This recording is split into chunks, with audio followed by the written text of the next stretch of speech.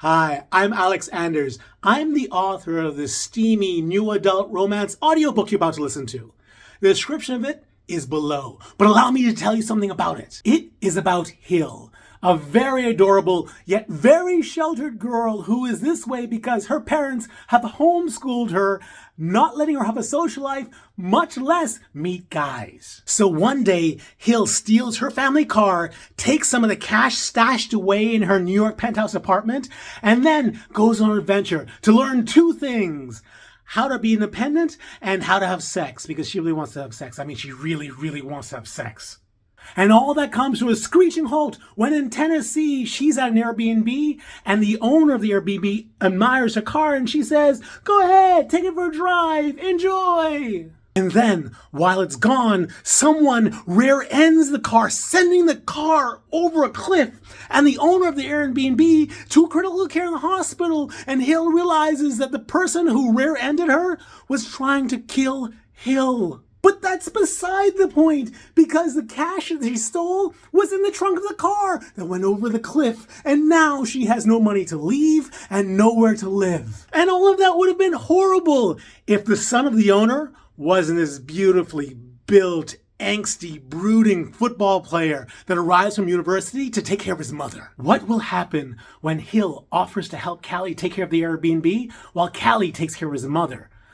Will it change when he realizes that she's never successfully boiled an egg? What about when Hill's dangerous secret comes out in this twisting, steamy, new adult romance that you're gonna love? But before you listen to the story, I need to tell you that there's a version of this audiobook with world-class narration that exists on Audible. And if you live in the United States or the UK and you don't already have an Audible account, then you can click on the links in my description, sign up for a free trial, and get this audiobook for free. However, if you are ineligible for the free trial because of where you live or because you already have an Audible account, then you can click on the join button, becoming a member of this YouTube channel. When you do, you'll get access to the premium narration version of the story and access to every audiobook already uploaded to the membership program. And I write a lot of audiobooks. So if you want to learn more about it, you can click on the link above me. Otherwise, enjoy the story. My Grumpy Football Player Boss by McAnders. Chapter 1. Hill. "I think I just got someone killed," I said with blood draining from my face. "Hill, is that you?" Dylan's concern for my well-being was something I had grown to love her for. "It's me. What have I done? Where have you been? I've been worried sick. Where are you?"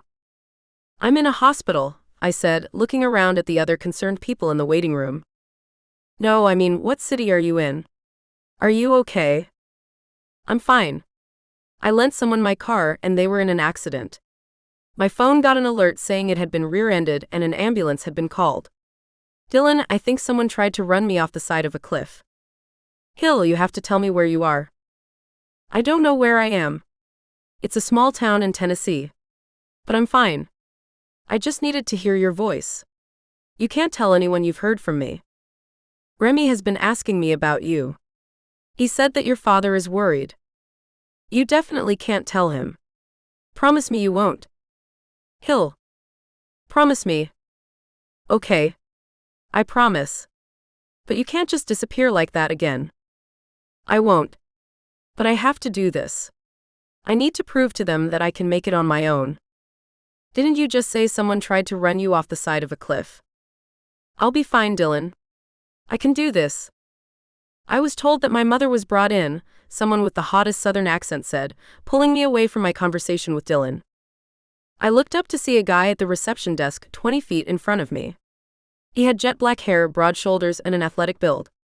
I could only see him from behind, but I was drawn to him.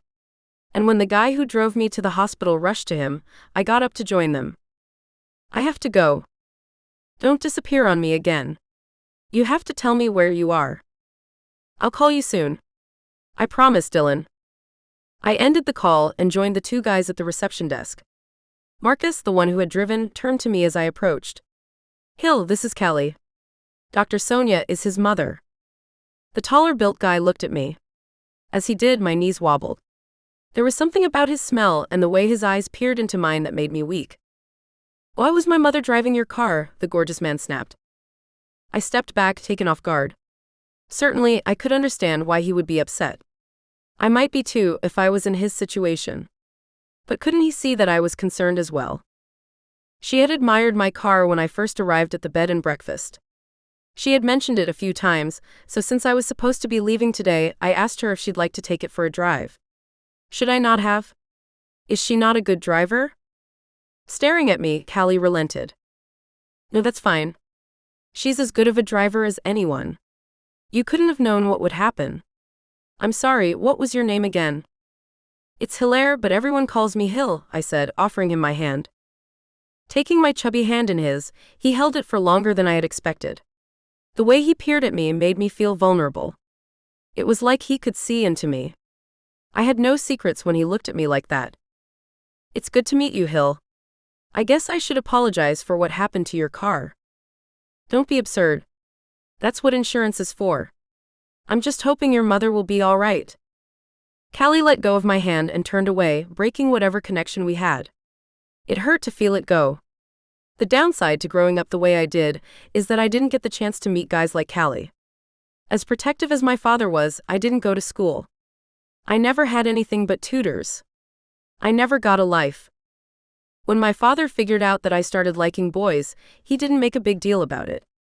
But guys became another thing for him to protect me from. I felt like his little princess. But not in the way that felt like I would find a prince. It was in the way that told me that I couldn't be trusted to do anything. That was a part of the reason I was on this trip, to prove that I could survive on my own. If I were being honest, another reason was that guys who looked like Callie that made me feel the way he did were far and few in between. At 20 years old, I was still a virgin. That would never change living under my father's protection. I had to get away. But now I was in a hospital in the middle of who knows where, Tennessee, unsure of what to do, where to go, or how to get there. Thank you for coming, Marcus. But you don't have to stay. I'm sure you have a lot to do. I don't want to keep you from it, Callie said, not looking at him. No, I can be here for as long as you need me. She's your mother, but I cared about her too. Thank you. But Claude and Titus will be here soon. There's no need for you to stay, the built guy said dismissively. No, seriously, I can stay as long as you need me.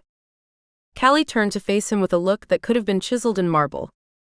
Marcus, go. I'll let you know how she's doing. I'm sure Hill will need a ride back as well. I jolted back, hearing my name said in the same dismissive tone. Did he not want us here? Was he upset with me? If it hadn't been for me, his mother wouldn't be in the state that she was. I put my hand on Marcus's shoulder.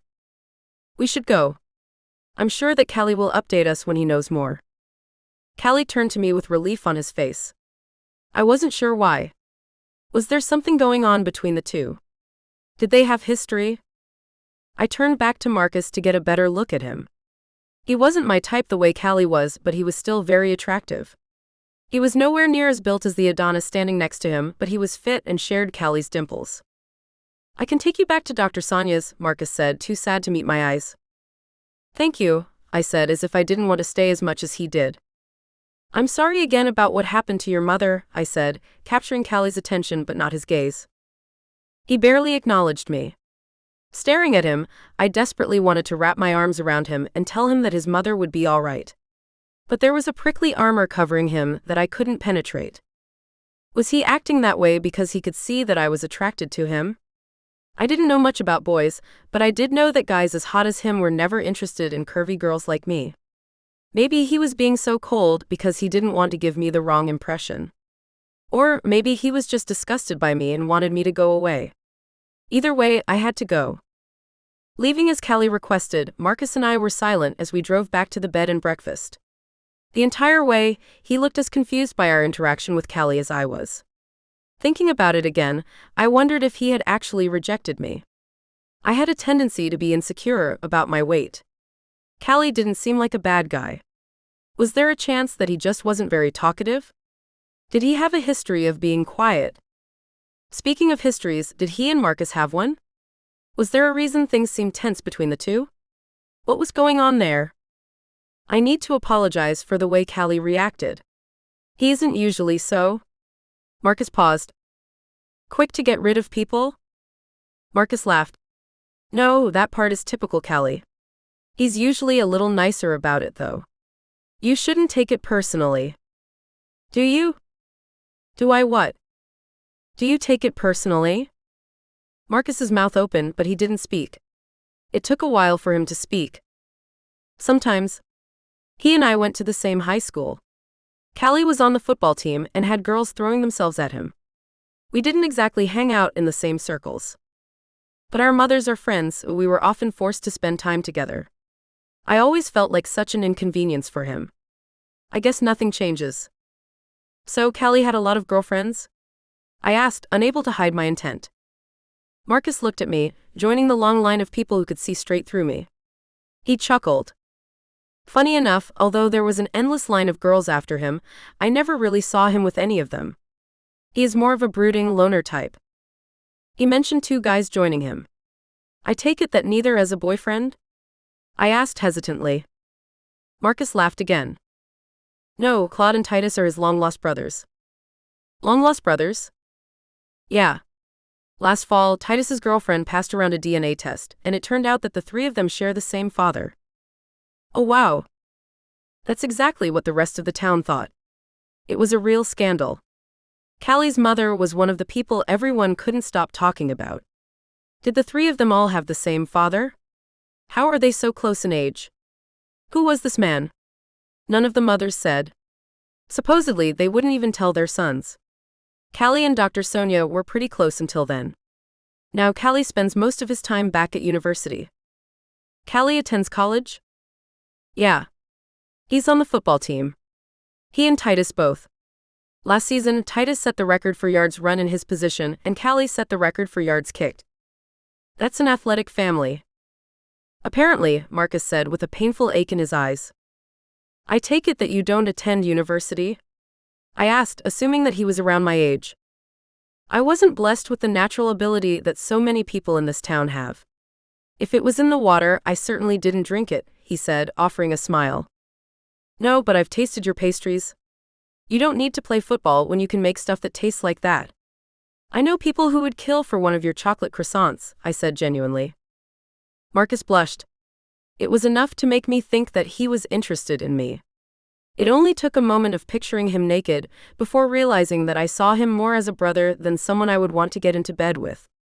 Callie, though, just thinking about him felt like someone was squeezing my heart. Was this what it meant to ache for someone? I appreciate you saying that, Marcus said, pulling me from my increasingly elaborate fantasy of Callie. Baking pastries is how I relax. I would trade an arm to be good at anything as much as you are at baking. I couldn't tell you how to boil an egg. Marcus laughed. He must have thought I was joking. I wasn't. Growing up, we always had housekeepers and chefs.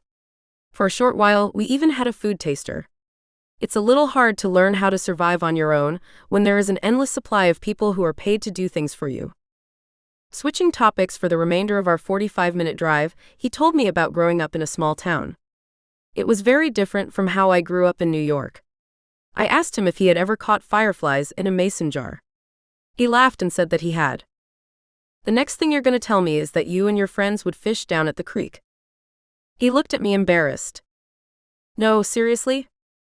You don't understand how few things there are to do here. But have you ever tried it? It's actually pretty fun. I guess. It's got to be better than awkwardly playing with kids that your parents set you up on a playdate with. Your parents set you up on playdates? He asked, looking at me confused. Yeah. Don't people do that in small towns? I asked, trying to fight off the embarrassment and shame I felt from needing my parents to find me friends and failing. No. I've never heard of that. One of the glories of being homeschooled, I guess, I said with a shrug, wanting desperately to change topics. Thankfully, Marcus looked away without responding and silence returned. My inability to make friends was another of my sore spots. If it wasn't for Dylan, I would be a fat girl locked in her room every day covered in Cheetos dust. Yeah, I really needed this trip. When we arrived back at the bed and breakfast, Marcus asked me if I would need anything now that I didn't have a car. I told him I would be fine. He then gave me his number and told me to call if I needed anything. I was grateful. I was trying to be independent and self-reliant, but the truth was that I didn't know what I was doing. What was I going to do now that I didn't have a car? More than that, what was I going to do without cash? If you're trying to take the kind of trip that I was, you can't rely on your father's credit card. Credit card purchases could be tracked. If I used it, my father would know exactly where I was. Alternatively, you could take the family card that doesn't have a tracking device in it, pocket a few stacks of cash that your father keeps hidden around the house, shut off your phone, and go whatever you want. That was the option I chose. But I also kept the cash in my car, thinking that's where it would be safest. Should I have thought about that before allowing Dr. Sonia to take it for a drive? Clearly. But how could I have guessed that my car and all of my money would end up at the bottom of a mountain pass? What was I supposed to do now? I had no car, I had no cash, and if I wasn't mistaken, Dr. Sonia had someone else scheduled to check into my room tonight. It wasn't like I didn't have any options. If worst came to worst, I could always use my credit card or call home. But I didn't want to do that. For once in my life, I wanted to show my father that I wasn't completely helpless. I could take care of myself. But the more time that passed on my little adventure, the more I started to think that I couldn't. Entering the bed and breakfast, the faces of 4 people immediately turned towards me. They looked like 2 sets of couples dressed for an adventure vacation. Wearing hiking boots and with large backpacks on the floor next to the couch, I reasoned that these were the visitors that Dr. Sonia had said would be replacing me. I wasn't sure what to say to them, so instead of saying anything, I hurried past them to my room. Behind my locked door, I collapsed onto the bed and stared at the ceiling. I felt so lost. I had to do something, didn't I? I couldn't just lay here hoping everything would work out. Didn't self-reliant people take action? Didn't they anticipate what would happen next and prepare for it? Paralyzed, I laid there for more than an hour considering what I should do. I knew that Dylan would help me if she could, but that wasn't our relationship. I was the one who had adopted her. Dylan had been the daughter of my favorite housekeeper. After my parents arranged a playdate, I decided that she would get the life I wished I had. When she graduated from high school, I convinced my father to start a scholarship program and then made sure that she got it. I also made sure that her dorm room at college was furnished with everything she would need. The scholarship included spending money so she didn't have to get a job, and she got a clothing allowance so she could find a great guy and have a happy life. I didn't do this because I wanted anything from her. She is my friend. I just want her to be happy. I'm sure that she would help me now if she could. But she was in New Jersey and I knew the exact amount in her bank account. Asking Dylan for help wasn't an option. Hearing a knock on the door, I snapped out of my downward spiral. Quickly pulling myself together, I sat up. It had gotten dark since I had laid down. Scrambling to my feet, I flicked on a light. Yes? I said, suddenly face to face with Callie's chiseled cheekbones. I was wondering if you're going to be checking out soon, he said with an unmistakable weight on his shoulders. I didn't want to burden him with my trivial problems. He had enough to deal with thanks to me. Yes. Of course. I guess I just lost track of time. It's just that there's someone scheduled for this room and I still have to clean it. I understand. If you need more time. No. I don't have much. I can be out in a few minutes. Instead of replying, his gaze rolled over me. It gave me a warm feeling that settled deep inside of me. Tightening his lips, he gave me a nod and returned downstairs. Well, this was it. I was going to have to make a decision. Tossing the few things I had into my bag, I took a last look at myself in the mirror and left the room. I'm out, I told Callie when I found him in the kitchen. Okay, thanks, he said, scurrying up to the room behind me. With nowhere to go, I joined the guests in the living room. It was a comfortable space. The furniture had pictures of birds on the upholstery. There was an ornately designed throw rug under the coffee table in front of it, and shelves surrounding the space with books and knickknacks from around the world. I wondered how it was to grow up in a place like this. It felt like a home filled with love. I knew what that was like. My father was intensely devoted to his family. My mother, my brother, and I were everything to him. It was the rest of the world that had a reason to fear him. It only took 20 minutes for Callie to return and escort the new guests to their rooms. He looked at me and our eyes made contact for a moment. But that was it. He was busy. I understood. How was he supposed to know what I was going through? Besides, he had real things to worry about. 30 minutes later, when he returned to the living room and found that I hadn't moved, I felt embarrassed. I couldn't look at him. "Is everything okay?" he asked me, drawing my eyes to his. Staring at him, tears welled in my eyes. I was being ridiculous. I knew it. I had options. I had nothing to complain about. But here I was crying while a person who could be losing his mother remained strong. "I'm sorry. I'll get out of your hair now," I said, getting up, grabbing my bag and hurrying to the door. "Wait. Stop," he ordered, halting me. Facing away, I couldn't look at him. "You don't have a car. Where are you going?" "I can call for a ride." "If you could do that, you would have already. Do you have anywhere to go?" "Really, you don't have to worry about me. How's your mother?" When he didn't answer, I turned to face him. Pain rippled through him. "The doctor says that she'll eventually be all right." But I could barely stand to see her like that. She's always been so full of life, you know? To see her lying there with tubes attached to her, I couldn't take it. Without thinking, I rushed to him and gripped his shoulder. If I had thought before I did it, I might not have. When he didn't pull away, I was glad I had. "The doctor says she's gonna be all right?" He nodded. "That's really good. I can't tell you how happy I am to hear that." As if regretting he had given me a peek under his mask, he quickly straightened up and pulled away.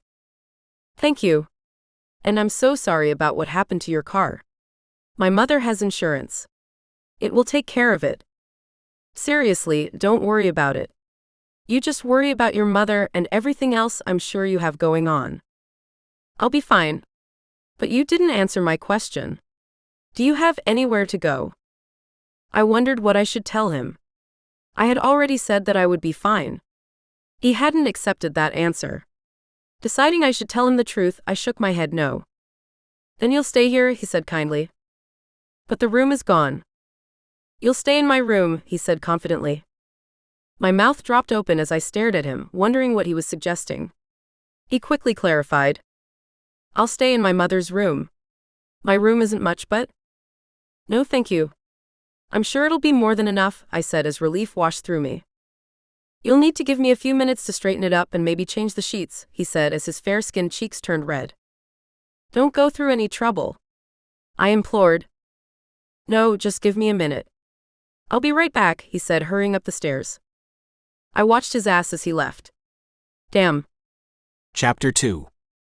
Callie. As I led her down the hallway to my bedroom, I pictured the girl following me. Her tousled curly hair fell halfway down her forehead, and her wide eyes and full pink lips reminded me of a Cupid doll. She had to be the hottest girl I had ever met. This was not the time to think about that, though. I had other things to worry about. My mother was in the hospital. It was hard not to blame myself for her being there. Ever since I learned that Titus, Claude, and I were brothers, things had been tense between my mother and I. When I had confronted her with it, she had tightened her lips and walked away. She knew. For my entire life she knew that I had brothers and hadn't told me. Why? How could she do that to me? "Here it is," I said, turning back to the much shorter curvy girl behind me. "Are you sure this is okay?" she asked, her eyes hinting to her vulnerability. "It's no problem," I said, staring at her blankly. The gorgeous girl continued to look at me as if there was something she wanted to say. I couldn't imagine what it would be. Staring back, I had an ache in my chest. Overwhelmed by a desire to pull her into my arms and slip my fingers into her nest of hair, I looked away to gather myself. "Do you think your mother will be coming home soon?" she asked, drawing my gaze. "Don't worry. You can have the room for as long as you need it." Hill looked embarrassed. That wasn't why I was asking. Staring at her again, it was clear that wasn't what she was asking. "Right? No, I'm sure it will be at least a couple of days. The doctor told me that she looks a lot worse than she is.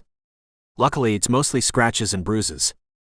She escaped a lot of the internal damage that might have made things tricky.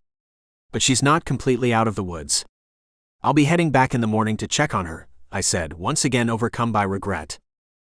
"Please give her my best." I stared at her. The pain in her eyes told me that she really did think that what happened to my mother was her fault. I couldn't understand why. She wasn't the one who had crashed into her or had left the scene of the crime. She was the one who called the ambulance that rescued her. I tightened my lips and nodded before turning toward my mother's bedroom and leaving Hill in my wake. Opening the door at the end of the hall, I didn't look back. I desperately wanted to, but I didn't want to get too attached. She could be gone by the time I woke up, and I was tired of having my heart broken. Trust was an issue for me, and it didn't help that the person I thought I could trust the most had allowed me to live a lie. So I wasn't going to let myself feel something for Hill, no matter how gorgeous her eyes were. I had to protect myself from her. But with the door locked behind me, I pictured her again. As soon as I did, my member got hard. I placed my hand on it and squeezed. This wasn't the first time I had had feelings for someone, but the other times hadn't felt like this. I had had crushes, but this felt like more. And the more I felt, the more I knew I needed to fight it. Trying to shake it from my mind, I stripped off my shirt and jeans and fell into my mother's bed. It was weird being here.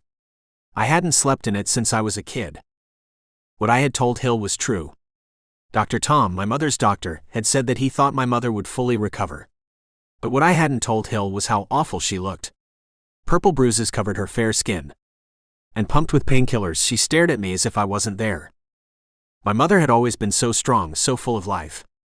I used to think of her as being too much. Now I would give anything to have her back to the way she was.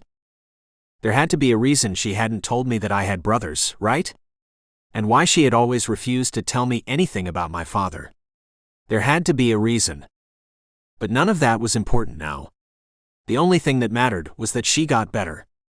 And I was going to do whatever I had to do to make that happen. Sitting in the waiting room the next morning, images danced through my mind. Would Mama look better? Worse? Were the drugs that she was on masking a head injury that would rob her of her spirit? I barely slept the night before thinking about it. I had been a fool to fight with her. I would now give anything to take it back. Mr. Shearer, the stout, dark-skinned woman said from behind the receptionist desk. Getting up, I quickly stood in front of her. That's me, I said with my heart thumping in my throat. You can go back now, she said, barely looking at me. Was her uneasy eye contact because things had not gone well overnight?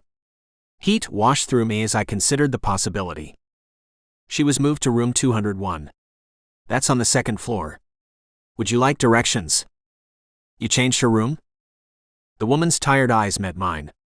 After only a second, they popped back down to the sheet in front of her. It says here that she was moved due to an upgrade in her status. It's a good thing, she said with a practiced smile. Thank you, I said, relieved, and headed towards the stairs. I didn't like the smell of hospitals. It smelled like death. I knew that too well. I couldn't take losing my mother. And as much as I tried not to think about it, the thought flooded my mind as I crossed the halls. When I found room 201, I reached for the knob and paused. I really couldn't take it if Mama's condition had taken a turn for the worse. This whole thing was a nightmare. My heart raced and my breath labored thinking about it. Gathering up as much courage as I could, I knocked and pressed lightly on the door. Peeking in, I held my breath. Callie? A strained but familiar voice said from within. Yeah, it's me, Mama. I'm glad to see you, she said with drowsy eyes and a smile. Allowing the door to close behind me, I moved to the side of her bed. Although she was more awake than she had been the night before, she looked worse. All of her purple bruises had darkened. I couldn't imagine that being a good sign, but hadn't they moved her to a new room because she was doing better? That bad, huh? My mother said, reading the look on my face. No, Mama. You're looking better. My mother smiled. Here's a secret, Callie. You have a tell when you lie. A mother knows, she said, emphasizing her usually light Jamaican accent. Was that true? Could she tell when I was lying? I was certainly lying this time. Mama, how did this happen? Sadness entered my mother's eyes. It was the same one she got whenever I brought up my newfound brothers. Does this have something to do with my father? She looked at me, staring into my eyes. It does, doesn't it? I don't know that. And neither could you, so there's no point in asking about it. What are you talking about? Someone told me that your car was rear-ended. You could have been killed. I almost lost you. If you're still in danger, I need to know about it. If someone's trying to hurt you because of me. Mama took my hand in hers. Looking at her, all I could see were the tubes attached to her arms. What happened was an accident. That's all it was.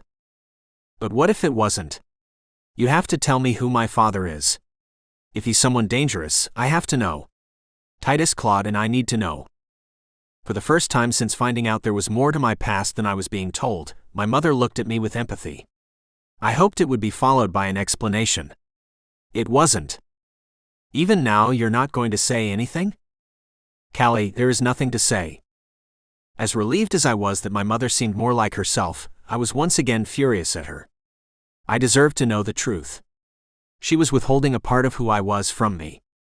Maybe if I knew who my father was, it would explain things about me that I didn't understand. I wanted to yell that at my mother, but I couldn't. Not now, and maybe never again. I'm going to be taking a break from school to take care of the bed and breakfast, I said to her, changing the topic. No, she replied emphatically. What do you mean no? There are guests staying there. Now that business is starting to pick up, we have to think about reviews. Promise me that this won't affect your schoolwork. Do you think I care about school right now? Do you see where you are? Promise me. Mama. I said promise me. Your education is what's important. That should always come first.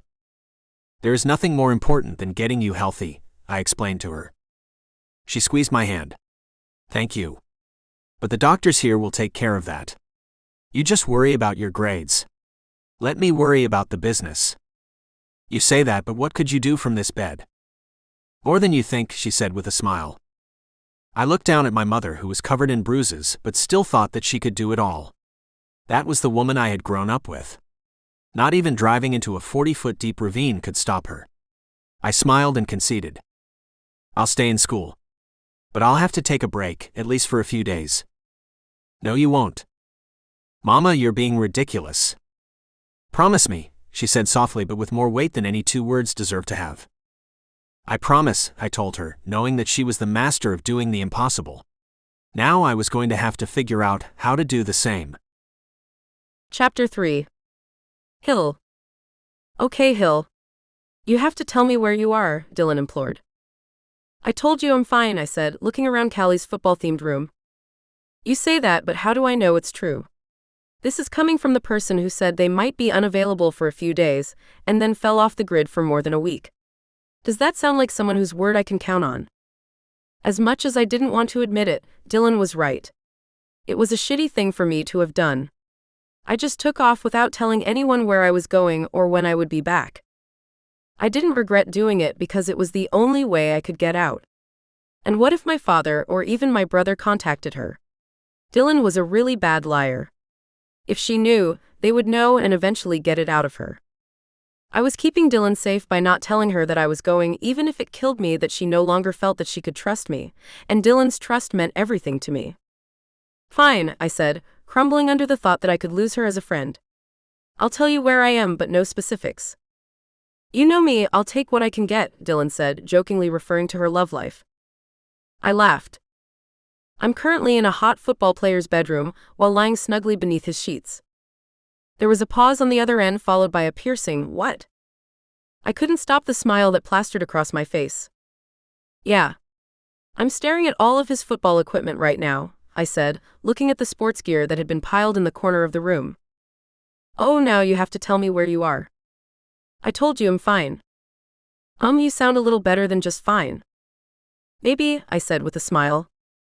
But I don't understand. Yesterday you told me you thought you killed somebody. Remembering how it felt waiting in the hospital for Callie wiped the smile from my face. Yeah. That happened too. How did you almost kill someone? Dylan asked delicately. I should have gotten rid of my family's car as soon as I passed the first car rental place. By the way, Hill, when did you get your driver's license? Dylan knew the answer to that question. I hadn't. Not only did we both grow up in New York City, but I had a driver to take me anywhere I needed to go. When we arrived, my driver turned into my bodyguard. That had been no way to grow up. Although, to be fair, it took less than 2 weeks of being on my own for someone to run my car off the road. Was I making a horrible mistake not having protection? Was I signing my own death certificate by running from the people who were paid to keep me safe? I didn't want to think about that right now. I had gotten out, and I wanted to make the best of it. I needed to figure out how to have a life. Remy had one, and as my father's firstborn, he was in a lot more danger than I was. Yet my father didn't require him to have a bodyguard. He could do whatever he wanted. It was only me who he thought couldn't take care of myself. I had to prove him wrong. I had to show him that I could make it on my own. Has Remy asked about me again? Since the last time I spoke to you? Remy can be persistent. Dylan laughed. I wish. I don't know if you know this, but your brother is hot. He could slide into my DMs anytime and have whatever he wants.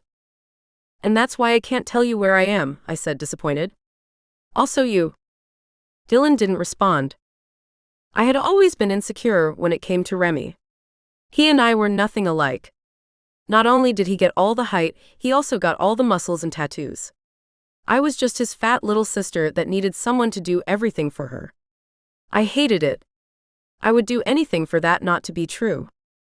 I'm gonna go, I told Dylan, losing my enthusiasm for the call. Go and do what? She asked, prying me for more. To be honest, I don't know. I'm pretty much stuck here for now. Maybe have breakfast. I'll figure things out from there. I want you to call me every day to let me know you're okay. If you don't want me to tell Remy that I heard from you, you're gonna have to give me that. I'll call you, I told her, hiding how much it meant to me that she cared. And you know you're gonna have to give me more details about the football player, right? I smiled. As soon as I have something to share, believe me, you'll be the first person I tell. Stay safe, she said with enough sincerity to tell me how worried she actually was for me. I promise, I said, ending the call and looking around. What was I going to do today? The previous few days I had driven around to the hiking spots Dr. Sonia had told me about. I didn't actually go on the hikes. That would have been crazy. But the views from the trailheads were beautiful. That, however, was back when I had a car. I was going to have to do something about that. But what? The only money I had were the few $100s I had in my wallet. That wasn't going to get me very far. I didn't see any way this could end without me crawling back to my family admitting that I had failed. That might have been inevitable, but it didn't have to happen today. What did have to happen was breakfast. Hopefully it was going to be waiting for me when I got downstairs. Pulling myself together for when I ran into the gorgeous guy who had slept a few doors down, I left my room and headed for the kitchen. Crossing the living room, I saw the same pair of couples that had been there when I had gotten back from the hospital. Excuse me, you're staying here as well, right? The skinny, grizzly-looking man in flannel and hiking boots asked me. Yes. You checked in last night, right? Yeah. Do you know if there's supposed to be breakfast? He asked, flashing a realization through my mind. The gorgeous guy had said that he was heading to the hospital early. Considering he was going there to see his mother, and his mother was the one to make breakfast, the kitchen was going to be empty. Yes, there is. And it's usually great. But? My eyes darted around as I figured out what I should say. But, the guy echoed. I looked at him with an idea. But it might be a little limited this morning. Can you give me a second? I'll go check on it, I told him, excited by my idea. Leaving the group, I entered the kitchen. Looking around, nothing seemed too intimidating. Hadn't I watched our chef cook for us 1,000 times? Some of what I saw had to have rubbed off on me, didn't it? How hard could making breakfast be? Opening the well-stocked fridge, I stared inside. Everything was in there. It looked like enough food to feed an army. It was overwhelming. Eggs, I said, remembering the delicious scramble Dr. Sonia had made for me the morning before. Retrieving one of them, I stared at it and then pulled out another. These were definitely eggs. There was no doubt about it. And somehow what was inside was supposed to be cooked and placed on a plate with a garnish on the side. What was I doing? I didn't know how to scramble eggs. I couldn't even boil an egg. If I was left in a fully stocked kitchen by myself for a week, I would probably starve to death. Do you know if it will be ready soon? The scruffy guy asked, poking his head past the kitchen door. We have a hiking tour scheduled in an hour. We're wondering if we should instead grab breakfast at the diner down the street. No, you don't have to go anywhere else. Breakfast will be coming up in a second. I'll let you know when it's ready, I said, hiding my terror with a smile. I was sure he didn't notice. When he retreated with a doubtful look, I turned back to the impossible task in front of me and tried not to panic. Closing my eyes and taking a deep breath, I settled myself. You can do this, Hill. It doesn't have to be fancy. It just has to be something that qualifies as breakfast. With a new mission, I returned the eggs to their container in the fridge. Scrambled eggs were intermediate. I was a beginner. So I looked around for something that was beginner level. On the back of the top shelf were a few of Marcus's pastries. A continental breakfast? I contemplated, remembering a few of my family's trips to France. Retrieving the croissants, I opened every cabinet until I found plates. Arranging them as nicely as I could, I next looked for a knife and the clay butter container Dr. Sonia had presented to me the last few mornings. There it is, I said as relief filled me. This was close, but I needed something else. Cereal, I blurted, not knowing why I hadn't thought of it before. Scouring the cupboards, I found 2 boxes of cereal. I would offer the group both. Retrieving bowls and the milk, one took it past the swinging door to the dining room table and laid it all out. Returning with the croissants a few seconds later, I called the group into the dining area and nervously watched their faces. They didn't look too disappointed. Shouldn't I take that as a win? I mean, I had figured out how to feed 4 people. I could technically be considered a sustainer of life. Thank you, the group leader said before they all sat down and dug in. Struggling to contain my excitement, I said, just let me know if you need anything else, and then retreated to the kitchen. It's hard for me to express how great I felt having taken care of this.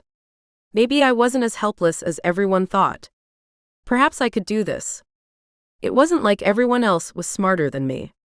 It was just that no one had ever given me the opportunity. I had never had to. But if I did, might I rise to the occasion?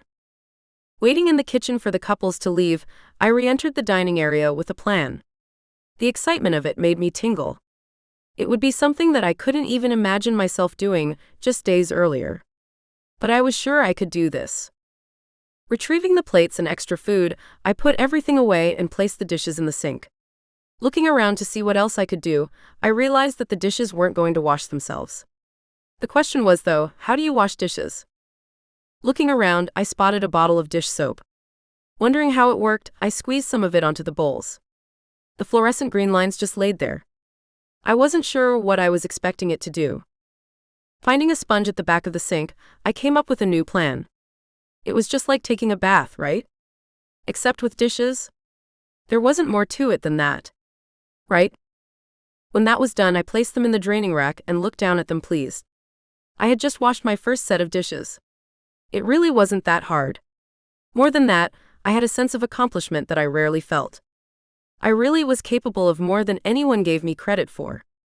With a newfound excitement, I left the kitchen for my room. I had to figure out what else I could do. There had to be something, right? It was then that I thought of Dylan. Her mother had been our housekeeper. If there was anyone who would know, it would to be her. How does someone run a bed and breakfast? I asked my friend. How am I supposed to know that? I've never even been to a bed and breakfast. Have you forgotten that I've never been further than New Jersey? I know, I said, feeling bad about assuming. It's just that. My mother is a housekeeper? No. Seriously, Hill? Okay. Is that bad? It's not great. Sorry. No, that's fine. I guess I'm just being sensitive. Everyone at this school acts like they have money to burn. They keep inviting me to things that there's no way I can afford. If you need me to send you more money. I told her, feeling bad. That's not why I said that, Hill. Please just be my best friend right now. I swallowed, unsure of how many things I had said poorly.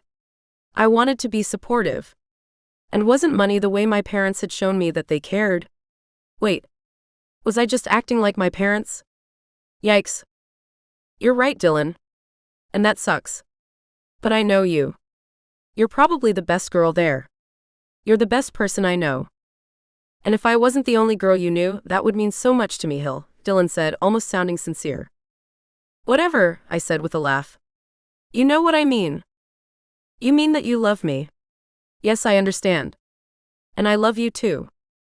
I took a second to think about how lucky I was to have Dylan in my life before my thoughts turned back to my brilliant plan. So, do you think your mother would know how to run one? As Dylan ran through the list of reasons why she wasn't going to ask her, I came up with a list that answered my own question. Most of them could be summed up in 2 words: be awesome. How hard could that be? For the next few hours, I chatted with Dylan. When she hung up to go to class, I walked through the house full of energy. That continued until Callie returned. Hearing the front door open, I rushed downstairs to greet him. He seemed startled by my presence as I descended the stairs.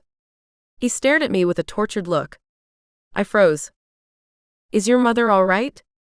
I asked, feeling a sudden lump in my throat. "She's feeling better, thanks," he said before passing me as he headed toward the stairs. "Wait, could I talk to you about something?" I said, grabbing his attention. The way his steely eyes locked on me when he turned made my knees weak. "What is it?" he said gruffly. I knew he was having a hard time right now, so I tried not to take it personally. But it also made me think about what he would look like if he smiled. Catching himself, he hung his head with an apologetic look. "I'm sorry. I just have a lot on my mind." "That's perfectly fine. You have a lot to worry about. Which is kind of what I wanted to talk to you about." He turned, looking at me questioningly. I felt the heat from his gaze. It was enough to make me think naughty thoughts about him. Pushing those aside for the time being, I took a breath, gathered myself, and then asked him to follow me. Taking him into the kitchen, I showed him the dishes I had cleaned. "So this morning the other guests asked about breakfast." "Oh shit. That's okay. I took care of it." "You took care of it?" I smiled. "Yeah. I offered them a few of the croissants in the fridge and cereal. I know it wasn't what your mother usually prepares, but they seemed happy with it. And it was something you didn't have to worry about." Callie looked at me, not saying a word. "Was that okay?" "Yes, of course. I'm just sorry you had to do it. That was my responsibility. Don't worry about it. In fact, I was thinking that I could help you out more. I mean, until your mother gets back. But even then, I'm sure there are things that you'll need help with," I said, trying to hide my vulnerability. Callie just stared at me. I melted under his gaze. What was he thinking? Did he see me the way everyone else did? Incapable of taking care of myself, much less anything as complicated as this place? I was about to retract my offer when he relieved me of my suffering. "Have you ever worked at a bed and breakfast before?" "No, but I have a lot of experience watching people work at a bed and breakfast," I offered, knowing it wasn't nearly the same thing. The gorgeous-built guy continued to stare at me. The longer he did, the more naked I felt. I couldn't take it anymore. "Please say something." "I'm sorry," he said with sincerity. "I was just thinking of something my mother said." "What was that?" "It doesn't matter. Do you know what's involved with taking care of a place like this?" "No. But I can learn," I told him enthusiastically. "There are a lot of things that aren't fun to do," he explained. "So I'm sure you would prefer to find someone else to do them. Are you sure you're up for it? You don't strike me as someone who likes to get their hands dirty." "I can get my hands dirty. My whole life, everyone's assumed that I'm helpless. It's not true. I can do stuff. Someone just needs to give me a chance. If you let me help you, I promise you won't regret it. Besides, I owe you this." "Why do you owe me?" I apologized, reconsidering what I said. I couldn't tell him that the reason his mother was in the hospital was because of me. I didn't know much, but I knew that wasn't something that you said in a job interview. "It was my car your mother had the accident in. Which is why, if anything, I owe you." I smiled. "Then if you do owe me, you can pay me back by letting me help you," I said, beaming about how clever I was. "I mean, you kind of owe me at least that, don't you?" Callie cracked a smile. It was his first. It sent a rush through me that made my sex tingle. "I guess I do. Does that mean you'll let me help you?" "It's the least I can do." Feeling over the moon, I caught myself before I got too excited. Here is probably where I should tell you that I don't really have any experience with stuff." "When you say stuff, what are you referring to?" "Bed and breakfast stuff. Life stuff. Really, you could just take your pick." I was expecting him to look at me like the pathetic loser that I was. But he didn't. It was almost like he felt sorry for me, but not in a pathetic way. With one look, he seemed to tell me that he would take care of me. I had to be looking way too much into it, but it made me feel good. "I can teach you," he conceded. "I swear I'll be the best student." "What will it be first, teach?" We could start with how to wash dishes, he said, confusing me. What do you mean? That's the one thing I figured out how to do, I said, pointing at the dishes in the drainer. His eyes bounced to the dishes and then back towards me. What? I asked when he didn't say anything. You did a great job. Although you might have missed a spot or two. I turned back towards the dishes again. I didn't know what he was talking about until I inspected them closer. It was like until that very moment the spots were invisible. It had to be some sort of crazy dishwashing magic. Oh, I said, turning to him embarrassed. He chuckled, seemingly amused. Chapter 4. Callie. Staring into Hill's large brown eyes, I wondered what I had gotten myself into. She did something to me. Standing as close to her as I was, all I could think about was pushing my fingers through her large curls, wrapping my other hand around her and kissing her hard. Should I be thinking about a girl like her at a time like this? Probably not. But I couldn't help it. From the moment I saw her standing next to Marcus at the hospital, I lost a little of myself. Titus and I had spoken a lot since finding out we were brothers. Much of it was about how he felt finally dating the girl he had been in love with for so long.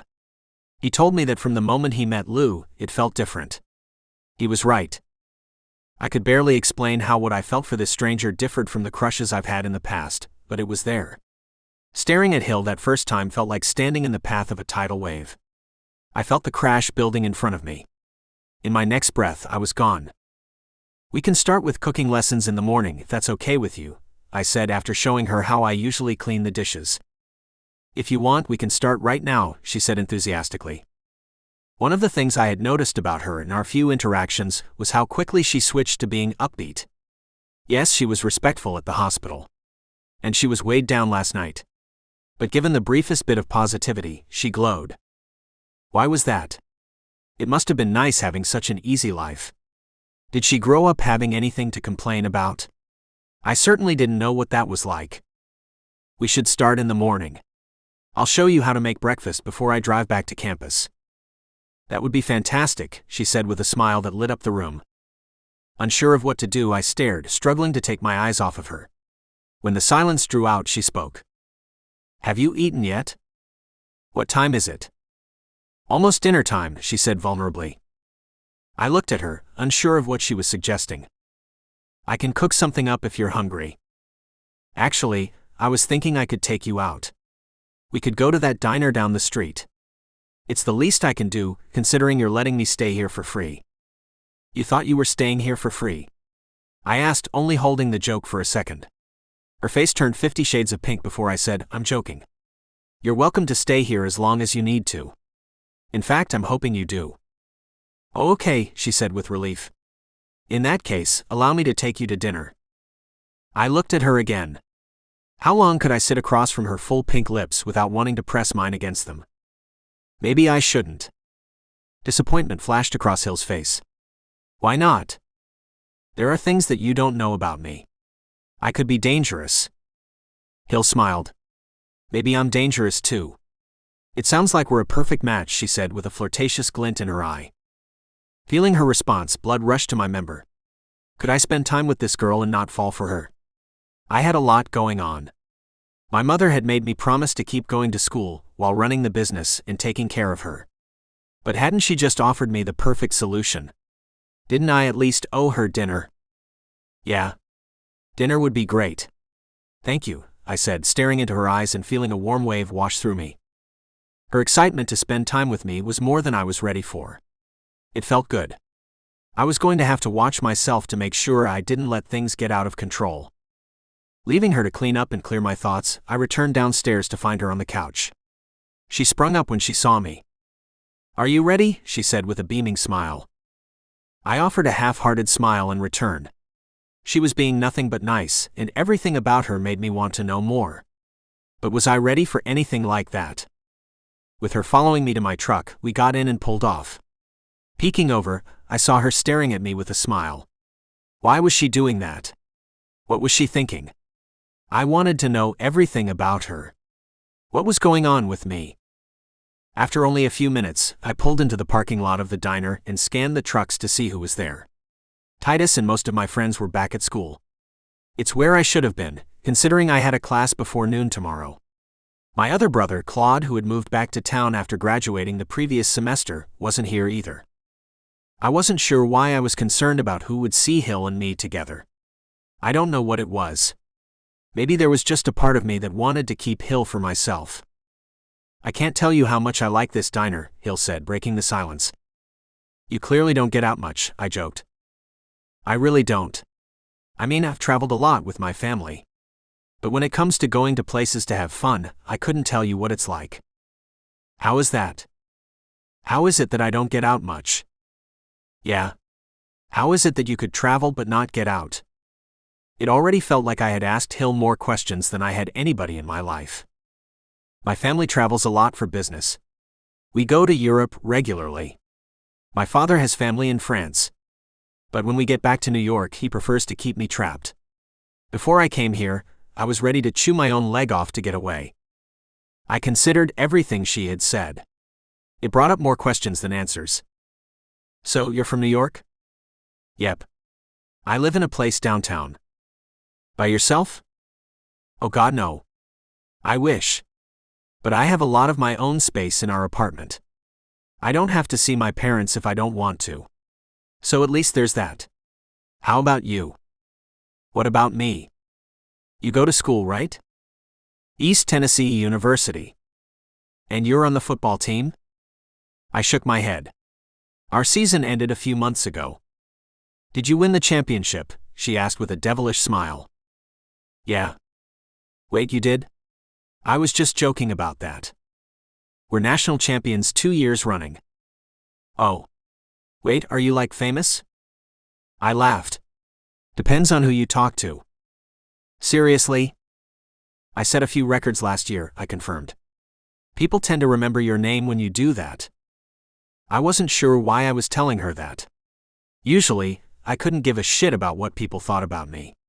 But I wanted her to like me. I wanted her to be impressed. The look she gave me back was giving me thoughts. I considered what she looked like naked. She leaned forward, clasping her fingers and allowing me to smell her gentle scent.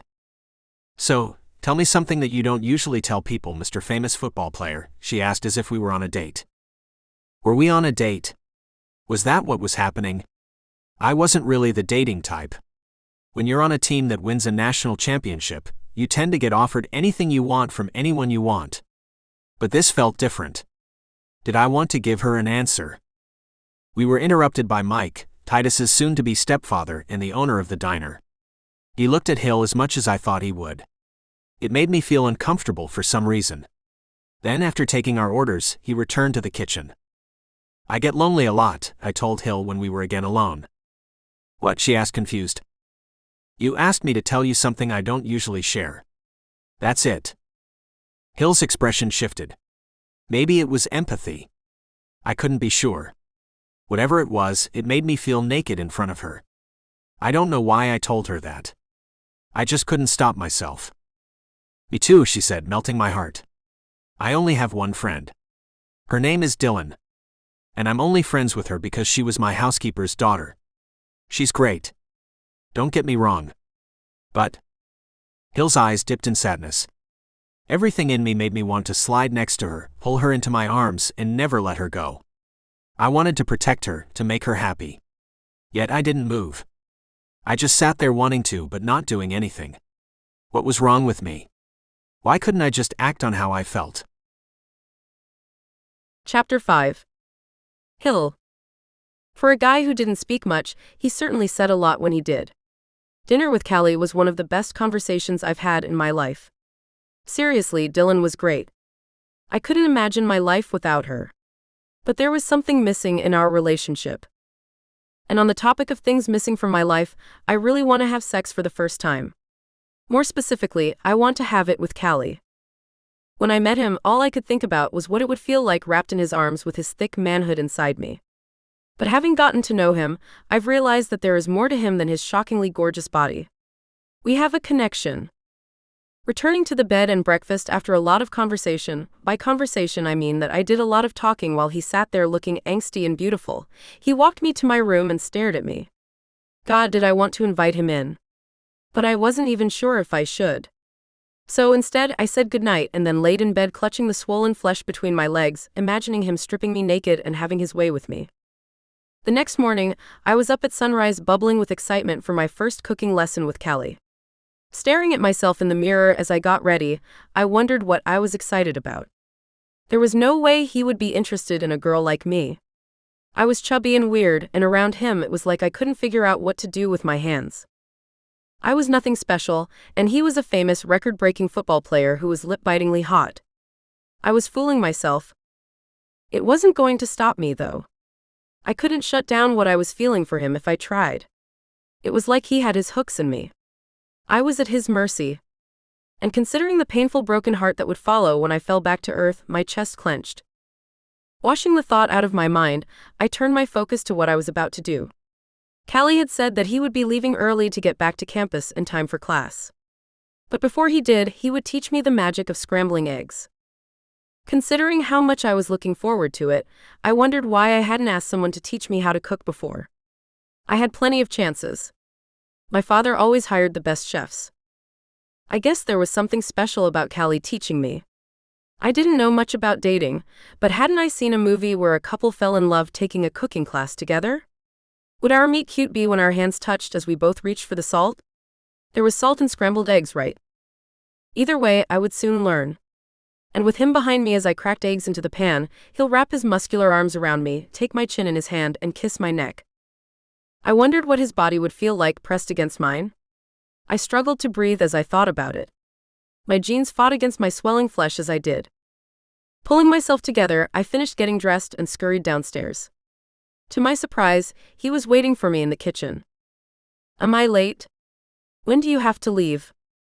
We have an hour. That should be plenty of time, he said without the soft vulnerability that he had shown the night before. He was back to being Mr. Serious. Mister, I have the weight of the world on my shoulders. I wondered if he would want me to give him a massage. Are you ready to begin? He asked me. I was born ready for this, I told him, throwing my hands into the air like a boxer. For the next 30 minutes, he explained how to scramble an egg. He clearly didn't know what he was up against. So you just take an egg and crack it into a bowl, he explained. Wait. Does the size of the bowl matter? How do you crack an egg? Are there supposed to be so many shells in it? What if you can't get all of the shells out? How many shells can you eat before you taste more shell than egg? Like I said, he had no idea. He then explained what type of eggs you could use, what type of pans, how much a pinch of salt was, and how much butter to use. After that, he explained what was considered butter and why he thought I could do this. In the end, it tasted fairly good. Now it's your turn, he said, threatening to poison us both. I'm not sure if I'm ready to do it by myself. Maybe you should show me one more time, I suggested, my hands sweating. You can do this. Really, you can. The great thing about cooking is that you get a lot of chances to get it right. You can always add more salt, more butter. You don't have to be perfect your first time out. Just take your time and do your best. I stared at Callie. I had never heard someone say that before. There wasn't a lot of room for errors in my household. I was a Leon. We weren't supposed to make mistakes. My brother Remy was perfect at everything. I was the only one who was too much of a screw-up to take care of myself. Come on. You can do this. If you get it wrong, we'll do it again tomorrow. Are you trying to get me to mess up on purpose? That got Mr. Grumpy to crack a smile. I liked to see him smile. It sent a tingle through my body when he did. We can do this every morning. As long as it takes, he confirmed with mischief in his eyes. In that case, I said before grabbing the ingredients and whipping it all together. I have to admit what I made didn't taste half bad. It didn't taste like the eggs his mother had made. But it would sustain life. Do you know how to make waffles? I asked him as we sat enjoying our spoils together. Why? They're my favorite breakfast food. It might be cool to know how to make them. Then that will be tomorrow's lesson. Seriously? I said, more excited than I should have been. I told you, as long as it takes, he said with a glint in his eye that again made the flesh between my legs swell. Eventually, I was going to have to do something about that. Maybe he would help me with that too. Promising to drive back after he was done with classes, Callie left for the day. While he was gone, I cleaned the dishes. That might not have seemed like much, but I actually cleaned them this time, so it took a while. After that, I got adventurous. I waited for the guests to leave their room and then I went in and made their bed. Did I know how to make a bed? No. But the internet did. Soon so did I. I'm still not sure how the woman on the Happy Housekeeping video got the sheets so tight. But baby steps. And look at me. I was really doing this. When Marcus arrived explaining that Tuesdays and Thursdays were the days that Dr. Sonia sold his pastries using the back deck as a makeshift coffee shop, I was thrown for a loop. When I woke up this morning, I didn't know how to scramble eggs. There was no way I could handle coffee. Luckily, Marcus didn't expect me to. He took care of everything while I sat watching him. The things he did with dough made my feeble attempt at breakfast look like child's play. I had never realized how many levels there were to cooking. I'd always just shown up and ate what was in front of me. How much of life had I been missing? So, is Callie dating anyone? I asked Marcus, trying to sound casual. It's hard to tell with him. He doesn't talk much. At least not to me. But I don't think so. Has he ever dated anyone? Marcus turned to me. He saw right through my lame questions. I wouldn't describe Callie as the sharing type. He was a year behind me at school, but everyone knew him. The girls would talk about him endlessly. They just love the quiet brooding type. Who doesn't? When Marcus stared at me, I could feel my cheeks heating up. No one, I guess, he said, lowering his head. Why do you say it like that? Like what? Like there's something about him you're not saying. I don't know what you mean. I stared at Marcus, trying to figure out what he wasn't telling me. What about you? I asked. What about me? How did you feel about Callie? I told you. We got along fine. So nothing ever happened between you two? Between us, he laughed. Like what? I don't know. But I get the feeling there's something you're not saying. Marcus looked away and thought. I don't think he likes me very much. Who does he like? Marcus turned back towards me. You know what? I don't know. I guess he likes Titus. They were roommates before finding out they were brothers. There might be a few guys on the football team he gets along with. But for the most part, he pretty much keeps to himself. So what you're saying is that he's a real mystery? It's more like he's a tough nut to crack. I considered everything Marcus told me about Callie and spent the rest of the day wondering if, with him, I was seeing things that weren't there. Marcus had said that a lot of the girls at their school liked him. If he had so many people to choose from, why would he be interested in someone like me? He wouldn't, would he? Thinking about it anxiously until Callie arrived, I looked at him differently as he stepped through the door. What? He asked me when I didn't say anything. Just thinking. About what? About you, and what you're going to teach me how to cook next, I said, not ready to commit to the truth. What about how to make dinner? I hesitated. I don't know, that seems like a lot. Do you remember when I asked you to explain how to boil an egg? Callie chuckled. It's burned into my memory. Trust me, it'll be easy. I'll show you how. It turns out it was easy to watch. There were still so many things I didn't know.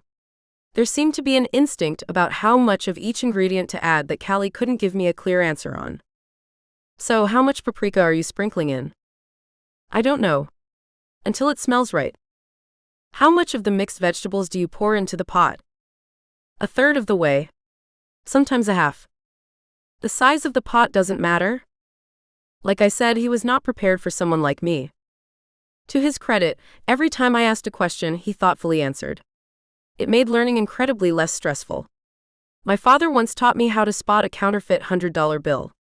It was the last thing he ever tried to teach me. With Callie, it felt nothing like that. Although the two of us sat and talked for longer than we intended, again with me doing all the talking, we weren't there for too long before Callie apologized and announced that he was heading up to bed. It's been a long day. I stopped by the hospital before I came home. Seeing my mother like that takes a lot out of me. No, I understand. You should rest. And if you think you won't be able to teach me how to make waffles in the morning, don't worry about it. Are you kidding? That's going to be the highlight of my day, he said, turning me into a puddle on the floor. So, the football player? I told Dylan when I called her that night. Yes? He is so cute. He's teaching me how to cook. So, he's a football player and a miracle worker? That's what I'm saying. And a saint. Okay, now I'm pretty sure you're making this up. Because let me tell you, I've dated some of the guys out there and none of them are like that. If they weren't all so hot, I would date women and never look back. Would you? I asked doubtfully. Okay, fine. I would continue dating them and complain more. I don't know. Guys seem pretty great to me, I said, thinking about the way Callie looked at me. Says the virgin who met the perfect guy on her first attempt. I didn't say he was perfect. So what? Perfect adjacent. That's still a pretty good neighborhood. He's a pretty great guy, I told my friend, falling for Callie a little more. Waffles were a lot more complicated than I thought. There was something called a batter with a ton of ingredients, and you needed a waffle maker. Luckily, Callie had one. On top of that, you had to know exactly when to turn the contraption off with nothing but the way it smelled. What the hell?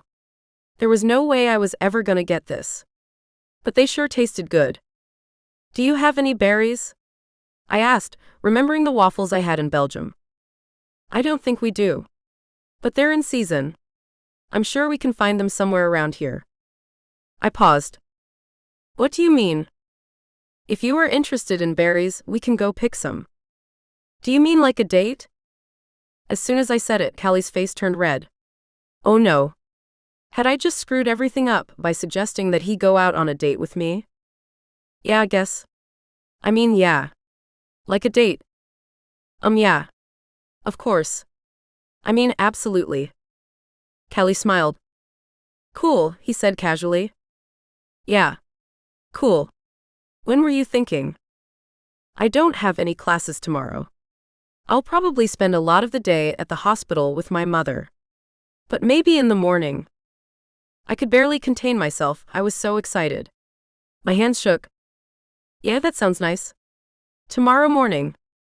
Cool. He got up. I should probably go. But I'll see you back here tonight. It sounds like a plan, I said, sounding like a dork.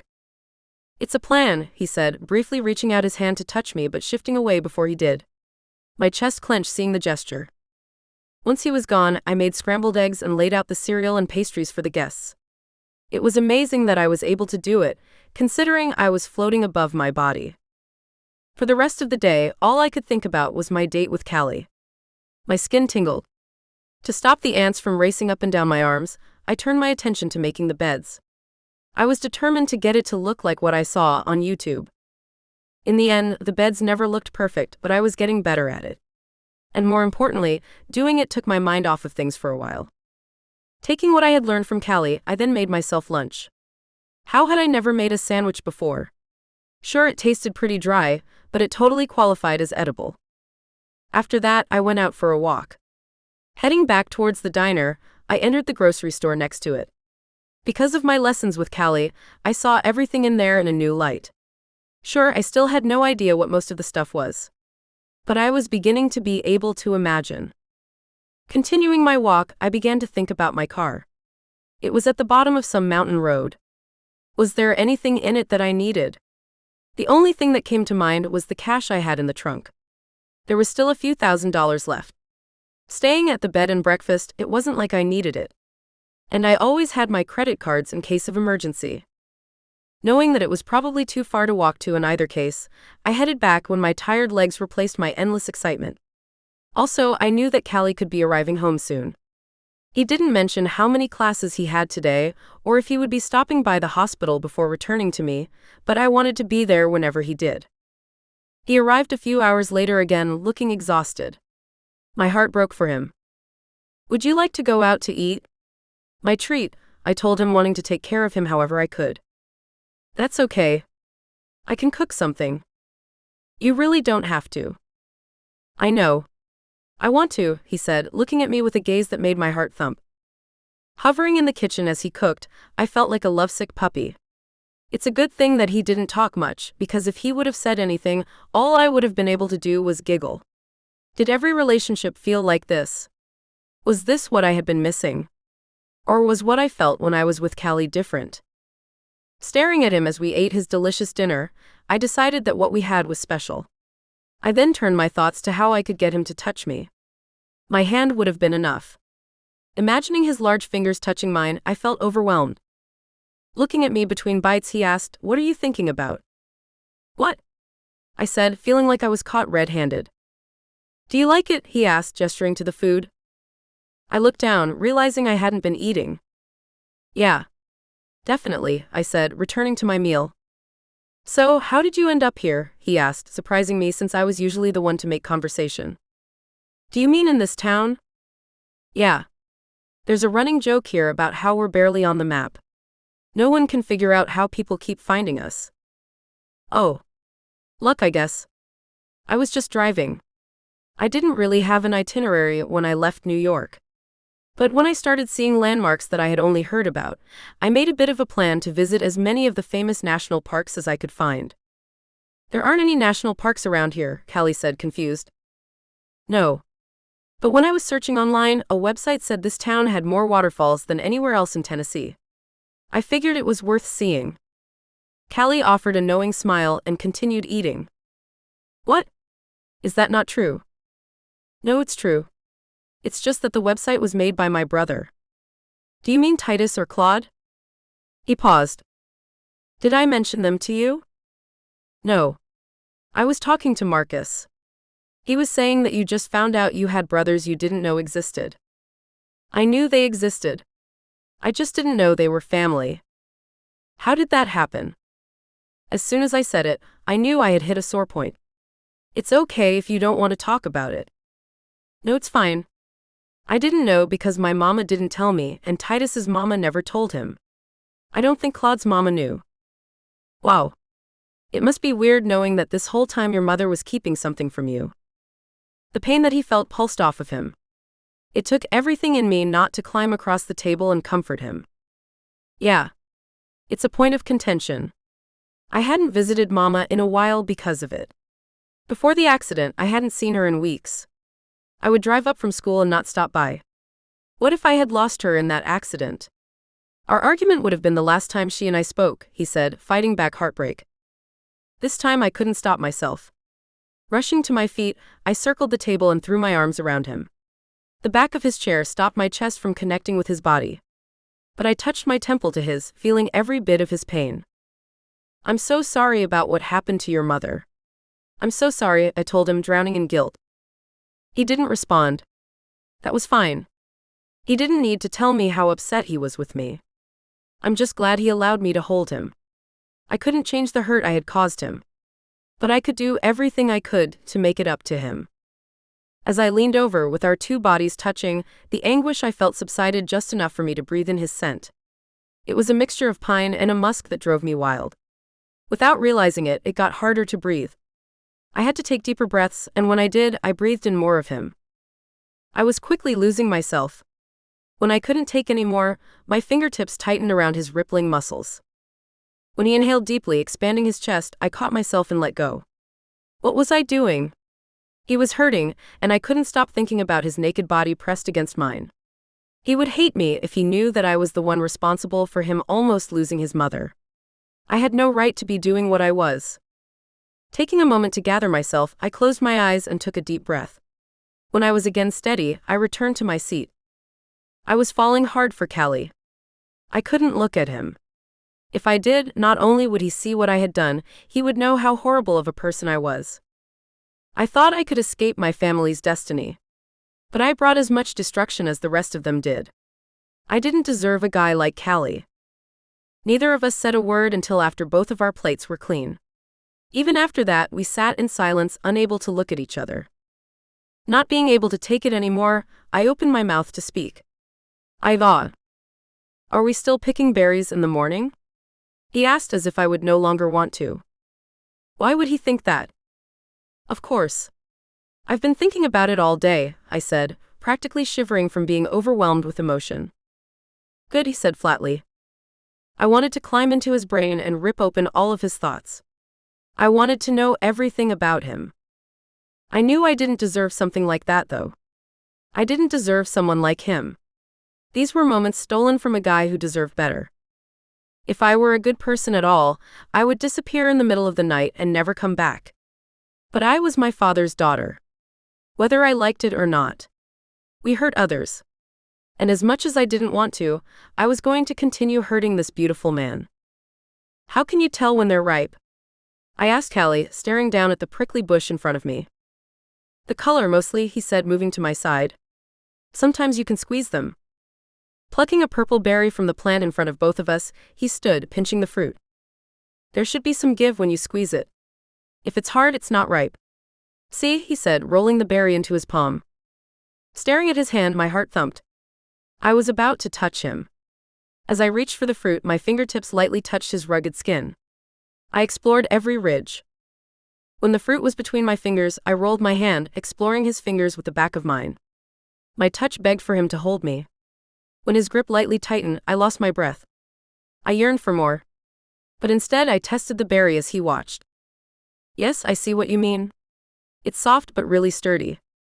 Dependable, I imagine, I said, staring into his eyes. He didn't respond. Maybe I had taken it a step too far. But wasn't this a date? Hadn't he said that? Didn't people hold hands on dates? Or maybe he didn't actually think of this as a date. All he had suggested was for us to pick berries. Maybe I was looking too much into it. Have you been on a lot of dates? I asked him, desperately needing to know. His fair skin turned a shade pinker. He was this large, intimidating man, yet he seemed so vulnerable. It was adorable. It made me want him more. I'm not great at this type of stuff, he admitted, averting his eyes. No, I didn't mean it like that. It's just that I haven't. I don't want to screw things up. I mean, if there's anything to screw up. I don't exactly have much experience with stuff like this. Like what? Boys, I admitted uncomfortably. What about you? I mean with girls. I've done stuff. Mostly after a few drinks at parties. Nothing serious. What about you? I've never done anything at all with anyone, I admitted, embarrassed. Callie didn't act surprised. Instead, he stared and asked, What's your type? My eyes poured down his body like a waterfall. I couldn't tell him what I was thinking. I didn't want to ruin things before they began. I opened my mouth hoping something else would come out. But before I could stop myself, I heard someone say the word, you. Staring up at him, all I could do was swallow. He was just staring at me. Why wasn't he saying anything? I wanted to scream for him to say something. But instead he slowly lifted his left hand and gripped my waist. Turning me towards him, he moved inches from my body. I hadn't realized he was so tall. What was he doing? I shook, not knowing what to expect. I felt so small and helpless being consumed by his body heat. And when he brushed the back of his hand against my hair, he gently touched the top of my earlobe. A chill washed through me. I wanted him. I needed every part of him. So when he gently palmed the back of my head, I lifted my chin. This was it. I closed my eyes, waiting for his lips. I could feel his heat wash across my face. He felt like he was a hair's width away. I waited. I begged. And then he pulled away, not kissing me. I opened my eyes in time to see him let go of me and walk away. I parted my lips, unable to catch my breath. What had just happened? Had I done something wrong? I wanted to scream to him and tell him I hadn't wanted him to stop. But his attention had turned. With his head lowered, he wandered through the bushes. Just like that, we had returned to simply picking berries. I wanted to cry. Instead, I joined him in our task. Reaching down, I used what he had taught me. Plucking the ripe one, I placed them into my bowl. Chapter 6. Callie. I should have kissed her, I kept repeating to myself, torturing myself as I did. Are you here with us? Titus asked, rescuing me from my spiraling thoughts. Yeah. What's up? I said, returning to our conversation. Titus was staring at me. And even though Claude was only present over FaceTime, I could feel his eyes as well. Are you worried about your mother? Titus said from his desk chair at the far corner of the room. My eyes bounced between my two brothers. They were worried about me. It felt nice having someone who was. Nah. I'm fine. You know you could tell us if there's something you need, right? Claude said, getting Titus's confirmation. I appreciate that. That's not it, really. Then what's up? Titus asked, pressing me to tell him more than I knew. What was up with me? Was it just that I had screwed things up with Hill by not making a move? Why hadn't I? I was definitely interested in Hill. There was no doubt about that. I had never before felt anything like what I felt when I was with her. That wasn't it. It was that. Hell, I didn't know what it was. There's a girl, I blurted out before realizing it. As soon as I said it, I burned with embarrassment. When neither of them responded, something inside me hurt. You know what, never mind, I said, regretting that I had brought it up. No. Don't mind us. We're just a little surprised. That's all, Claude said. Yeah. And we're trying to figure out what's wrong with her. Wait, does she already have a boyfriend? Because that would make a lot more sense, Titus said with a smirk. Fuck you, I said when I realized they were making fun of me. Both guys laughed. It pissed me off, but only a little. Mostly it just relaxed me. One of Titus's skills was knowing how to make people feel comfortable. It was one of the things I admired about him. Come on. You know we're just joking. Any girl would be crazy lucky to have you like them. Tell us about her. Is it someone in one of your classes? Titus asked, confused. It took me a moment to decide what I should tell them. I knew my brothers were just busting my balls, but still. You know how my mother was in that accident? Of course, Claude said from the other end of the phone. It was her car that my mother was driving. She's staying at the bed and breakfast. Oh fuck, Titus said, cursing a word I rarely heard him use. Yeah. She's been staying there ever since. She's actually helping me take care of the place. It's the only way I can attend classes. So if she's there, Claude began, why are you in your dorm room now? I don't know, I said, lying. Because it seems to me if you like her, you should be spending time there instead of 100 miles away. We kind of had a date today. Wait, what? Titus said, shocked. And this is the first time you're telling me about her. What's more surprising is that you're surprised by that, Claude said, teasing Titus at my expense. You know what, never mind, I said, wishing I had never brought this up. No. Come on. What's the use of having brothers if you can't tease them? Claude said sincerely. Seriously, you know you can talk to us about anything. You know that, right? I didn't respond. The truth was that I didn't know that. Trusting people didn't exactly come easily to me. For a long time, I'd been living my life waiting for the other shoe to drop. The truth was that although I'd never felt anything like I have for Hill, I have cared about someone before. It's one of those things that sneaks up on you after spending a lot of time together. Making friends had always been hard for me. When I was a kid, I was pretty shy. So when this kid named Tim sat next to me at lunch and started talking to me like we had known each other forever, it meant a lot. We were both 10 years old at the time, and he had been in my class a number of years. We had never been friends, though. But in that one conversation, everything changed. It didn't take long for us to start spending almost every moment together. We would ride our bikes through the woods. We would go fishing together. And whenever we could, we would sleep over at each other's house. He was the first person, other than my mother, who I truly loved. So when he got sick and my mother explained that he wouldn't be getting better, it hurt. Eventually, he had to be taken to a hospital a few states over. And before I could convince my mother to take me to see him, he died. I had never felt pain like that. It was like someone had reached into my chest and had ripped my heart out. It hurt too much to pretend that I would be all right. And when I read the note that he had left me, knowing that his time was almost up, I became inconsolable. From the grave, he had admitted that he had loved me too. He was like a brother to me, and I had lost him. I had to shut down my ability to feel, just to be able to get out of bed in the morning. Food lost its flavor. Now, here Hill was making me feel things for someone again. I was struggling.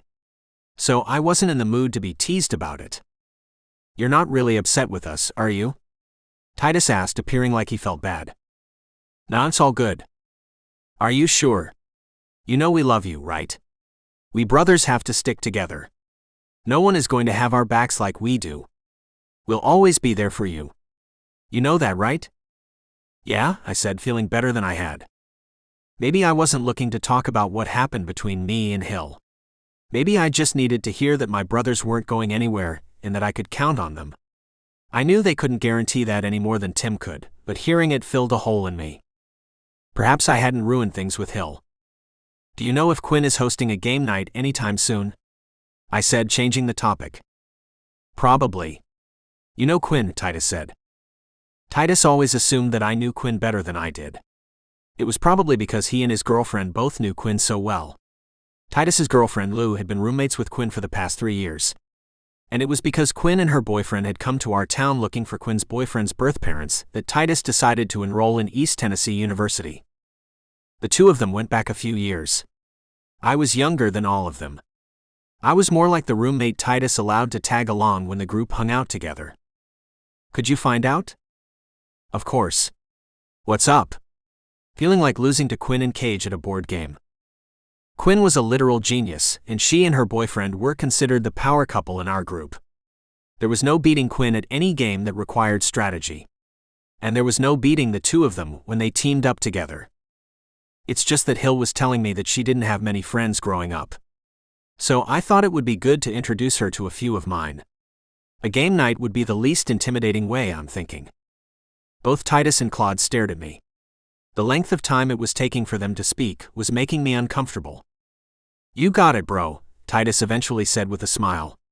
We got your back, he confirmed with a tight-lipped nod. Chapter 7. Hill. I told you. We got up early, went to his truck, drove to a spot in the woods, hiked for about a quarter of a mile and then picked berries, I said to Dylan. And this whole time he didn't say anything weird? She asked with the serious tone she got when we were trying to figure out a problem together. Something weird? I'm lucky if I can get him to say anything at all. And after that, he just dropped you back and took off. He didn't call you, letting you know that he wasn't coming home or something? No. He said he would be visiting his mother for the rest of the day. But I was expecting him to come back for dinner. Do you think something could have happened to him? Dylan, that's all I can think about, I said, finally admitting what I wouldn't dare to say. What if the person who ran my car off the road did the same to Callie? What if he's lying in a ditch somewhere? I don't know if I can handle that. What if I'm the reason 2 people I liked got hurt? Hill, you can't think like that. You don't know why your friend's mother ended up driving off the side of the road. Whatever you say, you'll just be guessing. And I'm sure Callie is just off doing football things. Football things? Like what? I don't know. Putting on jerseys with numbers on the back? Slapping other guys' butts? You think he could be out slapping other guys' butts? Oh my God, it's worse than I thought. There was a silence on the phone before Dylan eventually laughed. Okay, Hill, I'm going to assume that you realize you might be jumping the gun and worrying about nothing. Yes, it's a little weird that you haven't heard from him since your date. But it hasn't even been 24 hours. It's too soon to file a missing persons report. You think I'm being ridiculous, don't you? Dylan again became quiet. I don't think you're being ridiculous. You're basing what could happen on your family's crazy life. But Callie isn't a part of your world. And you're in a small town in the middle of nowhere. I don't even know where you are. So the fact that you are freaking out, although reasonable, isn't necessary considering the context. Wow. When did you get so smart? I'm a college girl now. You should try it. And remind me again why you aren't here with me?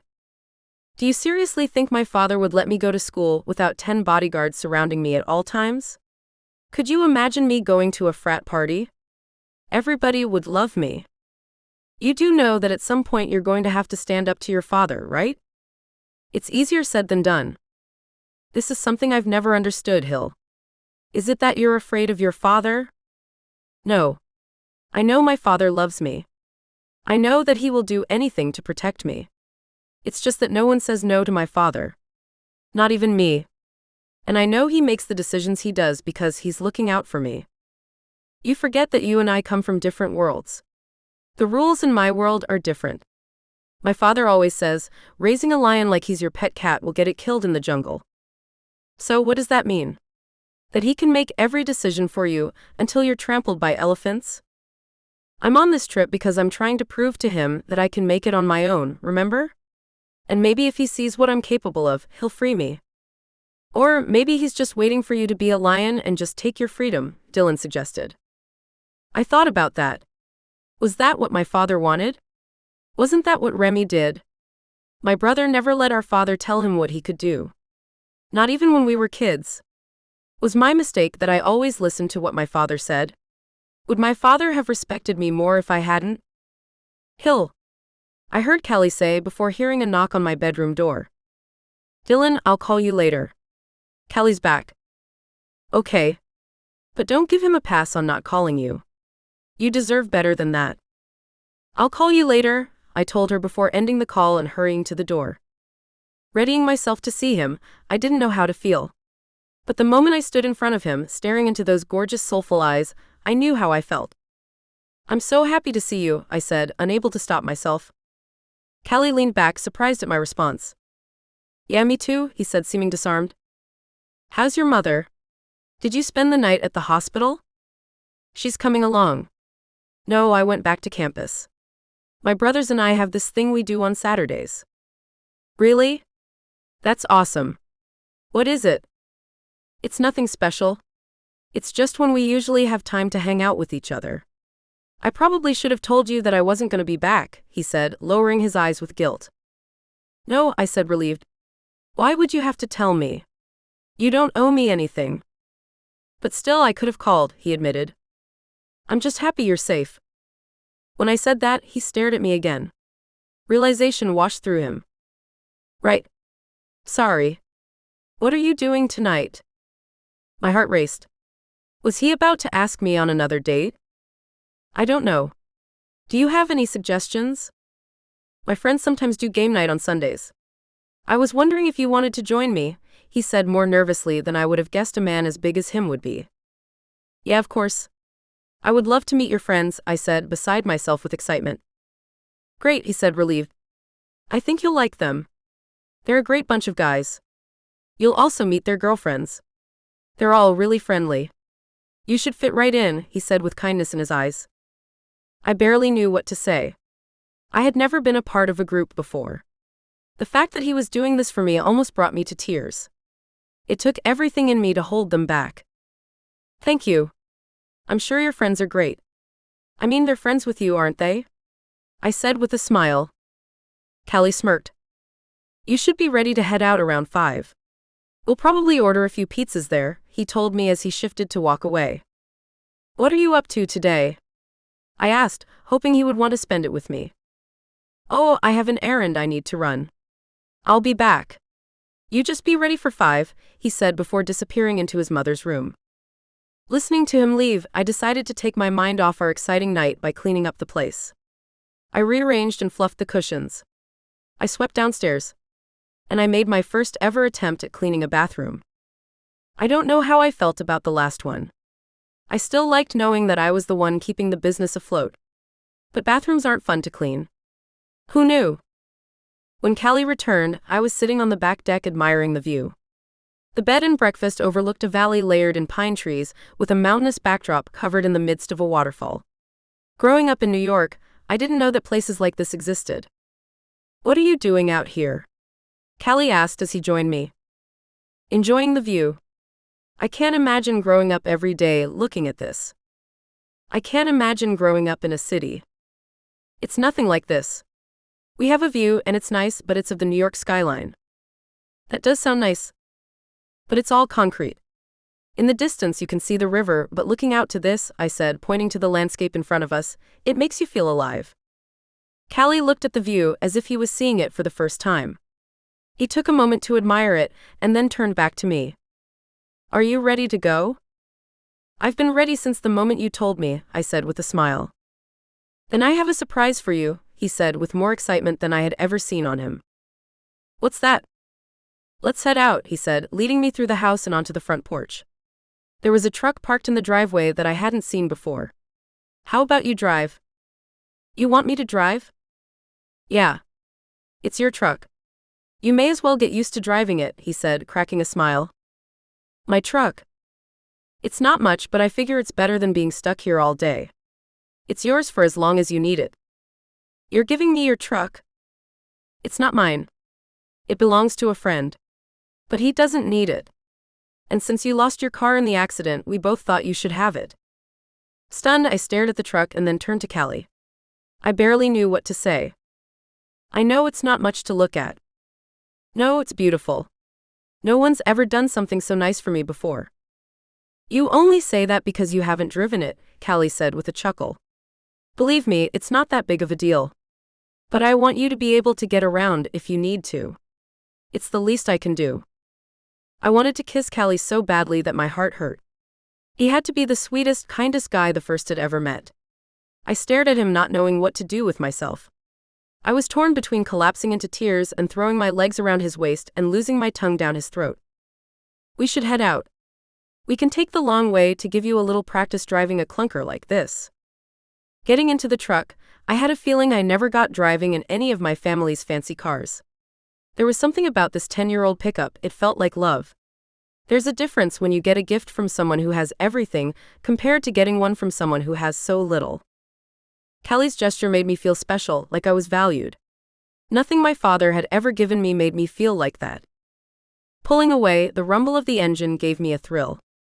Gripping the oversized wheel, I felt like I was reining in a monster. It definitely took some getting used to. But by the time we pulled up to his friend's 2-story ranch house, I was feeling confident. What are your friends' names again? I said, staring at the place nervously. It's Quinn and Cage who live here. Quinn goes to school with me and Cage graduated 2 years ago. Now he teaches football at our local high school. Titus will also be there with his girlfriend Lou. Claude will be there and I think Kendall will be there as well. Kendall is the girlfriend of Cage's brother. Cage's brother plays professional football. I'm not sure why he's not in town right now, but Kendall is a part of the group, so she's here. Marcus isn't going to be here? Marcus? Yeah, he's the only other person I know. He's not really friends with Quinn or Cage, and they're the ones who usually host. Do you not like Marcus? Callie looked at me confused. No, he's fine. Why do you ask? He thinks you don't like him. Callie turned away without responding. We should head in, he said, exiting the truck. My heart thumped as we approached the front door. This new experience was at once terrifying and exhilarating. The person opening the door had curly hair and a broad smile. Callie, you made it.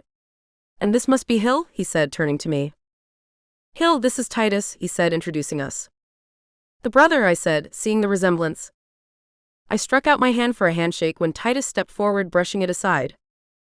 We don't shake hands here, we hug, he said, throwing his arms around me. I was surprised, but I loved it. After Titus, I met the girls, Quinn, Lou, and Kendall. After that, I met Cage and Claude, who were both muscular and gorgeous. Did you say your name was Claude? I asked, trying not to seem too surprised. Claude looked at Titus and Callie. They all laughed. Yes, I'm the black sheep of the family, he said, referencing his brown skin. Out of all of them, Claude was the most regal. In a room full of jocks, Cage was probably the most like a quarterback. Quinn seemed like the most popular. Lou seemed to be the most fun-loving. Kendall seemed the most reserved. And Titus seemed the most like a great guy. I wasn't sure how Callie fit into the group. But he seemed as comfortable here as I felt welcomed. Once the games began and the drinks started flowing, I learned a lot about everyone. I wasn't the only one from New York. Quinn was as well. She grew up in a building overlooking Central Park. Not only did her family have money, but they were worth billions. It was amazing that she was so down to earth. Do you miss the city? I asked her, fascinated by her story. Not really. Everything I need I can find here, she said humbly. She likes hanging amongst the common folk, Titus joked. Quinn didn't respond. Don't say it like that, Lou added. Then how am I supposed to say it? You know exactly how, Lou insisted. You say that she's slumming it with the common folk. And we mere mortals are grateful to be around one of the gods. Everybody laughed. Titus leaned towards me. We just like to tease Quinn because she's so great at everything. It makes us feel better for when she kicks our ass later on. The girl is a literal genius. Quinn, say something genius, Titus said, turning everyone's attention to Quinn. Titus, you're a moron, she said flatly. Come on, baby, Cage replied. It doesn't take a genius to figure that out. Everyone laughed. You got me, Titus said, leaning back. But he's my moron, Lou said, throwing her arms around Titus and giving him a kiss. Is it always like this? I whispered to Callie.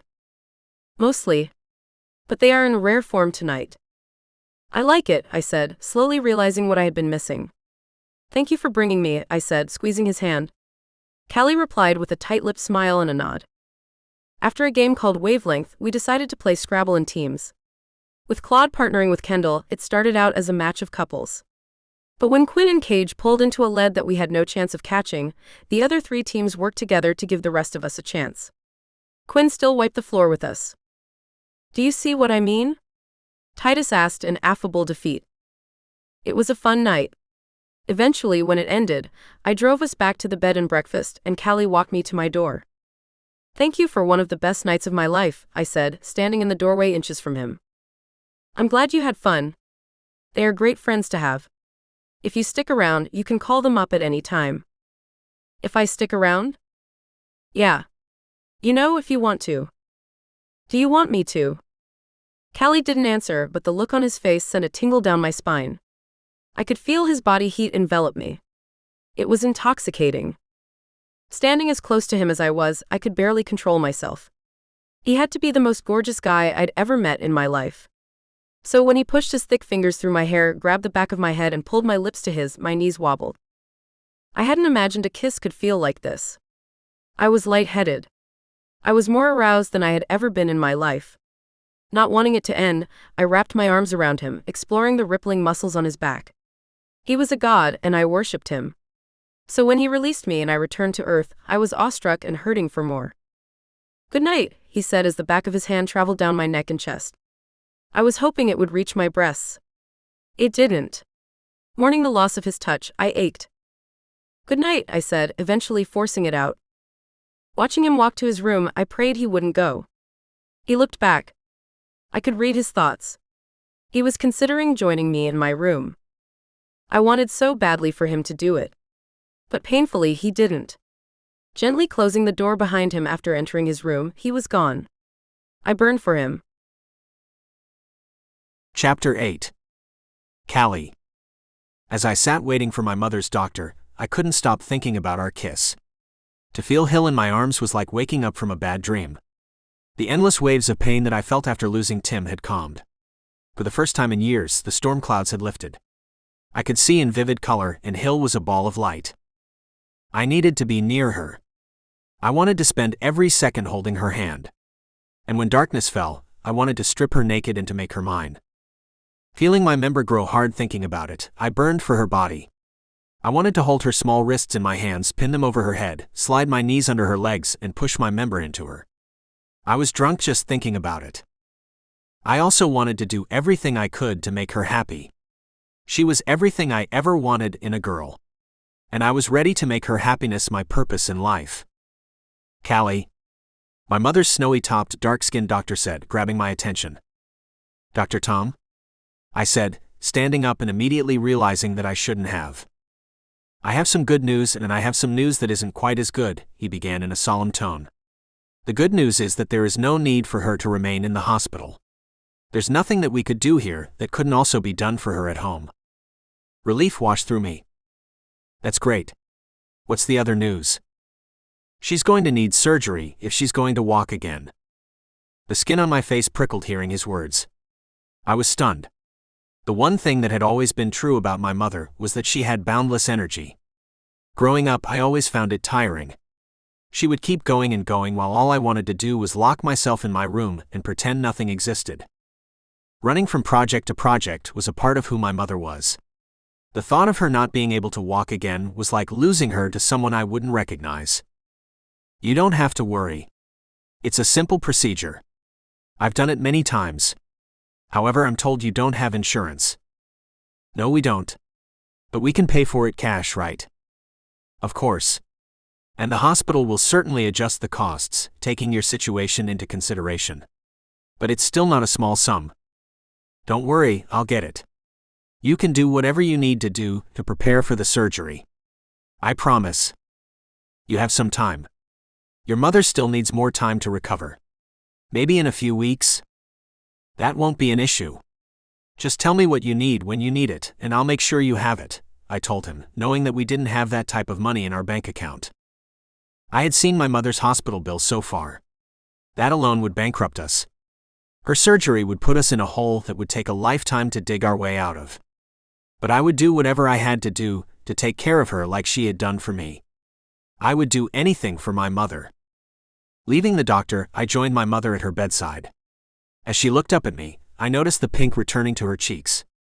The black and blue marks that had consumed her body were receding.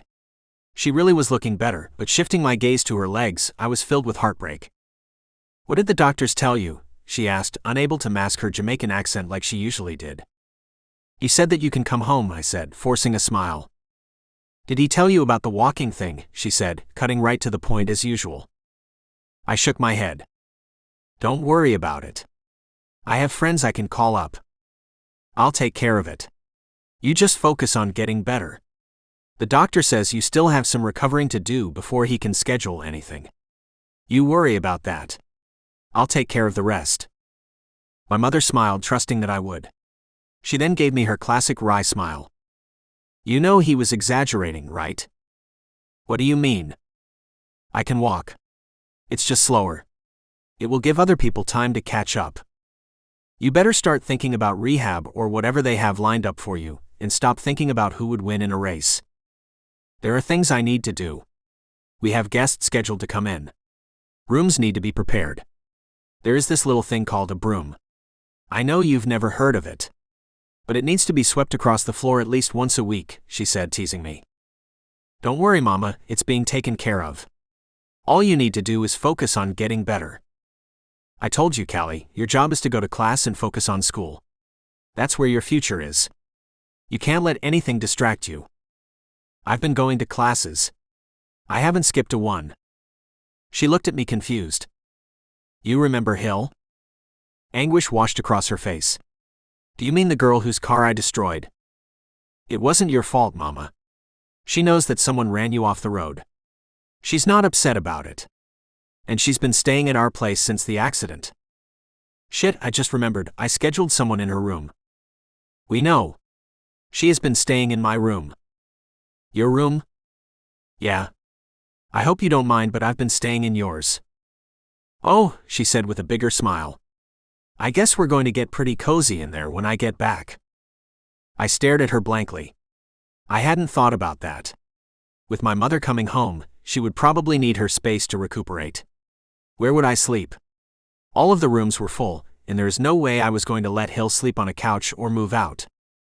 I continued to think about this as I drove home. I felt like there were things I needed to do to prepare for her return. I wasn't sure what they were at this point, but the thought of them felt overwhelming. Pulling up to the house, I stared at the truck parked outside. It had taken some effort to get it for Hill, but the feeling I had giving it to her made me want to wrap my arms around her and never let her go. Yes, she was owed it, considering that she would still have her own car if Mama hadn't been driving it. But also, it was my way of telling Hill how much I wanted her to stick around. I was starting to need her. It was crazy. We had just met. But our kiss told me everything I needed to know. She was the most incredible girl I had met in my life. Her enthusiasm was infectious. I might have sat in my truck and thought about all of the ways I was going to be unable to live without her when she stepped onto the porch and met my eyes with a smile. Getting out, I strolled up to her. God, I wanted to kiss her again. And the way she looked at me made me believe that she wanted it too. This wasn't the time though. There were more important things that we had to do. Mama was coming home. We had to get things ready. "How is she?" Hill asked, genuinely concerned. "Dr. Tom said she can come home." Her face sparkled with joy. "That's amazing." I lowered my head, remembering the rest of what the doctor had said. "What's the matter?" I pulled myself together. "Nothing. You're right, it's amazing." Hill didn't quite believe me, but she didn't push the issue. Instead, she recaptured her brilliant smile and wrapped her arm around mine. "Then I guess we need to prepare." "Yeah?" I agreed, knowing there was an elephant in the room that we needed to talk about. Together, we came up with a plan. "I don't know how you feel about this, but if she can't get around, I can help her.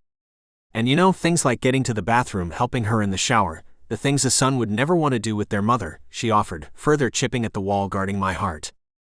"I can't ask you to do that." "You didn't ask." "I'm offering. It would be my privilege to be able to do this for her, she said, looking into my eyes. I ached loving her so much. I had no idea how I was going to get through this. Yet every step of the way she had me. I began not being able to say more. You what? She asked gently. How was I supposed to explain to her how much she had done for me? It was everything. I'd spent my whole life holding myself back, sure that if I let myself need anybody, they would leave me. But somehow here she was holding my hand. The conflict in me made me want to scream to the heavens. I didn't. Nothing. Thank you, I said, saying it the best way I could. No, thank you, she said with a tear in her eye. Why are you thanking me? Because you've given me something I've wanted all of my life. What's that? A reason to live, she said with tears streaming down her cheek. My heart broke hearing her words. The idea that someone like her would say something like that, it destroyed me. Using my thumb to wipe her trail of tears, I cradled her head, allowing my thumb to caress the top of her ear. She leaned into my touch. Eventually pulling ourselves together, we sat and made a list of all of the things we needed to do. Hill mentioned things like getting a non-slip mat for the tub and handles she could use to get in and out. They weren't things I could buy in town. So between classes and my trips back to Snowy Falls, I slowly acquired everything from the list. By the third day when Mama was scheduled to come home, there was only one thing we hadn't yet talked about. It felt like we were both dancing around the topic. She knew she wasn't going anywhere, and I knew there wasn't anywhere else I could sleep. So, do you think your mother would be okay with me doing a little couch surfing? What do you mean? That's what they call it, right? She asked vulnerably. I'm sure she'll be okay with it, but you're not the one staying on the couch. I am. No, you're not. You have a bedroom. I can't kick you out of it. If it's necessary, I can find somewhere else to stay. But I'd love to stick around town if you'll have me, she asked with a crinkle in her forehead. Don't be silly. You're not going anywhere. If anything, I'll find somewhere else to sleep. I could stay with Titus or Claude. I'm sure neither of their mothers would mind. They've already offered anything they could do to help. But what if your mother needs you in the middle of the night for something I can't help her with? You need to be here. Well, you're not going anywhere. I won't let you. What are we gonna do? She asked, looking up into my eyes longingly. I opened my mouth to speak but couldn't. What? She asked desperately. Nothing. She closed the distance between us and took my hand, lifting my gaze from the floor to meet hers. No, say it. Staring at her, I never felt more naked in my life. My heart thumped thinking about what I wanted. Did she want me to? Maybe I shouldn't say it. I mean, if you trust me. I trust you, she blurted out, encouraging me to speak. Then maybe neither of us have to go anywhere, I said hesitantly. Aha, she said, encouraging me to go on. I mean, my bed is pretty big. We could both fit in it if we want. We want. I mean, don't we? Don't we both want? She asked, begging me to say yes. There's nothing I would want more, I told her, meaning every word. Her demeanor brightened. Then it's settled. We'll both stay in your room, she said, as if it were the most obvious thing in the world.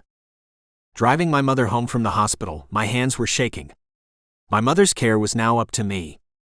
I had consulted with her doctors and I had Hill's help, but it ultimately came down to me. I was going to do anything I had to do to help her recover, but she made me promise that it wouldn't come at the expense of school. It was an impossible bargain, but I had to keep it. On top of that, there was Hill. How would my mother respond to what was developing between us? I hadn't told her how I felt about her. Yeah, there had been times when talking about her that my fair skin might have given away my feelings. But there was no way for her to know how I truly felt. I never told her. So, from knowing nothing, she was going to see Hill and me sharing a bed. How would I explain that? And as sure as I was about my feelings for her, I still didn't know how public I wanted it to be. It had been great bringing her to game night. She fit in better than I ever had. Quinn had treated her like the sister she never had. In one night, Hill had made herself a part of the group, a feat that I still wasn't sure I had accomplished. But there was a thought I couldn't escape. Being with Hill made it unmistakable that I needed others. And I get it, everybody needs somebody. But I wasn't sure I was ready for everyone to know that included me. Arriving home, Hill immediately came out to greet us. Callie told me how much you've been helping with the business. I can't thank you enough, Mama said, staring at her through the open truck door. Of course, she said heartfully. Anything you need, just let me know. It's not a problem at all, she replied with her hand on her heart. He also told me that he's been teaching you how to cook, Mama said as we helped her into the house. It's more like he's been holding the fire extinguisher as I burn things, she joked. That's not what I hear. I was told you're cooking up a storm. You've been making breakfast for our guests, she asked, having ascended the stairs to the porch. If you call putting out the cereal and Marcus's pastries making breakfast, then yeah, she said with a smile. You know that's not true. Hill has been scrambling eggs and making pancakes. She's even made waffles that rivals yours, Mama, I said, not allowing Hill to get away with putting herself down. Waffles that rival mine, huh? She asked, revealing a hint of her competitive side. Hill could not have been more embarrassed. Oh no. They are edible at best. The ones Callie makes are out of this world. I just cover mine with enough fresh berries that you can't taste them. Hill doesn't know what she's saying, Mama. She'll have to cook some for you, and you can tell her how good they are. It doesn't look like she's ever gonna believe me. How can I? All you say are nice things. I say those nice things because you deserve it. If everyone was like you, this world would be a whole lot better place. I don't know what I would have done without you. I can't imagine what it might feel like to see you leave, I said, no longer having to tell my mother how I felt about Hill. Hill didn't respond with anything but a heartfelt smile. I was hoping I hadn't embarrassed her. But she was an amazing girl. I couldn't just stand by and let her say those things about herself. My mother needed to know how wonderful she was. And if she wasn't going to speak up for herself, I was going to yell it from the rooftops. After talking up her cooking abilities, she begged for me to be the one to cook dinner. I'll make breakfast, she said, psyching herself up. Anything you make will be amazing, I told her, knowing it was true. After dinner, and then helping my mother to her room, Hill and I stared at her, unsure of what to do next. So, did you two figure out the sleeping arrangements? My mother asked, embarrassing the hell out of me. Yeah. Since all of the rooms are booked, we decided I would just camp out on the floor of my room. Are you sure about that? Your bed's pretty big. The two of you could probably fit in it, don't you think, Hill? My mother asked with a big smile. Hill blushed and then looked at me. Yeah, I guess. The bed is pretty big. I did not like what Mama was doing. Anyway, Mama, you have the bell right there in case you need help getting to the bathroom or anything. Don't be afraid to ring it. One of us will be right in. I'll try not to ring it at any inopportune moments, my mother said, having too much fun with her innuendos. Good night, Mama, I said, clutching Hill's shoulder and guiding her out. Yes, good night. And don't be afraid to ring that bell, Hill said before we both exited. Behind her closed door, Hill looked at me. So that was interesting, she said, unsure what to make of it. Yeah, imagine stuff like that your whole life. I don't know, I thought it was sweet. I could never imagine either of my parents doing something like that. Lucky you, I joked before entering my bedroom. Standing in the doorway, we both stared at the bed. As soon as I did, lust flashed through me. It was uncontrollable. Knowing what was about to happen, my member got hard. I froze. What's the matter? Hill asked when I didn't enter. Hill, are you sure you want to do this? I asked, unsure how much I would be able to resist. Hill became serious. Her quiet confidence was gone. Nervously, she stepped in front of me. I'm okay with it if you are. She looked away and shook her head as if attempting to find a different answer. I mean, yes. I want to do this. Reaching down, she took my hand. Her warm flesh against mine sent a tingle that rippled through me. I wanted her. I'd never been more turned on in my life. But I also wanted to respect her. I didn't want to do anything that she wasn't ready for. Because of that, I reeled in my desire. It nearly broke me, but I did. Still holding her hand, we entered the room. It was weird seeing Hill's stuff scattered around my familiar space. I liked it. I couldn't have guessed how much. Do you have to head back to campus in the morning? Hill asked as she hovered around her travel bag. Yeah. But I'll be back early to help Mama settle in. I'll make waffles. I would like that. I think Mama would enjoy that too, I said, starting to relax. We should probably head to bed. I'm thinking it's going to be a long day tomorrow. Of course, she said nervously. Seeing how nervous she was only made me want her more. I wanted to hold and take care of her. I wanted to protect her. And whether or not I admitted it, I wanted to slowly push my hard member into her, listening to her light moans as I did. I turned away when my member began to throb. I didn't know how I was going to do this. It was taking everything in me not to race across the room, scoop her into my arms, and throw her onto the bed. "What's the matter?" she asked, lightly wrapping her fingers around my bicep from behind. I could feel her body heat. My heart thumped, needing her. Did she know what she was doing to me? She couldn't consider what it might unleash. I didn't speak. Instead, I pulled off my shirt. She let go of my arm as I did and then stepped back. I could still feel her there. And now I could feel her hot breaths on the skin of my back. "Would you mind if I get comfortable?" she asked, sounding like she couldn't catch her breath. "Sleep how you like," I said, still not looking at her. Hearing her clothes rustle, I didn't turn around again until I heard her slip under the sheets. Hard as a rock, I still couldn't turn around. Even with my jeans on, there was no hiding it. Knowing I was going to have to, I gathered my courage. As I did, Hill spoke. "You can get comfortable too if you want. I found that the room can get pretty hot at night." Glancing at her without turning, something caught my eye. She had put her clothes on the foot of the bed. It was her shirt and underwear. Was she trying to tell me she was naked? Burning desire ignited me. There was only so much I could do to stop myself. Turning around, I stared down at her. She looked so beautiful tucked beneath my sheets. She gazed back at me. I allowed her to get an eyeful before crossing the room and reaching for the light switch. "You can turn on the nightstand light," I said, looking back at her. With it on, I turned off the overhead light and circled the bed to the far side. Unbuttoning my jeans, I sat down. Pulling them off, I took a breath. I could feel her eyes on me. It drew me to her with a power I couldn't defeat. Thinking I was going to keep my underwear on, in the last second, I pulled them off. Slipping under the sheets, I struggled to breathe. I was going insane fighting the urge to devour her. It took every ounce of my focus not to immediately pull her into my arms. "Would you like me to turn off the light?" Hill asked nervously. "Yeah," I told her, and then closed my eyes, waiting for the click. Surrounded in darkness, the room was silent.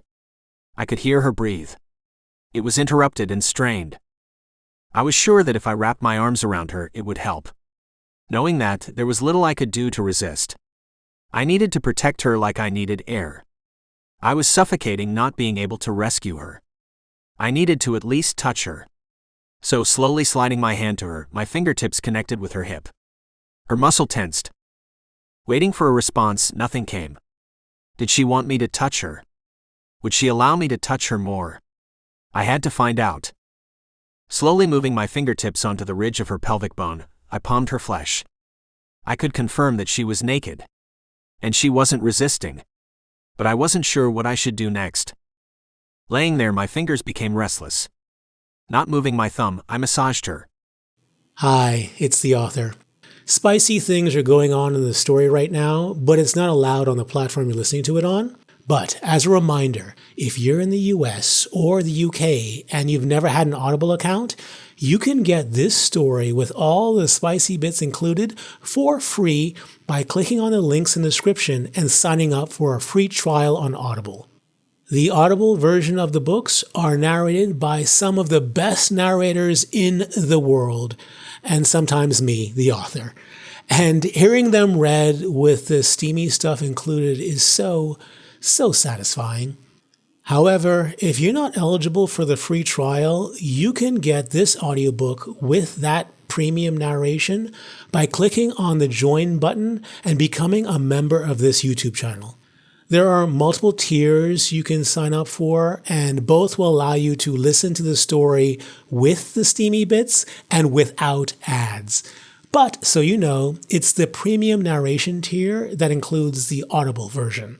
And the great thing about getting the audiobook by becoming a member is that not only will it cost you less than buying this book on Audible, but you will get access to all of the premium narration versions, including those previously added and the new audiobooks added every month. And you can become a member no matter where in the world you live. So please, consider it. Otherwise, continue to enjoy the story. Holding her for a second, I eventually rolled away and collected a towel. Handing it to her, she made quick work of it. Using it to clean myself off, I counted down the seconds until I could hold her again. I could never have imagined I could feel the way I felt with Hill's body pressed against mine. Gripping her tightly as we fell asleep, I knew I was in trouble. I now needed her to breath. How was I going to live without her? Chapter 9. Hill. Waking up in Callie's arms, I didn't have to open my eyes to remember what had happened. I had lost my virginity to the greatest guy that first could imagine. Feeling his naked body wrapped around mine, I never wanted him to let me go. I didn't know what I was missing all these years. I knew there was no way I would be able to go back. I was happy. After a lifetime of worrying what my father thought, and if anyone would want to be with a girl who looked like me, I was free. Here, enveloped in the body heat of the greatest guy in the world, I felt accepted and whole. I would have stayed in his arms until we both starved to death, and I wouldn't have regretted it for a second. But when I heard the bell we had given to Callie's mother, I knew our first great night together was at an end. Waiting to see if Callie moved, I opened my eyes. His rough, large hands lay in front of me. Slipping my fingers between his, I felt tiny. I couldn't believe I was about to do this, but I was going to have to let him go. If he wasn't going to see what his mother needed, I had to. I had promised to help him take care of her, and I didn't want to miss the opportunity. Feeling needed was new to me, and I liked it a lot. Enjoying the last of his warm embrace, I squeezed his hand for a final time and gently removed his arm from around me. As soon as I did, he tightened his grip. God, did I love the way that felt. But I had to go. When I lifted his arm again, he stirred. "Where are you going?" he said like a dog losing his bone. "Your mother rang her bell. She might need to go to the bathroom or something," I explained. It took him a moment to register my words. When he did, he sprung up. "No. I've got it. You can rest. I'll be helping her a lot when you're gone. We may as well break the seal on it now." Pulling out of his arms and looking back at him, I felt a rush reminding me of what I liked about him. His soulful eyes were hypnotic. Behind them, I could see a whole world. I wanted so much to be invited in. Until then, I would admire from afar. Slipping out of bed and remembering I was naked, I stood with my back to Callie looking for my clothes. I could feel his eyes on me. Their warm caress reinvigorated my yearning sex. Not as courageous as the night before, I hid my excitement as I collected my underwear. Looking back as I pulled them on, I saw Callie's devilish smirk. "What are you smiling about?" I asked him, wanting to hear him say it. "Have I told you how much I love your body?" he said to my surprise. "No, I don't think you have." "God, I love your body," Callie said, making it official. "Yours isn't too bad either," I said, slipping on my jeans and then my shirt. "Maybe if you're still there when I get back, you can give me a better look at it."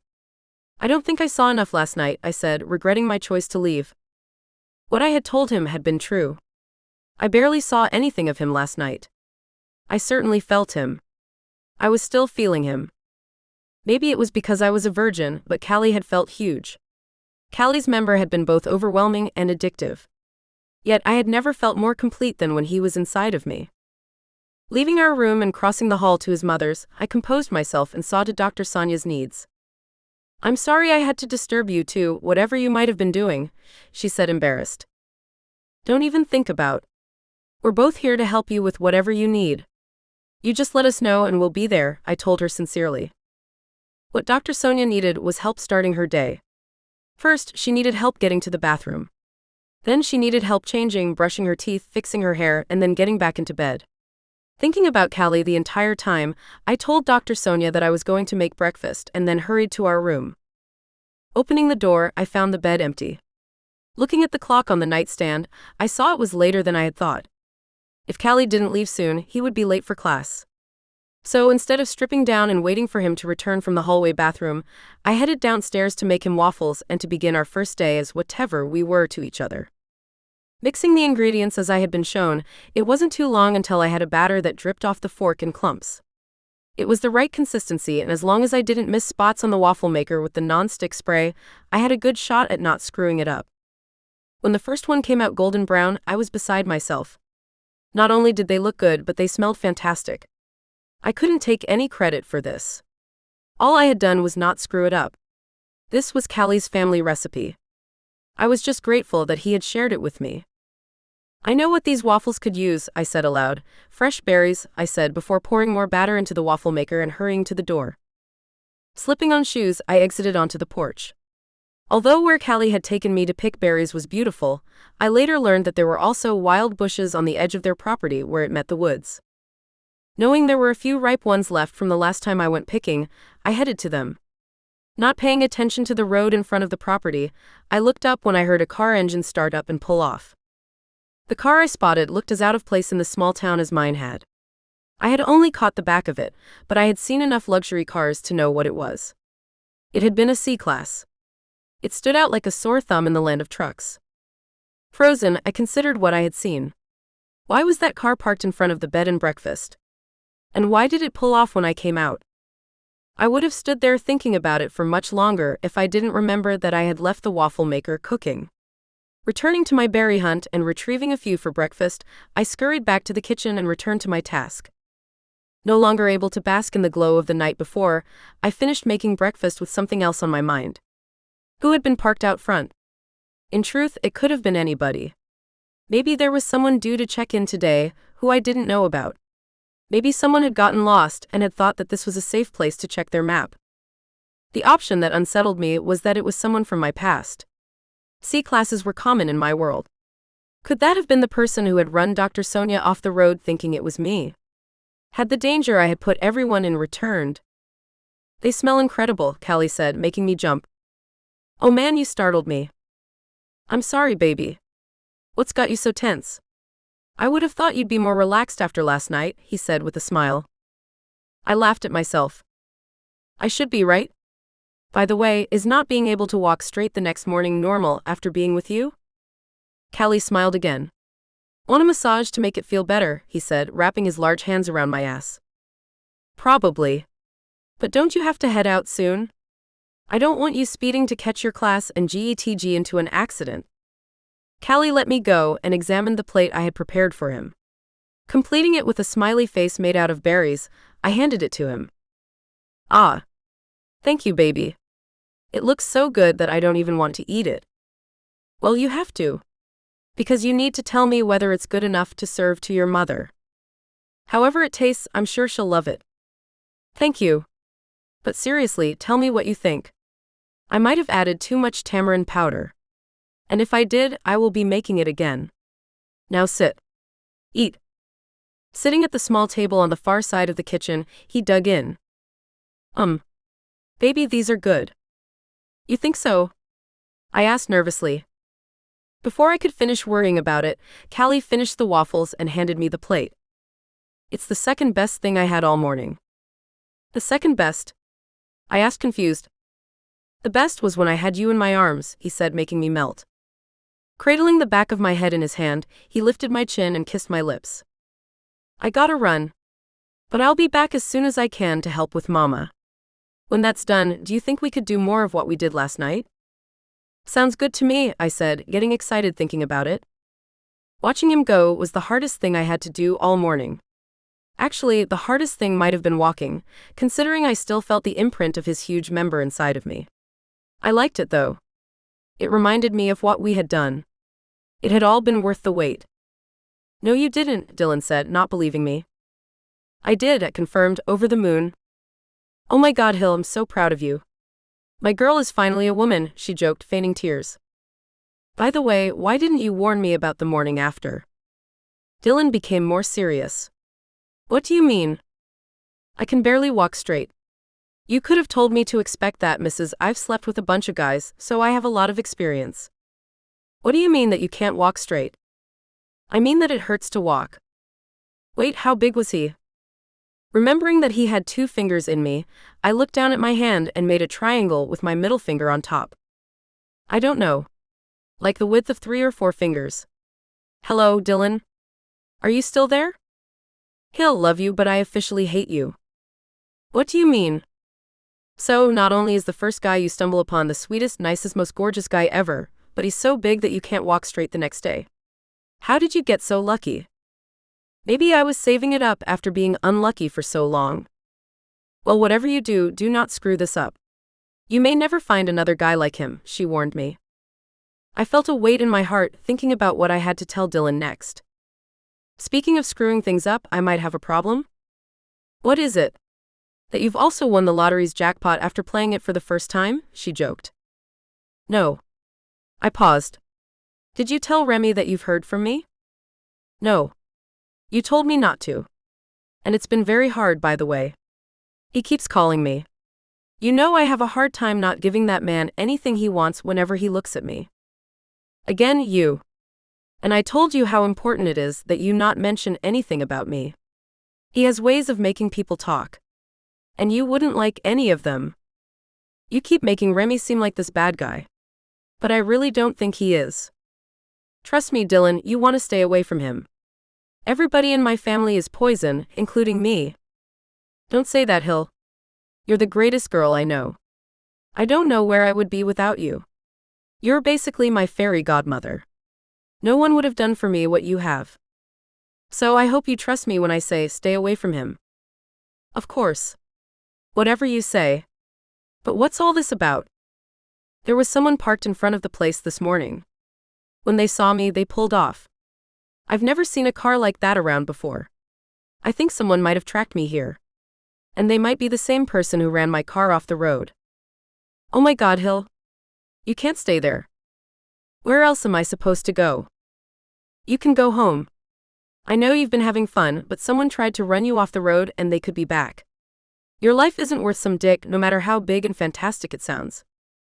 I'll think about it, I told Dylan, not knowing what else to say. Don't think about it, just go home. What if you're putting everyone there in danger? What if I have and it's already too late to change things? I said sadly. If you don't come home, I'm going to have to tell Remy where you are, Dylan said firmly. You can't. Why not? I would prefer you hate me than to lose you. Seriously, Dylan, don't. Please don't. I'll take care of this. I promise. It could turn out to be a lost tourist. We could be freaking out over nothing. Don't make me have to call your brother for your own safety, Dylan said, heartbroken. Promise me you won't. Promise me that you won't shut me out. I wouldn't be able to live with myself if something happens to you, and I knew I could have done something about it. Just promise me you won't tell him. I can handle this. You need to have faith in me. Somebody does. I love you, Hill. I couldn't take losing you. You won't have to. I promise, I reassured her before wondering if what I had said was true. Ending my call with Dylan, I couldn't stop thinking about what she had said. It was because of me that Dr. Sonia was confined to her bed. If whoever it was still after me, what were they willing to do next? Or was all of this in my head? I had no way of knowing exactly what sent Dr. Sonia over the cliff. She mentioned being hit from behind. But couldn't it have been from someone joyriding the narrow mountain roads? I hoped that was the case. It was hard living with the thought that I might have gotten someone killed. And if they were still after me, what were they willing to do next? Would they go after someone else to get to me? Would someone else get in the way when they made another attempt on my life? Needing to clear my mind, I left Dr. Sonia with everything she would need and then ran some errands. I didn't necessarily need to replenish the fridge. There was still a lot of food left. But I needed to get out into the fresh mountain air. I needed to get some distance on the matter to decide what I should do. Climbing into the truck that I was beginning to enjoy driving, I drove the 5 minutes to the local grocery store. It was in the same parking lot as the diner. Heading in, I spotted Glenn. He was the teddy bear-looking brown-skinned guy who owned the place. I had met his husband, Dr. Tom, at the hospital the day of the accident. Although his husband seemed all business, Glenn had to be the nicest guy in the world. Hill, how is Dr. Sonia doing? Tom told me that she's home from the hospital, he asked, turning his attention to me when I entered. She seems pretty good so far. She's definitely in high spirits. Glenn chuckled. Yeah, that's her. I'm glad to hear she is doing better. Have you decided how long you'll be sticking around yet? He said, referencing a conversation we had had when we first met. I don't know. This is a great town. It's easy to fall in love with the place. Everyone is so nice here, I told him, not just thinking about Callie but also his friends and Dr. Sonia. Well, the way I see it, you would be a wonderful addition to the community if you ever decided to stay. This town needs more young people like you. And if you ever decided to attend university, I'm sure that Callie could show you around. It's a great school. That was something I hadn't considered. Having been homeschooled and coming from the family I had, attending university hadn't been an option. Beside it being too far outside of my father's protection, I hadn't received a formal education. According to public records, I hadn't even attended the first grade. I was a kindergarten dropout. It wasn't that I didn't like learning. I did. I was allowed to direct my tutor in any direction I found interesting. Science had always fascinated me. But what was I going to do, become a doctor? There was no way my father would ever let me do anything as exposed as seeing patients. Still, every day I spent with Callie working at the bed and breakfast, I gained more confidence in myself. I truly was capable of doing more than my father thought I could. Before now, I always hoped that was the case. Thanks to Callie, I knew I was capable of more.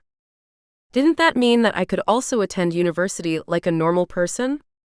Even if I wanted to stay in this small town, could I do what Callie was doing and commute? I kept thinking about this as I mindlessly searched the aisles for anything we might need. Not finding inspiration, I looked back through the store's front glass and spotted something I hadn't expected to. Parked across the street and a distance away was the car I had seen when I went out for berries. It was black with tinted windows and nothing that would stop it from blending in on New York City streets. Have you seen that car around here before? I asked Glenn as my heart raced. Once or twice, Glenn replied, moving by my side. Do you know him? Have you seen who's driving it? From a distance.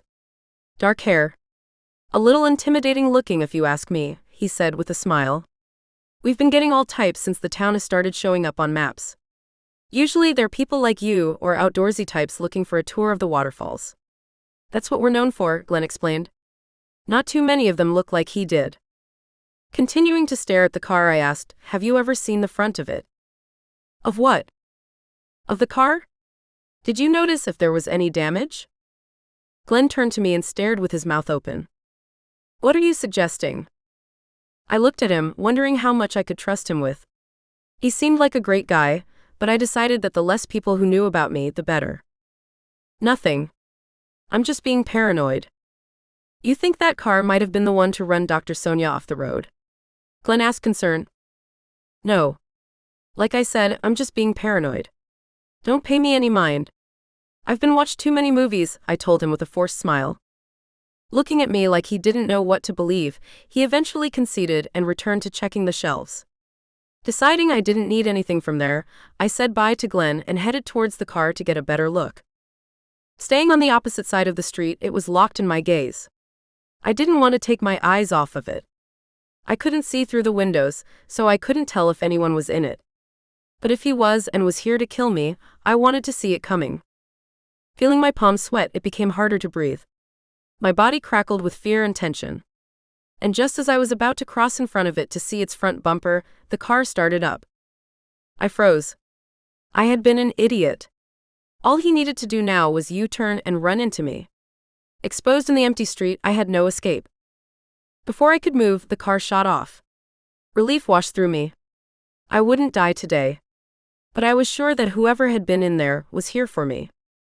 Watching it drive away, I saw my dreams of a simple life drive away with it. I had been right. Dr. Sonia had her accident because of me. I had put everyone in danger. I was either going to have to leave or... Sitting in the kitchen, all I could think about was what I would do next. It was all over. The night before was now a distant memory. Callie was going to hate me. But what other choice did I have? Hearing him drive up, I hurried to the living room's bay windows. Standing far enough so he couldn't see me, I watched him approach the front door. This was it. There was no turning back now. Hill, he said with a smile that lit my heart. What's wrong? He asked, seeing me. Tears filled my eyes. I wasn't able to move. He rushed to me, putting his hands on my shoulders. What's wrong? Did something happen with Mama? He said as terror filled him. No. She's fine, I quickly reassured him, forgetting that it would be first place his mind would go. Everything's fine with her. She seemed to have a good day. Then I don't understand. What's the matter? For as long as I had been thinking about it, I needed a moment to gather my thoughts. Do you know that feeling when you have to tell someone something, and you know that afterwards they'll never look at you the same again? I don't know what's going on. But I promise you, there is nothing that you could say that would change the way I feel about you. His kind words brought my forehead to his chest. He had made it harder for me to tell him. Gathering my courage, I looked into his eyes. There's something you don't know about me because I haven't told you. What's that? He asked hesitantly.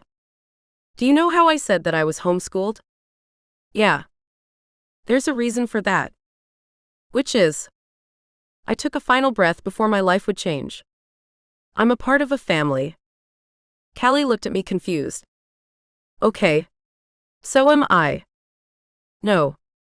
I mean that my family is involved with things that aren't always legal, I told him as my skin burned. He looked away and thought about it. His mouth dropped open when he understood. You mean that your family is in the Mafia? I cringed hearing the word. We prefer to call it a family, but yes. That's what I'm saying. Callie stared at me, not hinting to what he was thinking. Why are you telling me this now? Because I think there's someone in town who was sent by a rival family. And I think he might be here to kill me. Shock washed across Callie's face. He was a storm of emotions. When they settled, there was rage in his eyes.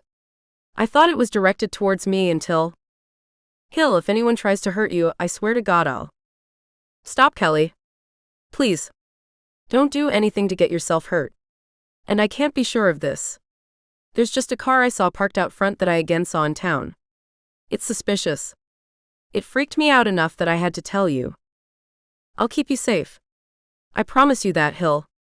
You will be safe. As much as what he said made me want him more, he had no idea what he would be up against. If this was a rival family's problem solver, he wouldn't hesitate to kill the both of us. It was slowly dawning on me that I might have to protect Callie from himself. I think I need to go. No, he said, grabbing me again. I won't let you go. At least not because of this. If you don't want anything else to do with me, I'll accept that. But I won't let anyone run you off. I'll fight with my last breath to have you with me. And that's what I'm afraid of, I explained softly. When I said it, Callie caught himself. Letting go of me, he relented. Gathering strength from somewhere deep inside, he said, I don't want you to go. I've had enough people I love leave me. I can't let you be another. His words broke my heart. There was depth behind it from a source that I didn't yet know. And I don't want to leave you. I want to stay here and have countless nights like the one we had last night. All I want is to be with you. Then tell me how we should handle this. I trust you. I'll do anything you tell me as long as it means that we can be together. Callie's vulnerability made my heart hurt. He really was the perfect guy. Dylan was right. I couldn't let him go. But at the same time, I needed to protect him. You also need to know that the person I saw might have been the one to run your mother off the road. What? I can't be sure. That's just a guess, but it would make sense. Callie looked away deep in thought. I grabbed his bicep, pressing my chest against his arm. You hate me, don't you? I asked, dreading the answer. He spun towards me, gripping me in his large, strong hands again. Never. I will never hate you. Then what are you thinking? That you might be wrong. What do you mean?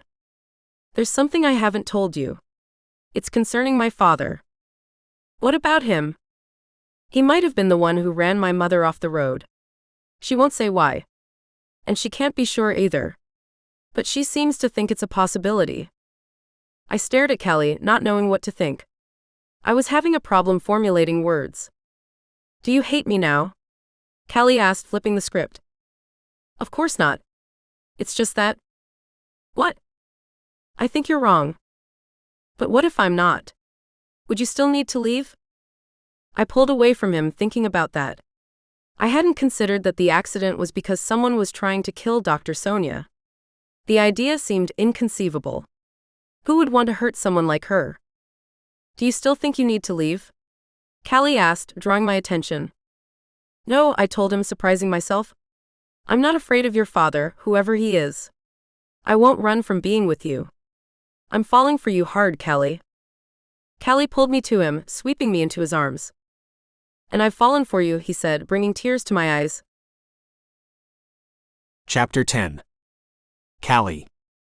As the scenery rushed by me on my way back to campus, all I could think about was Hill. I wasn't going to lose her. I would fight with my last breath to keep her. I wasn't yet sure what that meant. But I was going to figure it out.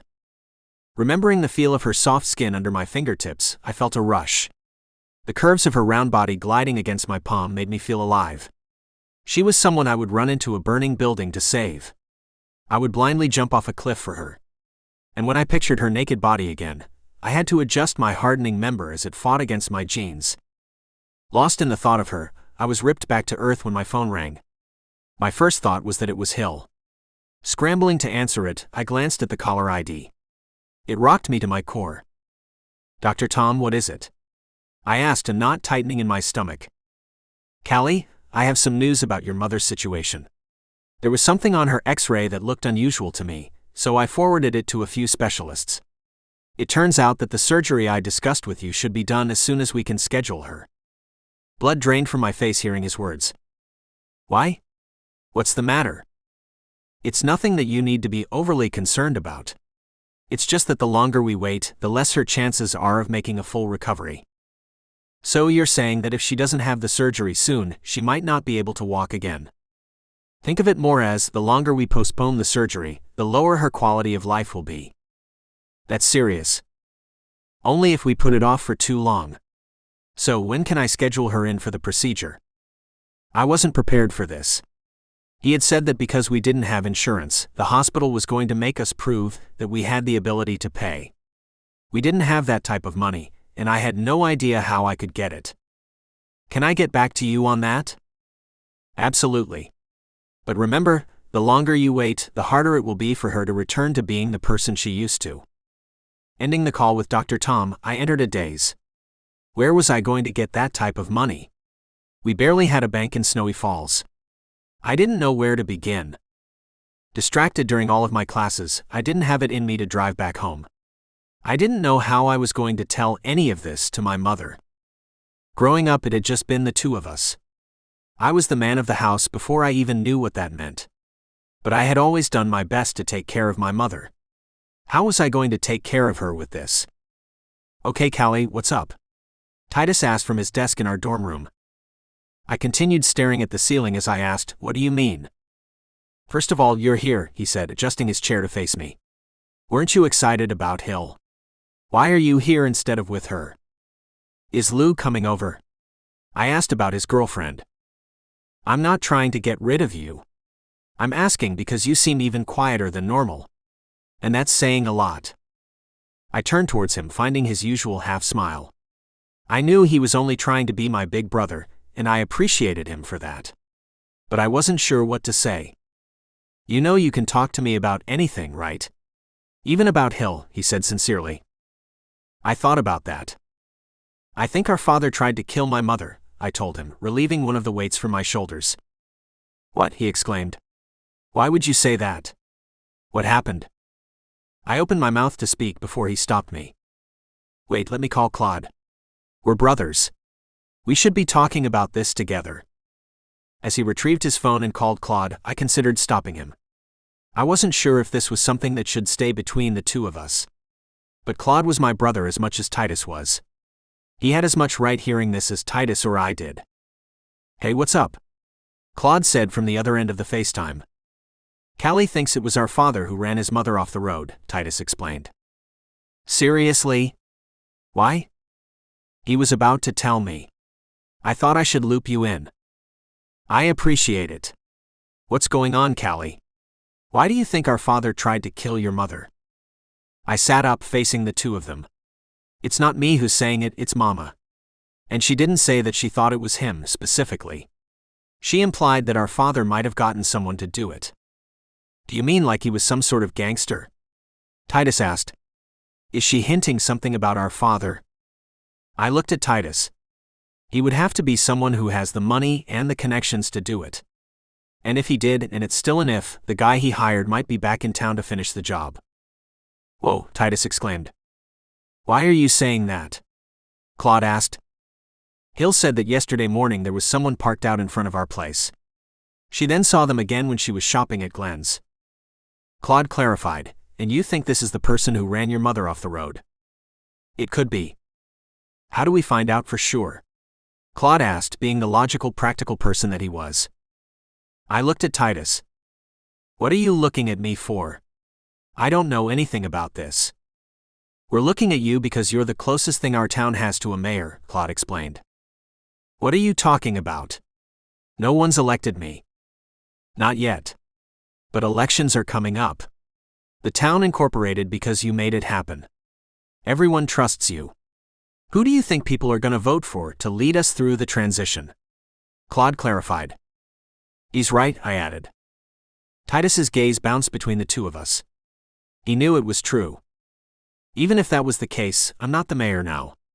And what am I supposed to do about it, even if I was? Appoint someone to look into this, Claude said. You mean like a sheriff, another elected position? A temporary sheriff, I pointed out. So you're saying that I should take the authority that I don't have, and appoint someone to a position that I have no right to? Being a leader is hard. And we need someone to look into this, Claude told him. Who would I even appoint? Titus asked, flustered. I thought for a moment. What about Cage? A sheriff? Titus questioned. I could see that, Claude agreed. Titus thought about that. Do you think Quinn would be okay with her boyfriend doing something so dangerous? It's for the greater good, Claude decided. Yeah, but... Doesn't Cage already seem like a sheriff? I joked. Couldn't you see him in that uniform? Maybe, Titus conceded. I can call him and ask him if he has any ideas on what to do. Claude sighed. There might be something I can do as well. I have been hesitant to ask my mother for details about our father. For my whole life, it felt like a topic she didn't want to talk about. And after I saw the way your mothers responded when you two asked them, I decided not to bring it up with her. Maybe it's time I did, he said solemnly. Okay. I'll talk to Cage and you talk to your mother. Meanwhile, Callie, maybe you should see what else your mother will tell you. I can't imagine she'd be willing to keep secrets if people's lives are on the line. How about we talk again when one of us has more information? Will do, Claude agreed. Yeah? I said, unsure if I would be able to hold up my end of the agreement. I didn't know if that was something my mother would want to talk about now, considering everything else that was going on. How was I going to tell her that she needed to go into surgery as soon as possible if I didn't know where to find the money for it? I couldn't let her down. There had to be something I could do to earn the cash. But it was a lot and I needed the money fast. Knowing that I couldn't stay out all night, I drove back thinking about everything we had discussed as I did. Stepping through the door, the sight of Hill relaxed me. On top of that, she had made me dinner. You're becoming quite the chef, I told her, meaning it. I'm so glad you liked it. Your mother said that it was your favorite. I was hoping you would get back before it got cold, she said vulnerably. I lowered my head thinking about why it was I was late. There was so much going on. There were so many things I needed to talk about. Life was becoming overwhelming until Hill reached across the table and took my hand. Looking into her eyes, she didn't say a word. But what I couldn't miss was her empathy. It made me love her more. Lifting her hand to my lips, I kissed it. It was like nectar. I needed to kiss it again. Leaning towards me, she rested her small hand against my jawline. Putting my hand on hers, I kissed the heel of her palm and then her wrist. That was when the dam broke. Feeling her soft skin against mine, I needed her more. Pressing the inside of my arm against the outside of hers, I leaned forward, delivering a trail of kisses. When I couldn't go any further, I clutched my fingers in hers. I could barely breathe. She was my air. I need you, I told her, feeling it deep inside. I burn for you. Without you, I can barely see straight. Every room I enter, I'm looking for you, I told her, meaning every word. I need you too, she said with near tears in her eyes. That was all it took. Sweeping everything off the table between us, I climbed across it, not letting anything stop me from being with her. As she stood up, I rushed towards her. Protecting her in my arms, we hit the wall with a thump. Finding her lips, I consumed her. She was a fine berry, and I devoured her. Her lips, her tongue, the apple of her cheeks, her ear, I wanted to taste it all. So, slipping my hand between her shirt and flesh, I pulled it off of her. Finding the creamy tones of her neck, I hurt with passion.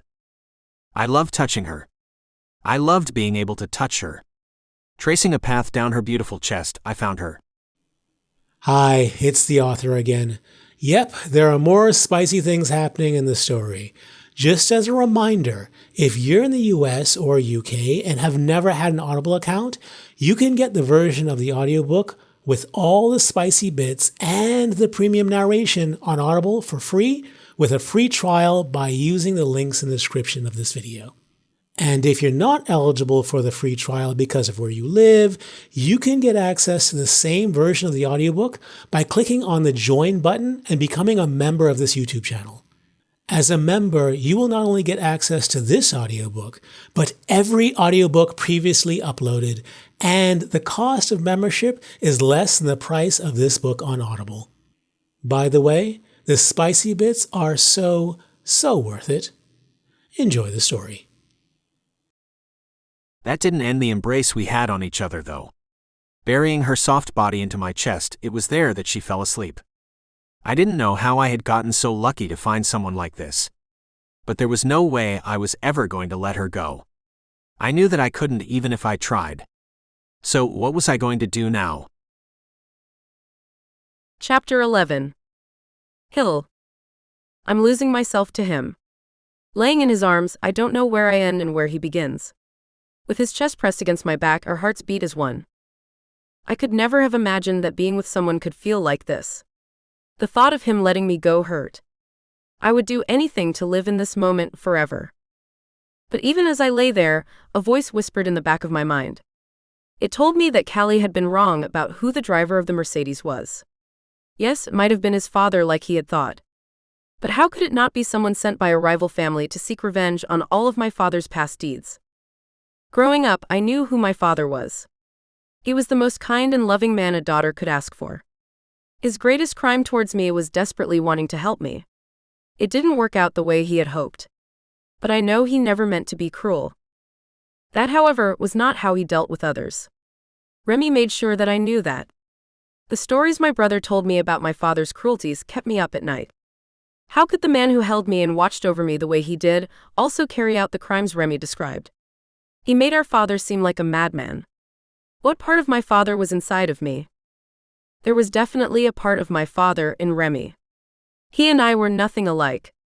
The reason my father gave my brother the freedom that he had was because no one dared to mess with him. Did Remy have my father's sadistic cruelty? Not that I saw. But I didn't see it in father either. Do Remy's sleeve tattoos paint the picture I should have of my brother? They were so much like my father's. And the way Remy looked at people, it was like he was staring straight through them. At times, I wondered how many people would survive if Remy had an axe. I came from a family of bad men. How could I ever inflict that on Callie? I love you, I said, unsure if he was awake to hear it. I love you too, he said, tightening his grip on me. I couldn't do this. Not to him. To be with him would be to betray him. I had already gotten one person hurt. Who would be next? If I loved him, I had to leave him. Callie, I paused. I had to say it, but I couldn't. Tell me something you've never told anybody, I said to him instead. Callie didn't speak. When the silence drew out, I wondered if he had heard me. With his arms holding me tighter, I knew there was something wrong. Forcing my way out of his arms, I rolled over and looked at him. His eyes were lowered. What had I said? What's the matter? I asked him. There's something going on that I can't fix, he said, eventually breaking his silence. I placed my palm on his chest, aching from his pain. Whatever it is, you can tell me. Please let me in, I told him, ready to beg. As soon as I asked, he pulled himself together. It's nothing. I'll handle it. I'll figure out a way. Don't do that. My father does that. He solves problems, and the way he does it, I said, losing myself to Remy's stories. If you care about me, I need to believe that you trust me enough to help. I'm not weak or a burden. I need you to think more of me than that. I can't take you seeing me that way as well. Someone has to see me as worth something. If it isn't you, I don't know who it will be, I said for the first time, touching the depth of my pain. You're right. I can trust you. You've done more for me in the short time I've known you than people I've known my whole life. If there's anyone I can trust, it's you. Then tell me.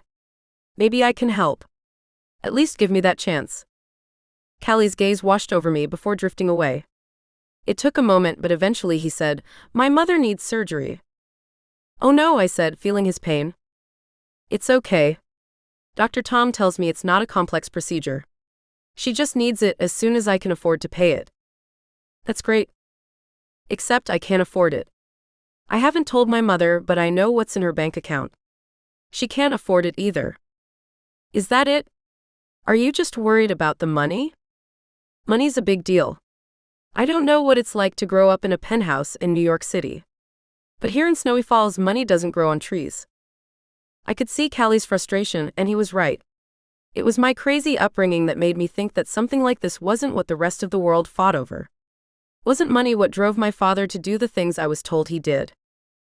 "I didn't mean it like that," I told him apologetically. "It's just that I have money." "And that's great for you?" "No, I mean I have cash. I brought it with me." "That's very nice of you. But the surgery will cost thousands of dollars. And that's what I brought. Whatever you need, I can give you. And if I don't have it on me, there are ways I can get it." "I know you're trying to be nice by saying that. But I can't take your money." "Why not? Besides, it's not my money. I mean, it's my money, but you wouldn't be taking it from me. You would be putting it to use in a way that helps people. I want to help you. I think I need to help you. Your mother might be in the situation she is because of me. If I can fix that by giving you a bunch of paper from the trunk of my car, you've got to let me do it," I told him, feeling desperate. "Hill. Callie, please." "Really, please," I said, realizing I wouldn't be able to take it if he said no. He must have seen my sincerity. Or maybe he was just feeling sorry for me. Because without being able to look me in the eyes, he nodded his head, agreeing to let me give it to him. "Thank you. You don't know how much this means to me," I said again. "Now there's only one problem." "What's that?" "I have it. I brought it with me." "But you don't have it with you?" "It's at the bottom of the ravine in the trunk of my car." Callie thought about it for a moment. "Wait, you have thousands of dollars in the trunk of your car?" "Yeah. Were you just planning on leaving it there?" "It's not like I could have gone and gotten it," I explained. "Wait, you were really just going to leave thousands of dollars there? You never thought to go back and get it?" "I mean, I considered it. But I saw the pictures. Your mother had to be helicoptered out of there. How was someone supposed to go down there to get it?" "You hike," Callie said, as if it was the most obvious thing in the world. "From where?" "From wherever we need to," he said, still leaving me confused. "Well, if you can get to it, like I said, it's yours." "We can get to it." "We? I think you're overestimating the skills of this city girl," I explained. "No, you can do it. We both can. We just need a little rope, a couple of harnesses, and maybe rash guards to protect our arms from the branches as we lower ourselves. But we can do it," he said with a long, absent smile. It took a day of studying the images from Google Maps for us to come up with a game plan. He was treating it like a football game. His brother, who had a company giving adventure tours to tourists, had all the equipment we needed. So when we woke up the morning we planned to go, I felt nervous but well prepared. Driving to the site of the accident, neither of us said much. Callie because, well, he's Callie. And me because I still thought of it as the place I almost got his mother killed. It meant so much to me that he was allowing me to make amends for what I had done. I wasn't my father or brother. I couldn't hurt people and then shake it off. I needed to balance the scales and make things right. "We're here," I announced as he pulled the truck onto the side of the road. I was hoping it would make me feel less nervous. It didn't. "You can do this," he said, seeing how I felt. "I'll believe you when I see it," I joked. Seeing the skid marks on the road, I walked to where they ended. It made me dizzy just to stand there. There were no rails to hold on to. With a strong breeze, I would have been thrown to my death. Bracing myself, I looked down. There it was, my car. It was hard to believe that Dr. Sonia had survived that. Thank you, German engineering. Having landed front first, the car was ass up. It looked intact and accessible. If we could get down there, Callie's plan could work. Taking a deep breath, I shifted my attention to the horizon. The car was at the top of a hill, but in total, we had to be 400 feet in the air.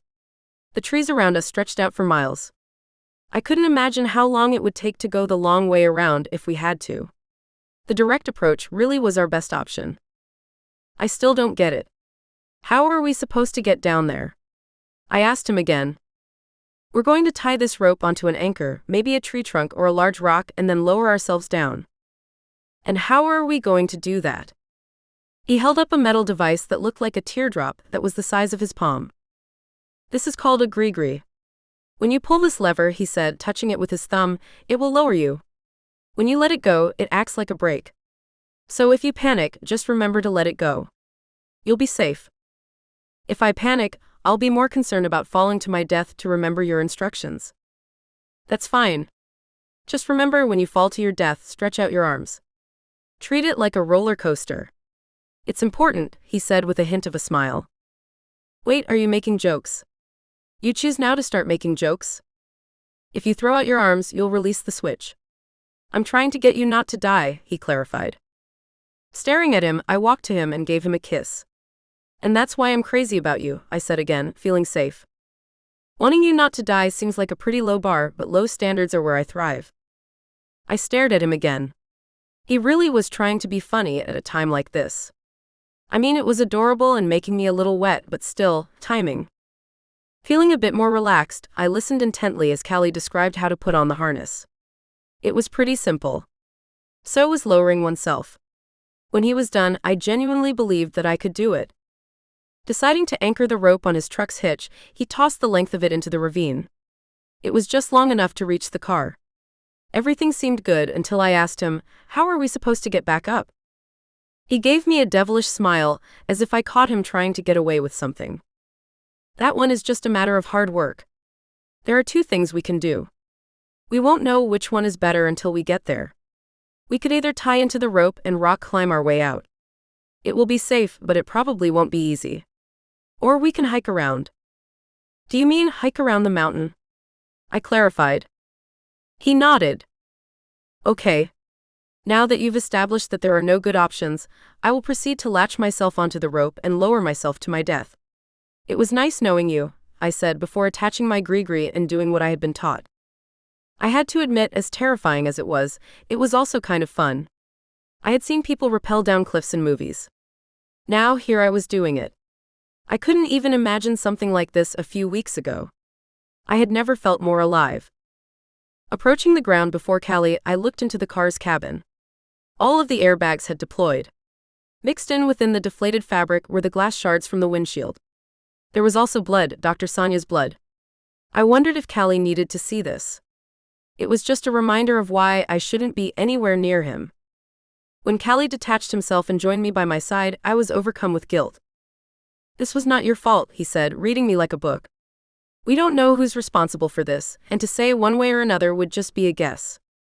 The only thing we can say for sure is that you weren't driving the car that hit her. And we'll figure out who was. I promise. I already have my brothers working on it, he said, putting his hand on my shoulder and massaging it. You're right. You're always right, I said, wrapping my arms around him and lacing my fingers behind his back. I held him for a while until saying, by the way, should I have brought my car keys for the trunk? I pulled away and looked up into his eyes. His mouth was open, but he couldn't speak. It was like his brain was on reset. What? Should I have brought the keys? I asked again, sustaining the joke as long as I could. I laughed. Who's making jokes now? Callie teased. I pulled the car's key fob out of my pocket and held it into the air as I pushed the button for the trunk. It popped open. Seriously, German engineering. With it open, Callie figured out a way up to it. Although sticking ass up, the back of the car rested on the side of the cliff. It would take a lot for it to dislodge, and even more for the ground beneath it to give way to the flatland a few 100 feet below. Using our rope as support, Callie climbed up the top of the car until he was staring into the trunk. Wow. You weren't kidding. You really do have stacks of cash just sitting in your trunk, he confirmed, looking into the cabin. Wait, what's that? He asked, looking confused. What's what? He looked into the trunk at a loss for words. I don't know how to describe it. Come take a look. Taking a deep breath to find my courage, I grabbed onto the end of the rope and fought my way to the top of the car. Feeling as though I would fall at any moment, I death gripped the only thing keeping me from my doom as I stared down into the trunk. "What are you talking about?" I asked, not seeing much past the blinding fear. Callie pointed. "There. That's the cash." "But what's that?" I pulled myself together and followed his gaze. What I saw confused me. When I took the car and had packed it, the trunk was empty. Now there was something in it that looked like wiring, and a computer's motherboard wrapped around a brick of clay. What was it? How did it get there? When the answer hit me, it was like fire roared through me. "Oh shit. Quick. Get the fuck out of here." Panicked, Callie asked, "What's the matter?" "It's a fucking bomb." Recognizing a bomb was the only other thing my father had taught me. "This is what a bomb looks like. Quick, go," I said before pushing him, giving him no choice. As he fell to the ground below, I shouted, "Run." As he scrambled to his feet, I climbed into the trunk to get the cash. "What are you doing?" he yelled up after me. "Just run," I told him, retrieving the money and then trying to figure out how to get out. "If it's a bomb, I'm not leaving without you. I'm right behind you. Seriously, you need to get out of here." "Not without you," he demanded. It wasn't like I needed more convincing, but knowing that I was putting him at risk the longer I stuck around, I tossed the bundle and fought my way out of what was a respectfully deep trunk. "I tell you, German engineering," I thought, gripping the outer rim as I climbed. Scratching and fighting, I pulled my way to the top and threw myself past the car. Expecting to hit the ground, I fell into Callie's arms. Once again, he had protected me. I would think about that later. Right now, we seriously needed to go. With him following me down the hill the car sat on, neither of us spoke. We just scrambled down. 50 feet from the flat ground, I considered whether I had gotten it wrong. Had what I seen been a bomb? It certainly looked like one. But that didn't make sense. Why would there be an activated bomb in my trunk? Stepping onto the soil scattered on the mountainous rock, I slowed to a stop. "What?" Callie said, still in a panic. "Why hasn't it exploded? Shouldn't we consider that when we are at a safe distance?" Thinking about it again, I stared up from where we had come from. Nothing was happening. There was no explosion and no rocks falling down. By getting us to run, the only thing I had done was put us further from the rope we needed to climb our way out. Oh no, I had really screwed up. Realizing it, I slowly turned to Callie. How was I going to make this up to him? It was going to take us another hour to climb back up to the rope we needed to climb back up to the truck. With the pain of remorse filling me, I looked into Callie's worried eyes and said, "I think I fucked up." And then the bomb exploded. The sound was deafening. The echo from the cliff face repeated it and bore the noise to the base of our brains. Dropping to the ground involuntarily, we next had to dodge the falling rocks and debris. This wasn't just a firecracker. The bomb tore the car apart. Hurrying to our feet, we ran through the trees as fast as we could. We didn't know what would be rolling down the hill after us, but we needed to be as far away from it as we could be if we were going to survive. Zigzagging between the trees as we fled for our lives, we didn't stop until we were sure that we were far enough that nothing would get us. Leaning over with our hands on our knees, we fought for breath. Callie, who still had the money locked under his arm, stared at me bewildered. There was no longer a question who had run Dr. Sonia off the road. I didn't know anything about Callie's father. But whoever he was, would have had no reason to place a bomb in my trunk. Chapter 12. Callie. Why? I asked Hill, not understanding anything about what was going on. He had to have climbed down to have confirmed that I was in the car when it went off the cliff. To get paid, he would have needed proof of death. A picture, something. When he couldn't get it, he must have searched the trunk and found the money. Are you saying that the guy who did this was a professional? Like he did this for a living? Yeah. Families hire people to take care of things like this, she said, giving me a glimpse of what her world was truly like. I searched the ground trying to make sense of what I was hearing. But why not just take the money and be done with it? There's a lot here, I said, showing it to her. Staring at me with sadness, Hill explained. He wouldn't have done that because, first off, he doesn't know if the money has been cleaned. If he took it and spent it, it could have shown up on some government agency's watch list. If the money hasn't been washed, it's basically kindling. Secondly, you might think that's a lot of money, but in my world it's not.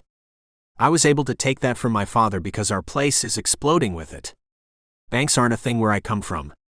So when you're as successful as my father is, you have more cash sitting around than you can keep track of. I was finally getting it. Hill was not like me.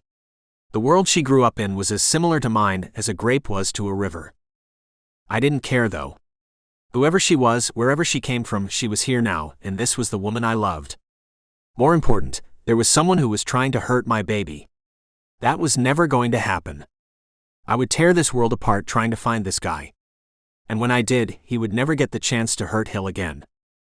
It was a long way back around the mountain to the main road. As we walked, everything about me was on alert. I was carrying thousands of dollars in cash while checking behind every tree for the person who had set the bomb. He might have been waiting for us. When Hill spoke, I didn't answer. I couldn't focus on keeping her safe if I was thinking about anything else. It was my job to protect her. I was going to do it, even if it required every moment of my waking life. Eventually reaching the road, we also gained service on our phones. My first call was to the town's soon-to-be mayor, Titus. I don't think it was our father. There was a bomb in the trunk of Hill's car. There was a bomb? Titus asked. A bomb. And it almost killed us. We should call the county police or something. What's the county police gonna do? Don't call the police, Hill said, grabbing my arm. Putting my hand over the phone, I asked, why not? I told you what my father does. If you tell the police, they're gonna have to call the FBI. The last thing my family needs are feds asking questions about us. I stared at Hill, realizing how insane all of this was. It wasn't like I would trust her protection with anyone else. But the fact that going through official channels wasn't even an option was mind-blowing. Are you going to call your father?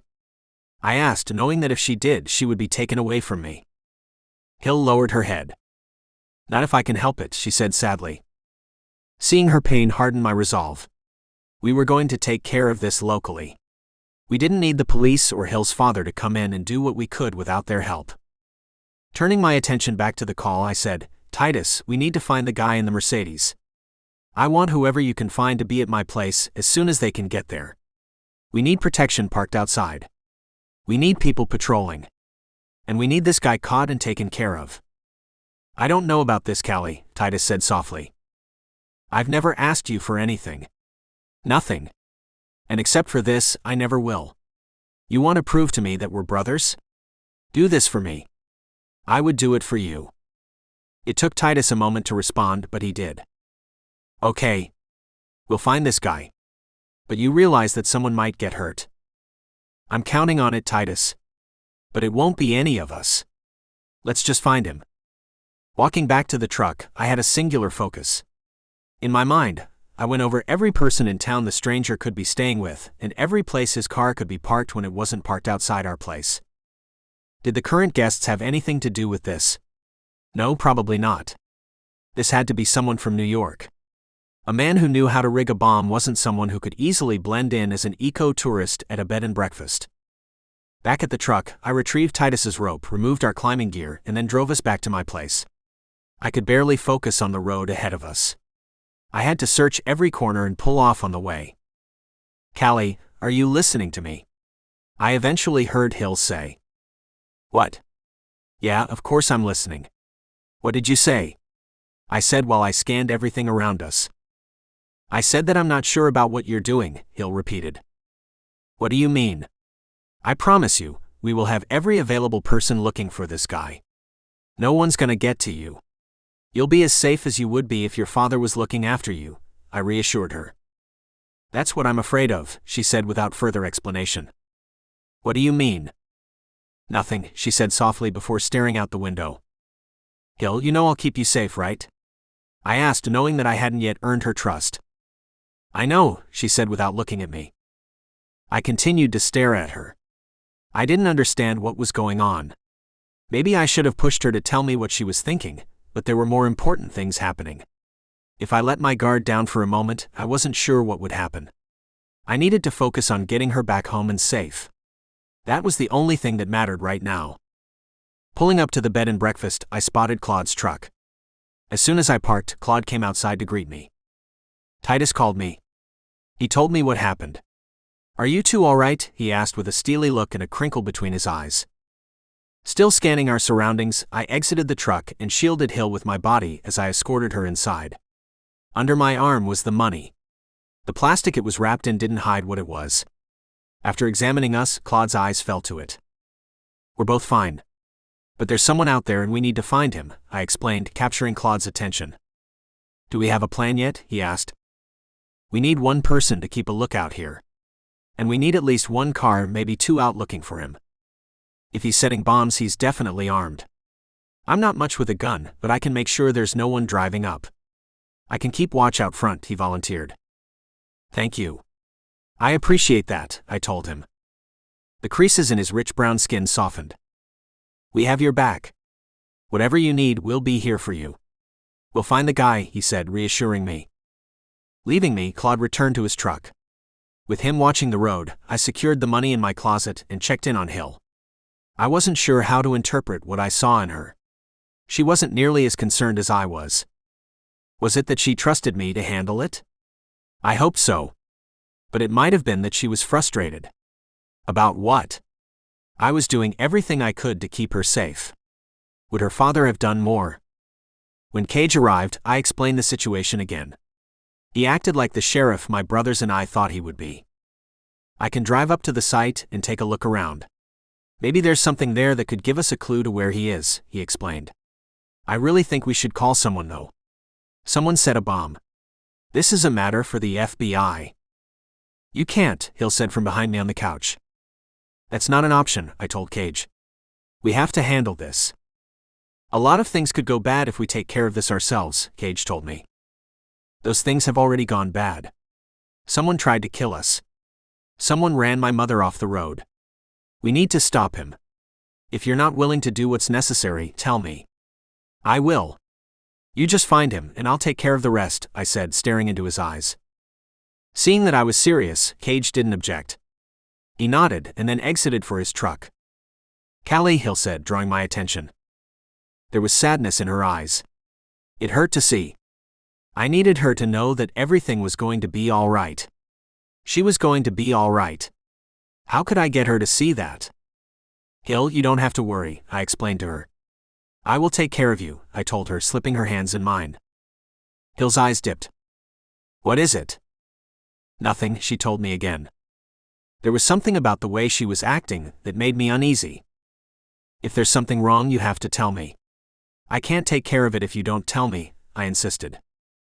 Hill looked up into my eyes. She looked so vulnerable. It broke my heart. I love you, Callie, she told me. Warmth rippled through my body. I love you too, Hill. And don't worry. I have you, I reassured her again.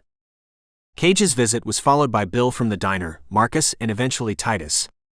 Everyone was there to do whatever they could. Marcus agreed to exchange shifts with Claude while Bill and Titus patrolled the town. Titus also agreed to recruit others. People like Glenn would be able to keep watch from where they worked. My brother said he would get the whole town involved if necessary. By the time night fell, I felt confident that we had this. There was still no way I would let down my guard, but we were going to be able to keep Hill safe. I was sure of it. Chapter 13. Hill. Rolling over in bed, I reached for Callie. He wasn't there. I had become so used to feeling him next to me, his absence woke me up. Opening my eyes, I looked around. I was in his bedroom, and it was dark. The clock on the nightstand said it was 3 a.m. Where was he? It had been a week since finding the bomb. I had hoped that everything would have blown over by now. It hadn't. And Callie's obsession to keep me safe had gotten worse. Guessing where he was, I pulled on a pair of shorts and headed to the living room. The creaky stairs drew Callie's attention. It was dark, but his profile was illuminated by the moonlight. Although I couldn't see them, I felt his concerned eyes on me. I woke up and you weren't there, I told him sadly. No one was able to be on watch tonight, he explained. So you're doing it? Callie didn't respond. He didn't have to. Crossing the distance between us, I sat in front of him and crawled into his arms. He held me as we both stared through the bay window. How long is this going to go on? I asked him kindly. We'll find him. There are only so many places he could be hiding if he's here. If he isn't, he'll definitely be back. When he gets here, we'll stop him. But what if he doesn't come back? Will this be our life?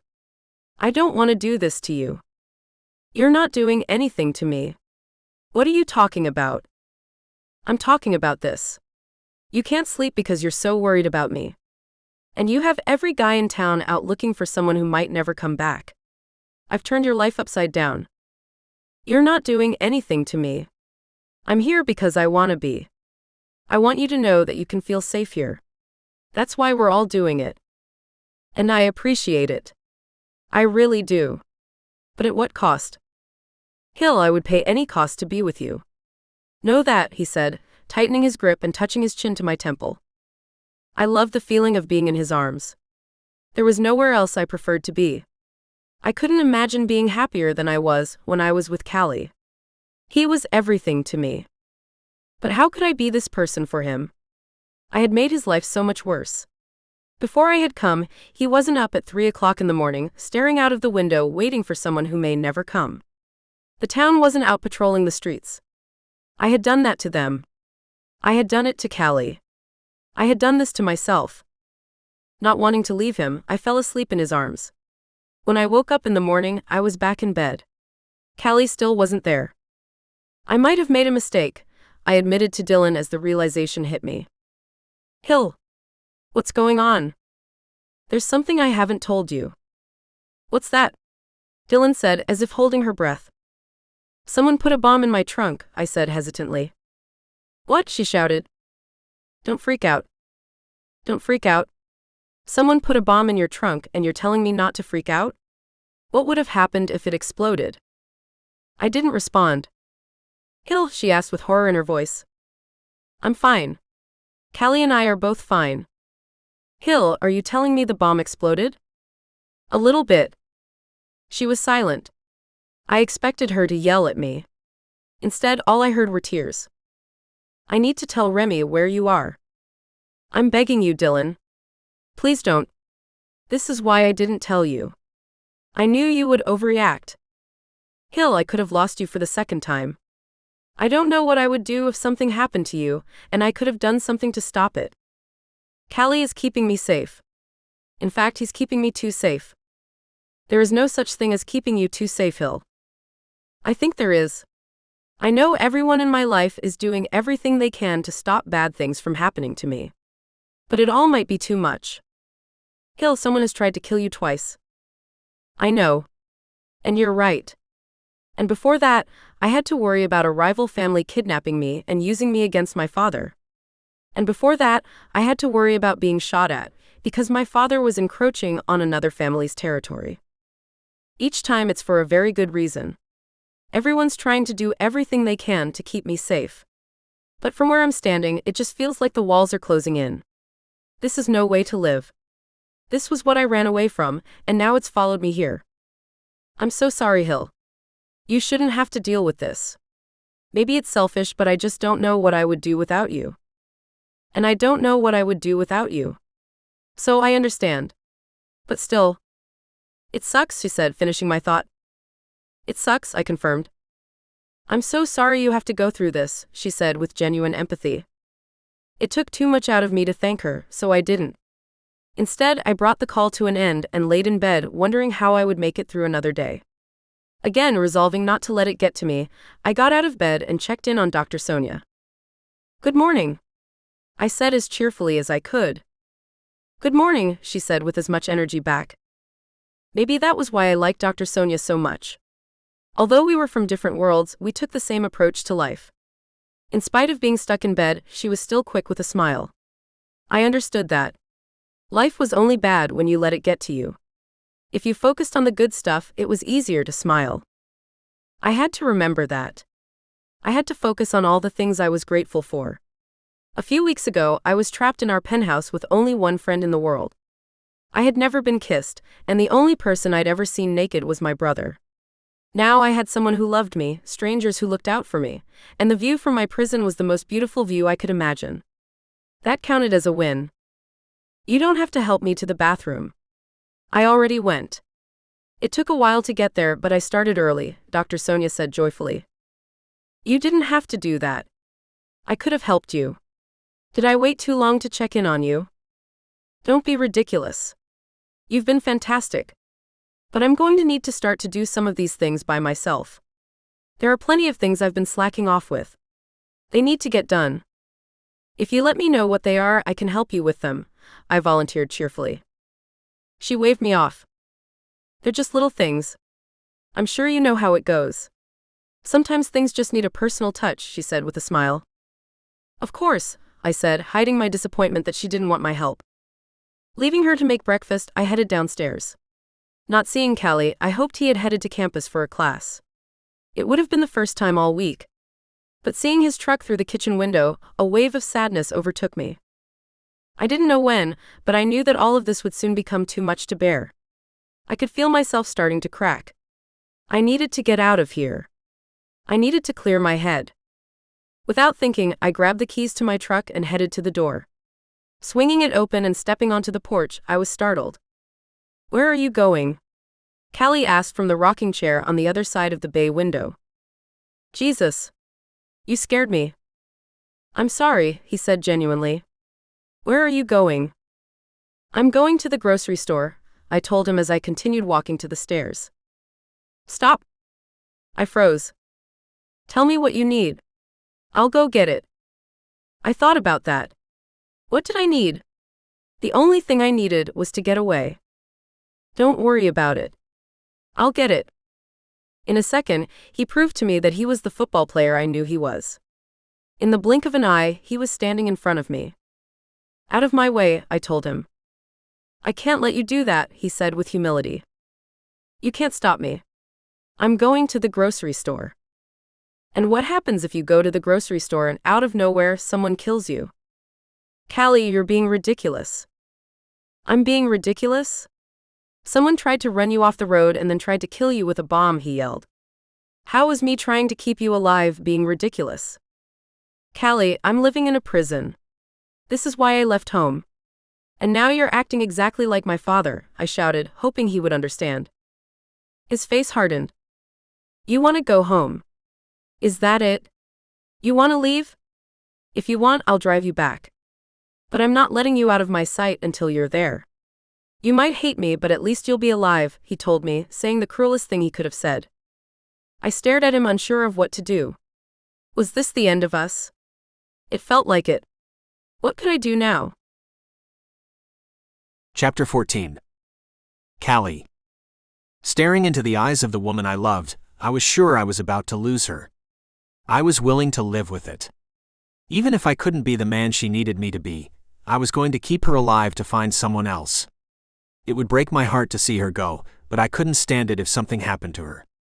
I couldn't. Looking up at me and determining our fate, Hill's hot body melted. Defeated, she turned around and disappeared into the house. I watched her go. Even if she hadn't gone to collect her stuff, it felt as though I had lost her. What did that change? Nothing. It was still my duty to keep her alive, and I would stop at nothing to make sure that happened. Standing there dumbstruck, the only thing that brought me out of it was a familiar voice. What's going on, Callie? My eldest brother asked me. His large hand gripped my shoulder. Never having had a father, the feeling felt weird. I think I might have just lost her, I told Claude, terrified that it was true.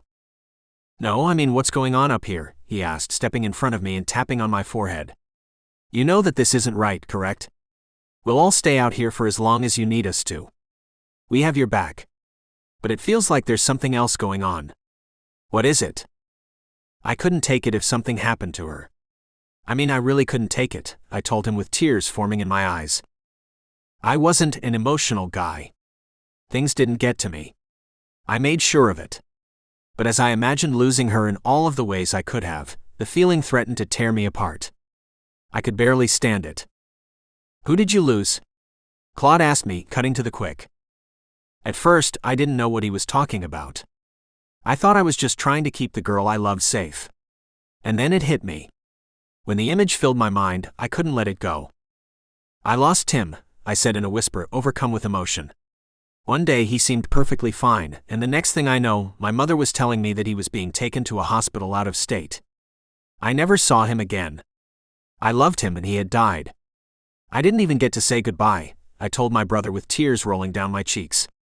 I can't lose Hill too. I can't lose him like I did Tim. Claude wrapped his arms around me and held me tight. I couldn't control myself. Everything inside of me came pouring out. Hill had been right, I was imprisoning her. It wasn't an act of love. It was desperation. She couldn't live like this. I couldn't either. I needed to free her. Or at least let her be free. Leaving Claude, I wandered back to the porch and returned to my rocking chair. I thought about everything, Hill, Tim, the surgery I had yet to tell my mother she needed. How many mistakes had I made? I should have told Tim how much I cared about him before it was too late. Now that we had the money for her surgery, I needed to prepare her and set that all in motion. And I had to do the hardest thing I could imagine. I had to let Hill go. She was right. She was living like a prisoner. This was the way to keep her alive, but this wasn't living. She deserved so much more than this. Maybe it was best for her to disappear again like she had from her family. Perhaps once she was gone and my mother could handle everything on her own, I could join her. Whatever she did, it had to be her choice. She hadn't chosen the cage I had locked her in. And I had only done it because of my fear that I would lose her like the brother I had once lost. Abandoning my post on the porch, I went inside in search of Hill. She was in the kitchen making breakfast. Even with her back to me, I could tell she was crying. I had done this to her. My heart wrenched knowing that I had. "Can I help you with anything?" I asked, standing in the doorway. "Do I have any choice about it?" she spit, wounding me. "I'll go," I told her, turning away. "No," she said, stopping what she was doing to brace herself on the counter. "Callie, I'm mad at you," she said, not looking at me. "I know. I'm sorry. I truly am." "I know you are," she said, turning to face me with tear-stained cheeks. "And that's what makes it so frustrating. I know you're just trying to help me. Everyone's just trying to help me. But I'm not helpless. Can't anyone see that?" "No one thinks you're helpless," I said, needing to comfort her. Holding her forearms in my hand, I kissed her palms. "And you're right. I wasn't giving you the respect you deserved. You're strong and capable. I'm sorry." Accepting my apology, she freed her arms and placed her hands on my chest, stepping closer to me. "If you think I'm so capable, then why aren't you trusting me to defend myself?" I held her shoulders, needing to touch her. "You're right. I should have been," I conceded. "No, I'm serious. Why was it that the first thing you did was to lock me up like I was a broken bird? I need to know. If you think I'm weak, you have to tell me. It's the only way I'll get stronger." "That's not it," I assured her. "But it has to be. What other explanation is there?" I lowered my head as echoes of the past deafened me. "I once lost someone I cared a lot about," I said, almost at a whisper. "What?" I said, "I've lost someone I've loved." Lifting my gaze from the floor, I found her eyes. "He was my best friend."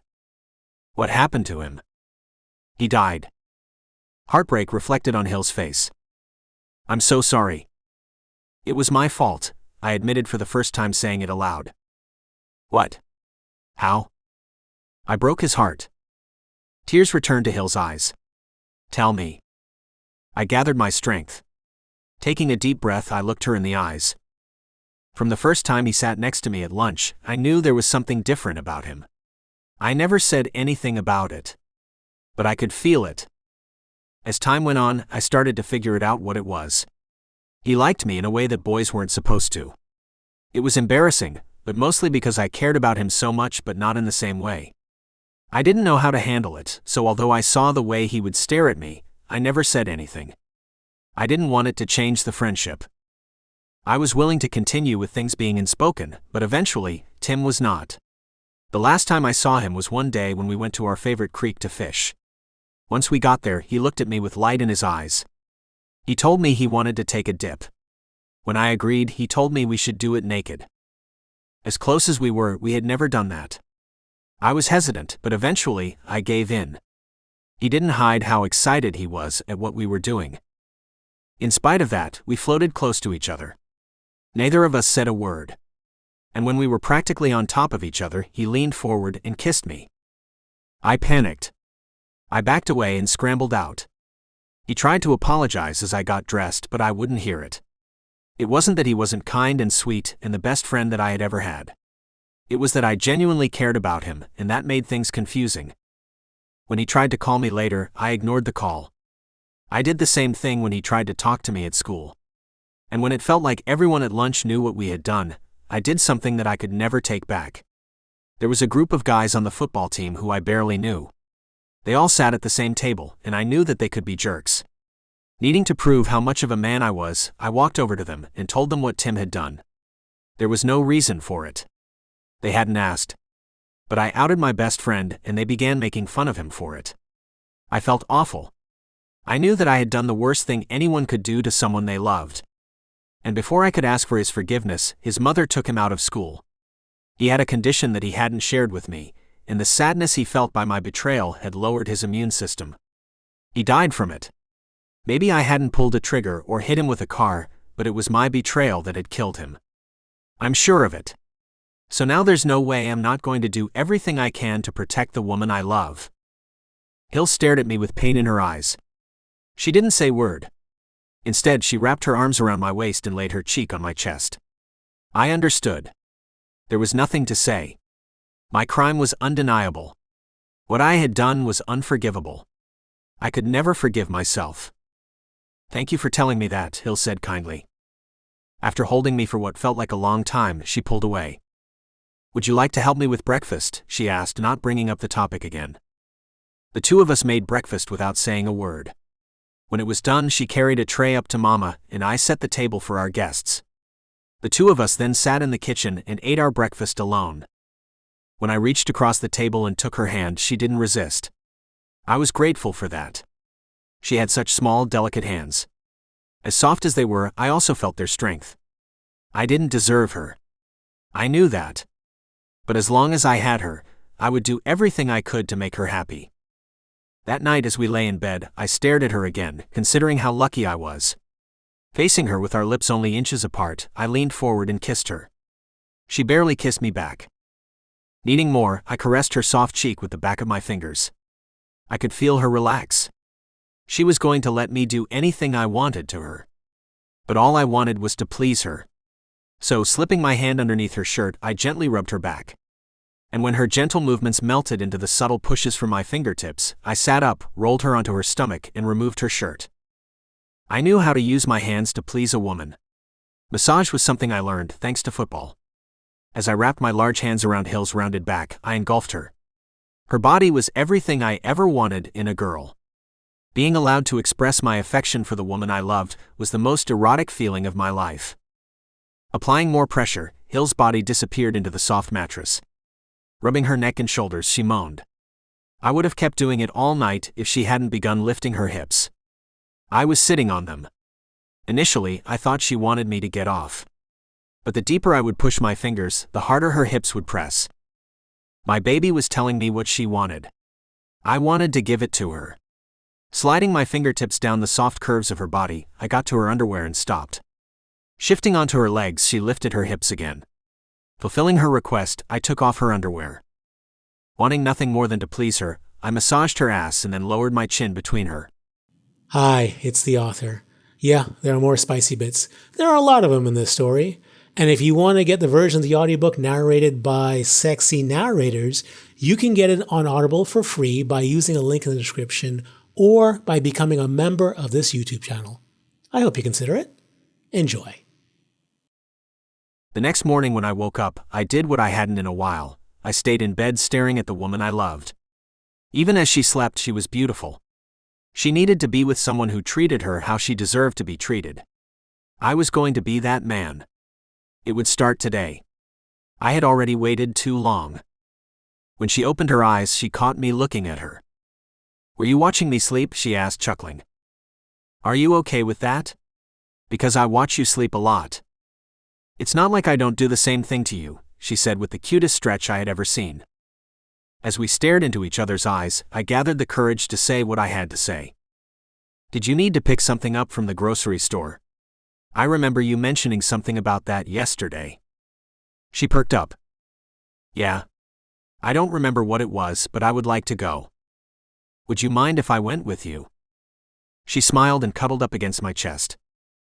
As long as you don't mind me hanging all over you when we're there. I wrapped my arm around her, pulling her to me. I guess it's something I will have to put up with. I guess you will, she said, warming my heart.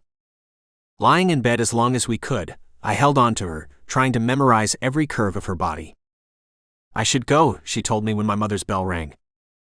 I'm not sure what I would do without you, I admitted, revealing the deepest part of my heart. If I have anything to say about it, you'll never have to know, she said with a smile.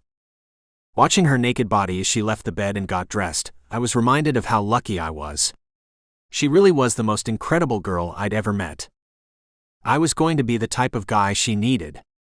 I would sacrifice anything I had to give her everything she could dream of. I was absolutely all in for her. And there was nothing I wanted more than to see her happy. Getting dressed, I decided to give her a break and make the breakfast. I had to admit that she had quickly developed a knack for it. Experimenting with new ingredients, her waffles were better than mine had ever been. Hoping she wouldn't be disappointed, I quickly threw together the batter. By the time she joined me in the kitchen, the steam was already rising from the waffle maker. I added the berries to the batter. I don't know how it will taste. But I had to step up my game, considering the whiz you've become in the kitchen, I said with a smile. It's not a competition.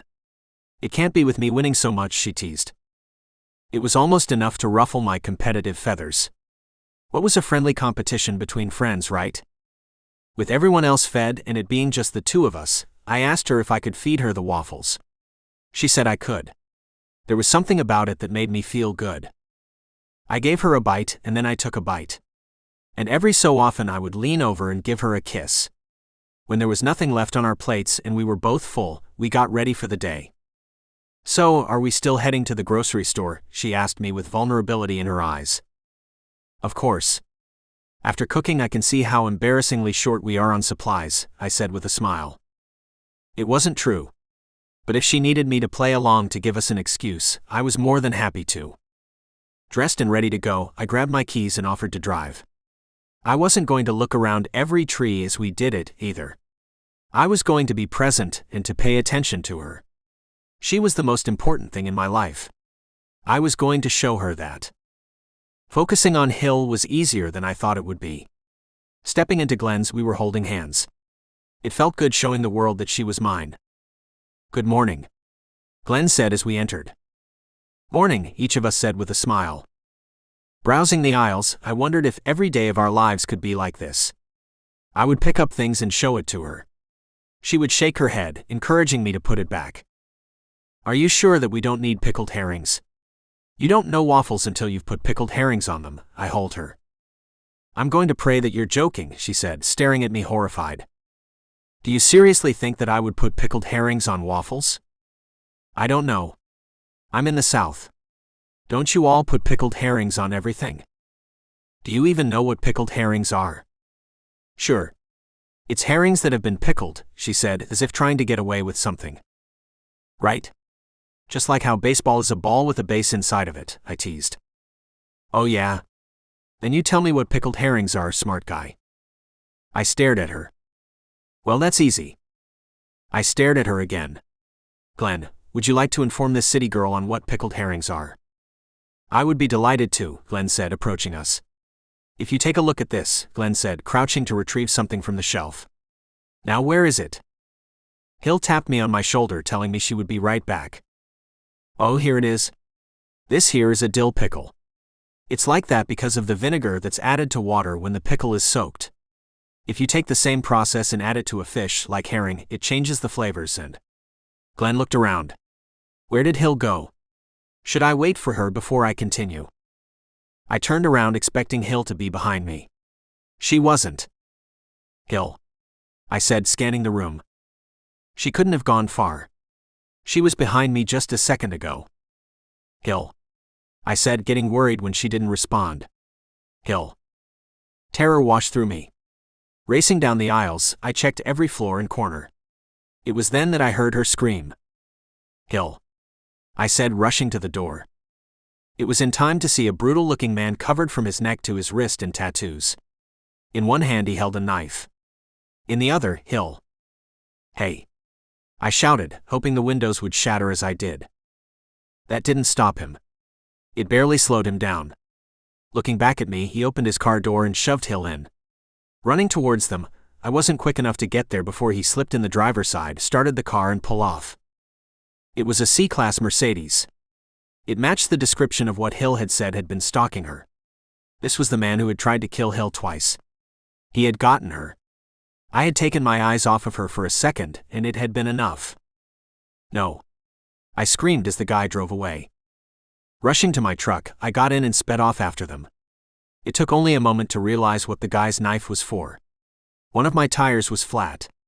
I had no chance of keeping up with them. Speeding out of town at the pace that they would be gone before anyone could do anything about it. My worst nightmare was coming true. I was losing Hill, and it was all my fault. I wouldn't be able to catch him, and I wouldn't be able to forgive myself. Falling further and further behind the accelerating car, my will to go on escaped me. I drove until I couldn't drive anymore. But with every passing second, my love disappeared into the distance. I had lost Hill. What was I going to do now? Chapter 15. Hill. I screamed as the man I loved receded into the landscape. I don't know if it was out of rage or fear. And when I saw the steely look in the man who was taking me from him, I was ready to do to him what I was told that my father did to others. You had no right to do this. No right.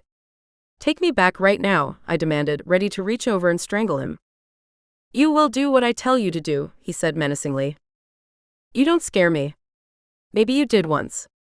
But not anymore, I said, not backing down an inch. For a moment, the driver looked like he would hit me. But he didn't. Instead, his eyes softened. He ceased to be my father's enforcer and again became my brother. Hill, I have to take you back. You don't have to do anything. Neither of us do. I thought we did. That was a lie that we were fed from when we were old enough to walk. But I left all this behind. You can too. Remy didn't speak. I couldn't tell if he refused to accept what I was saying or if he didn't believe it. He and I had lived different lives growing up. He was the son who no one dared to mess with. And with good reason. One of the few times my father had allowed me to go to a party, I had gone thinking I would have a good time. Alone with the other kids, one of the other boys had called me a fat and had started making fun of me. Remy found out and nearly beat the boy to death. For a long time, I wondered if the reason I wasn't allowed out was because my brother was too protective. Was I not allowed to go out because he would have ended up in jail if anyone ever hurt me? That didn't stop me from hating my brother as much as I loved him. Now here he was taking me from the first guy who had made me feel like I was worth something. I was pretty sure I hated him again. I will never forgive you for this, I told him, realizing it was true. Hate me all you want. You're gonna do it anyway, he said with a chill in his eyes. You don't know what you're stealing me from, Remy. If you did, you wouldn't be doing this. Oh yeah? Then tell me. You wouldn't understand. Why? Because I have no heart. That's always what you've thought about me, isn't it? That I am a mindless thug, one incapable of feelings? You know me so well, I said, hoping it would hurt him as much as he was hurting me. Do you think I like doing this to you? Is that why you think I'm here? No. I'm sure you have some good excuse as to why you're following father's insane orders. Would you have killed Callie if he had tried to stop you? Hill, I've never killed anyone. Yeah, right. You and father, you're both priests, I said snidely. Remy swallowed. I had found his nerve. I was considering how much to poke it when something in him changed. I'm not the animal you think I am, sis. And I'm not the helpless little girl that you think I am, I insisted. I've never thought you were helpless. Never. Not once. Then why do you act like it every chance you get? Because one of us needs to live in the real world. We don't get to have lives like other people do. We're lions. They try to take us down at every turn. We have to be hard to stay alive. For some reason you don't seem to get that. Or maybe you're incapable of mustering that type of resolve. But we do what we need to do to survive. One day you'll learn that. The rest of us just need to keep you breathing until you do. I didn't say anything to him after that. It was partly because I was too busy hating him, and partly because I knew what he said was true.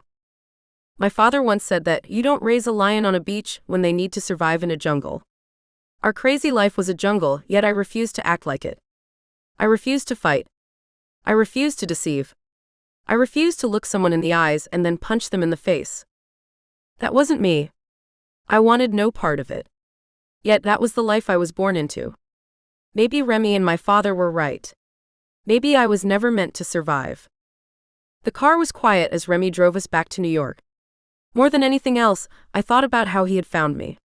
Had Dylan told him where I was? I couldn't blame her if she did. Perhaps I would betray her too if it meant saving her life. Did I hate her as much as I did Remy for taking me? I wasn't sure. All I knew was that my brother was returning me to prison. For a while I had escaped and lived my dream. But it was time to face what I had run from. It was time to face why I had run. After a night which included sleeping in the car, we re-entered the busy city streets of downtown Manhattan. Entering the building I no longer considered home, we parked. Following my brother to the elevator, we took it to the top floor. Using his key, the door opened, spilling us out onto the foyer. Mother? Father? I'm home. I found her, Remy said, leaving me to retire to his room. Remy always did the dirty work. He never cared to see the result. Hill, my mother said, appearing in the doorway at the end of the hall. Oh my God, Hill. Where have you been? She said, running and throwing her arms around me. I was away having a life, Mother. That's where I was. I'd found someone who loved me and a world where I could fit in. Why did you all bring me back here? It was your father. He needs to see you, she told me, still holding me tightly. And you need to see him. I don't want to, I confessed, feeling ashamed. I know you don't. But you have to. No matter what else he has done, he's still your father. If you let this time slip away, you'll regret it. I'm telling you as a person filled with regrets, my mother said, letting me go, yet staring me in the eyes. If there was anyone who I took after in the family, it was her. Her loose curly hair was speckled with gray. Her fair skin was freckled. In spite of being an age past what most men chased after, everyone still stared at her. It was a point of pride for my father. It made him feel like a big man. But what I admired most about my mother was her kindness. She was able to love a man whom most people couldn't. Past that, she was able to love me.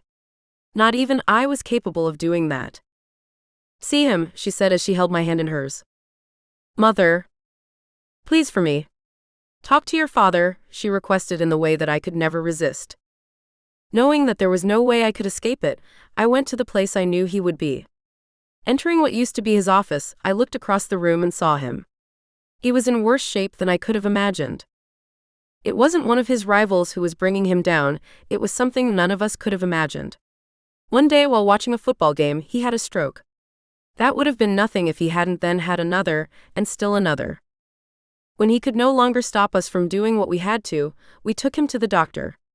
It turned out that he had cancer. That was what was causing the strokes.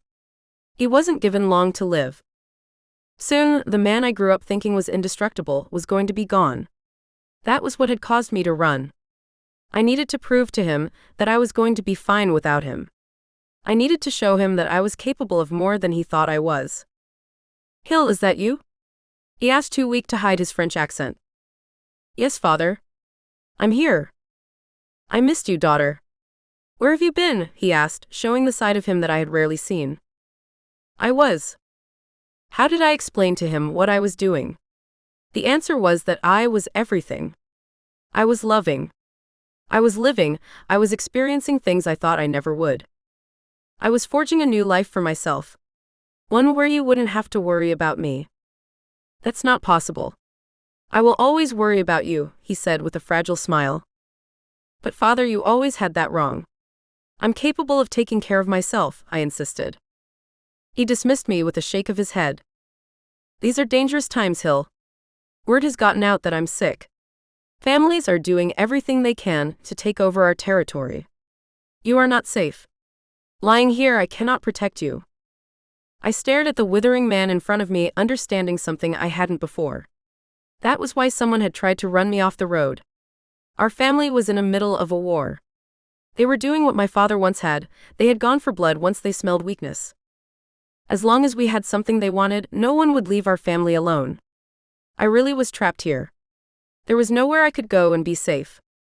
Do you have any regrets, Father? I asked him, considering my own. He thought for a moment and then smiled. Not a one.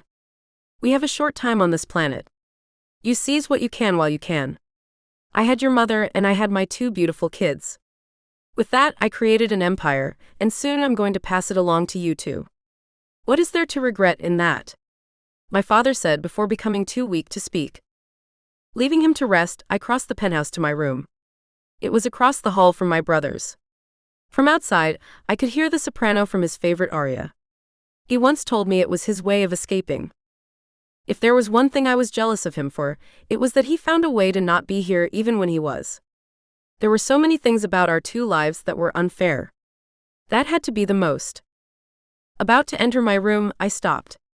I knew that once I passed the doorway it was official, I was back. Again I was trapped. The weight of it prevented me from moving forward. With a mixture of sadness and anger, I spun towards my brother's bedroom door and burst in. Startled, Remy instinctually reached under his desk and pulled out a gun. Seeing it didn't faze me. I was pissed, and there was nothing he was going to do to scare me off. Seeing me, Remy relaxed. Jesus Hill. I almost shot you. Are you insane? Why would you burst in like that? Why did you do it? Why did you take me from the only place I've ever been happy? How could you do that to me? I asked on the brink of tears. Calmly, Remy returned his gun to its hiding spot and faced his computer screen. Father wanted to see you. And he gets whatever he wants? Is that it? None of us gets a say on our own lives. Remy looked at me confused. You say that like you're new here. This is unfair, Remy. I didn't ask for any of this. You might like being a part of Father's crazy world, but where do I fit into it? I can't live like this. You should have left me where I was. Whatever happened to me there, at least it would have been from my own choices. Remy's eyes darted to me. What do you mean, whatever happened to you there? What happened to you there? I froze as Dr. Sonia's accident and the bomb flashed to mind. Remy didn't know. So he had retrieved me simply because Father had told him to. If Dylan had told him where I was, wouldn't she have also mentioned what had happened to me? What aren't you telling me? You know I've always been able to tell when you're lying. You're not good at it. Don't start now. I stared at him and started to panic. What would he do if he knew that there was already someone after me? The bars around my cage would lock even tighter. This conversation was a mistake. Nothing happened to me there, I told him before turning to go. You're lying. I told you you're not good at it. Leave me alone, I told him, exiting his room and entering mine. Never being able to let anything go, Remy followed me. Behind my closed door I locked it and stepped back. Hill, Remy said, finding the door locked. Are you serious? Open the door. This is my room. Stay out of it. Leave me alone, I said, feeling a cold sweat. Don't make me do this, Hill, he said calmly. Leave me alone. I shouted, praying that he would. When silence followed, I held my breath. It wasn't until I exhaled that my door burst open and my intimidating brother entered. Doesn't feel so good, right? He said, justifying what he had done. If you had locked your door, I would have respected it. You mean for the first time? Remy retorted with a smirk. He wasn't wrong. No one in this house respected locked doors. The only thing that ever kept us out is the fear of what we would find when we entered. For example, both Remy and I learned early that when my parents were in their bedroom, we did not want to see what was going on. Those were images that no amount of alcohol would ever erase. Walking in on Remy while he was enjoying porn was another story. Sure, it was nothing that I wanted to see. But our parents, who couldn't keep their hands off of each other, had created an environment where sexuality wasn't something to be afraid of. So, if I wanted to get back at Remy for being an asshole big brother, I would wait until everything got really quiet in his room and then pick the lock and throw open the door. What can I say? I spent my entire life locked in this penthouse. I got bored. Watching a teenaged Remy rush to close this computer while pulling up his pants was entertaining. I told you to leave, I insisted, not backing down. And I told you to tell me what happened there. Would you prefer that I told Father that there's something going on?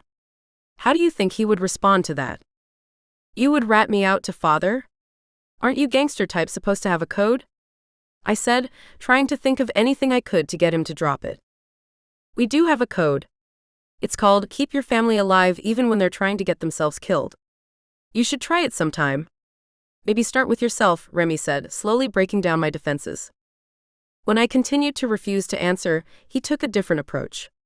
Instead of being the demanding, asshole brother, he crossed to my desk chair, turned it towards me and sat leaning forward with his fingers intertwined. Hill, if you tell me what's going on, I promise not to tell Father. You know you can trust me, right? Considering you just took me from my only chance at happiness, I think trust might be the wrong word. Loathe. Hate. Remy's lips tightened in frustration. I've never broken my word to you. And it's been a long time since I've lied. I found you because Father is dying. We don't know how much longer he has left, and he wanted to say bye to his daughter. I figured once you knew, you would want to see him too. I also knew that Father didn't want to tell you that. He doesn't like to look weak. Not even to his own kids.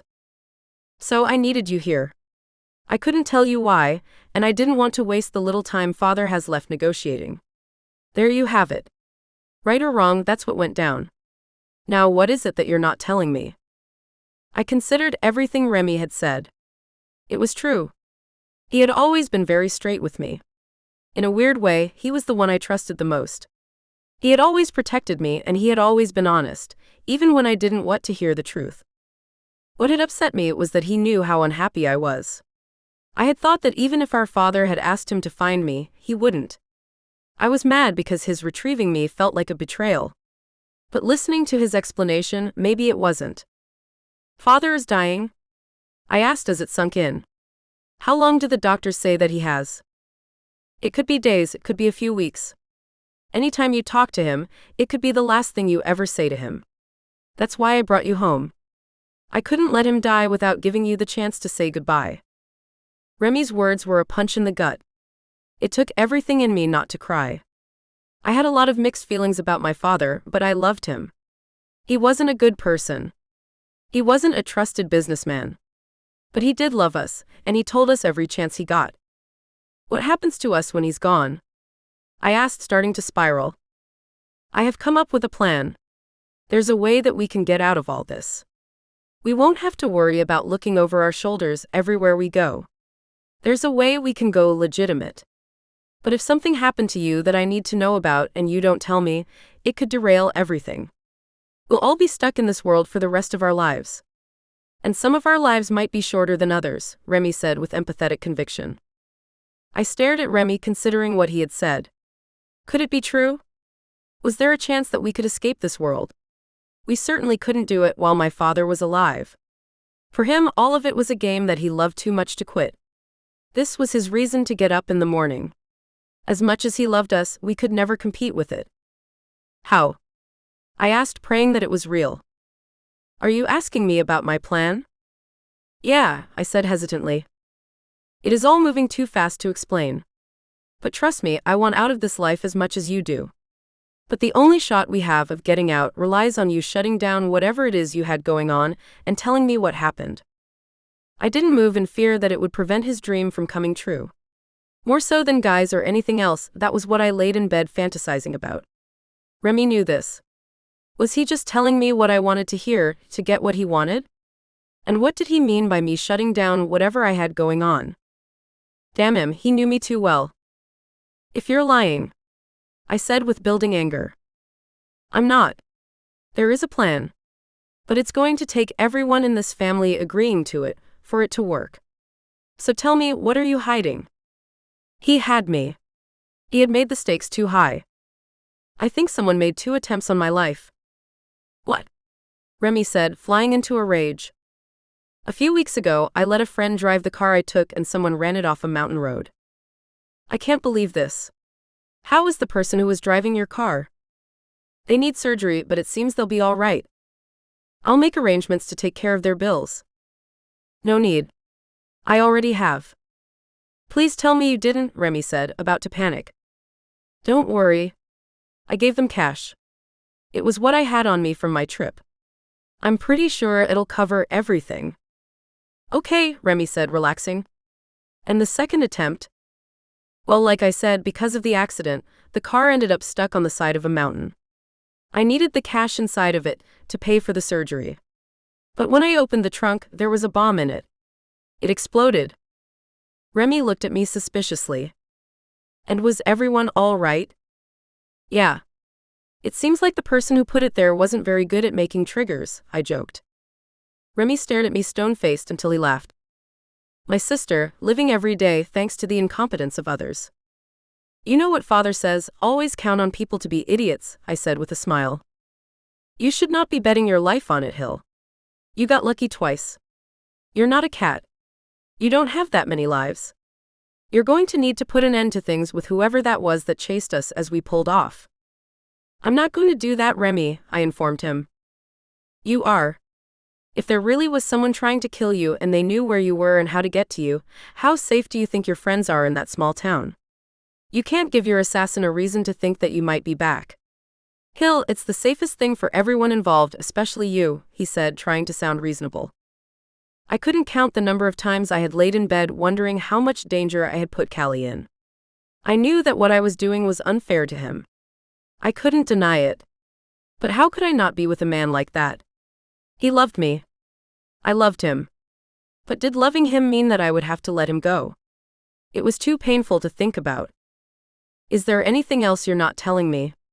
Remy asked while giving me an unwavering look. I found a guy who loved me. He was kind and thoughtful and I fell in love with him, I said, showing my brother my heart. Oh Hill, you can't believe that what you felt was love. How long were you gone? Did he even tell you his real name? I stared at Remy dumbstruck. The anger I felt prevented me from unpacking the craziness he said in so few words. There was no way I would be able to respond to any of it, so instead I said, Have you ever been in love, Remy? Remy smiled. I have been in love many times. And then I got dressed and went home. I stared at him. If there's one thing that Remy kept to himself, it was his love life. What I imagined was a string of one-night stands with beautiful women that would commit their life to him before either had the chance to get dressed. Like I said, I had seen my brother naked. But beyond that, I didn't know much about him. Did he like them short? Tall? Was every woman in his bed exactly like our mother? Had he ever been in love? You have no idea what love is, do you?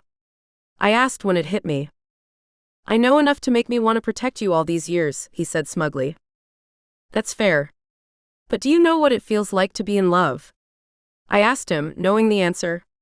When he didn't respond, I said, If you knew what that felt like, you wouldn't be asking me to do what you are to Callie. Then it's a good thing I don't, because that wouldn't change whether or not I'm right. You tell me, Hill, am I right? Is it safest for this guy that you never see him again? Every muscle in my chest clenched. I couldn't breathe. I was drowning. And the longer I considered Remy's question, the deeper into the abyss I fell. Can you give me some privacy, please? I said as I climbed onto my bed and looked away. Remy exited the room without a word. Gently closing the door behind him, the silence became overwhelming. I truly and sincerely loved Callie with all my might. Dylan had once said that when you know, you know. With Callie, I had no doubt. If I walked away from him, I would never experience anything like what we had again. He had rescued me without even knowing it. He gave me a world after growing up without one. I didn't need money or status. All I needed was a bed and breakfast in some small town with the guy who ran it, and the family that surrounded him. I had hit a home run during my first time at bat. How could I now walk away from it all?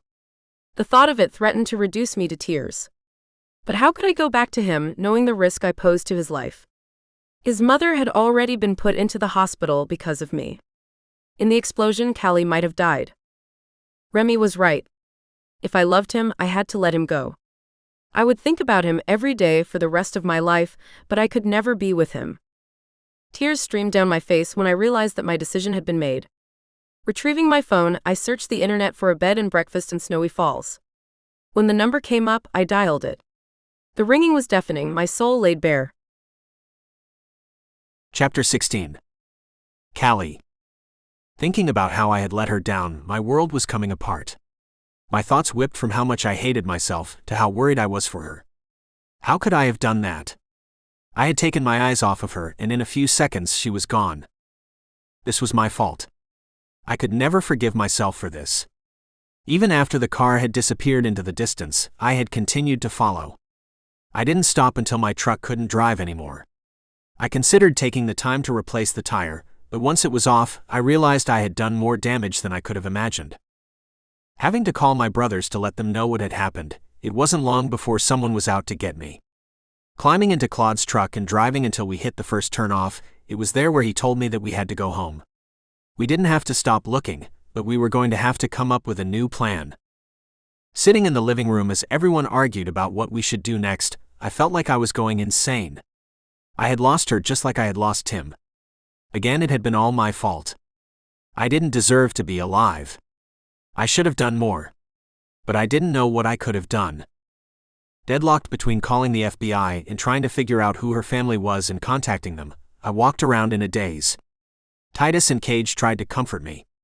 There was nothing they could say. I wasn't worthy of comfort. I didn't deserve to feel better. How could I have let her down so completely? There was no way I was going to be able to live knowing that.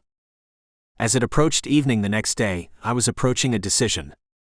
Although it wasn't what I or any of my brothers wanted, I decided not to call the FBI.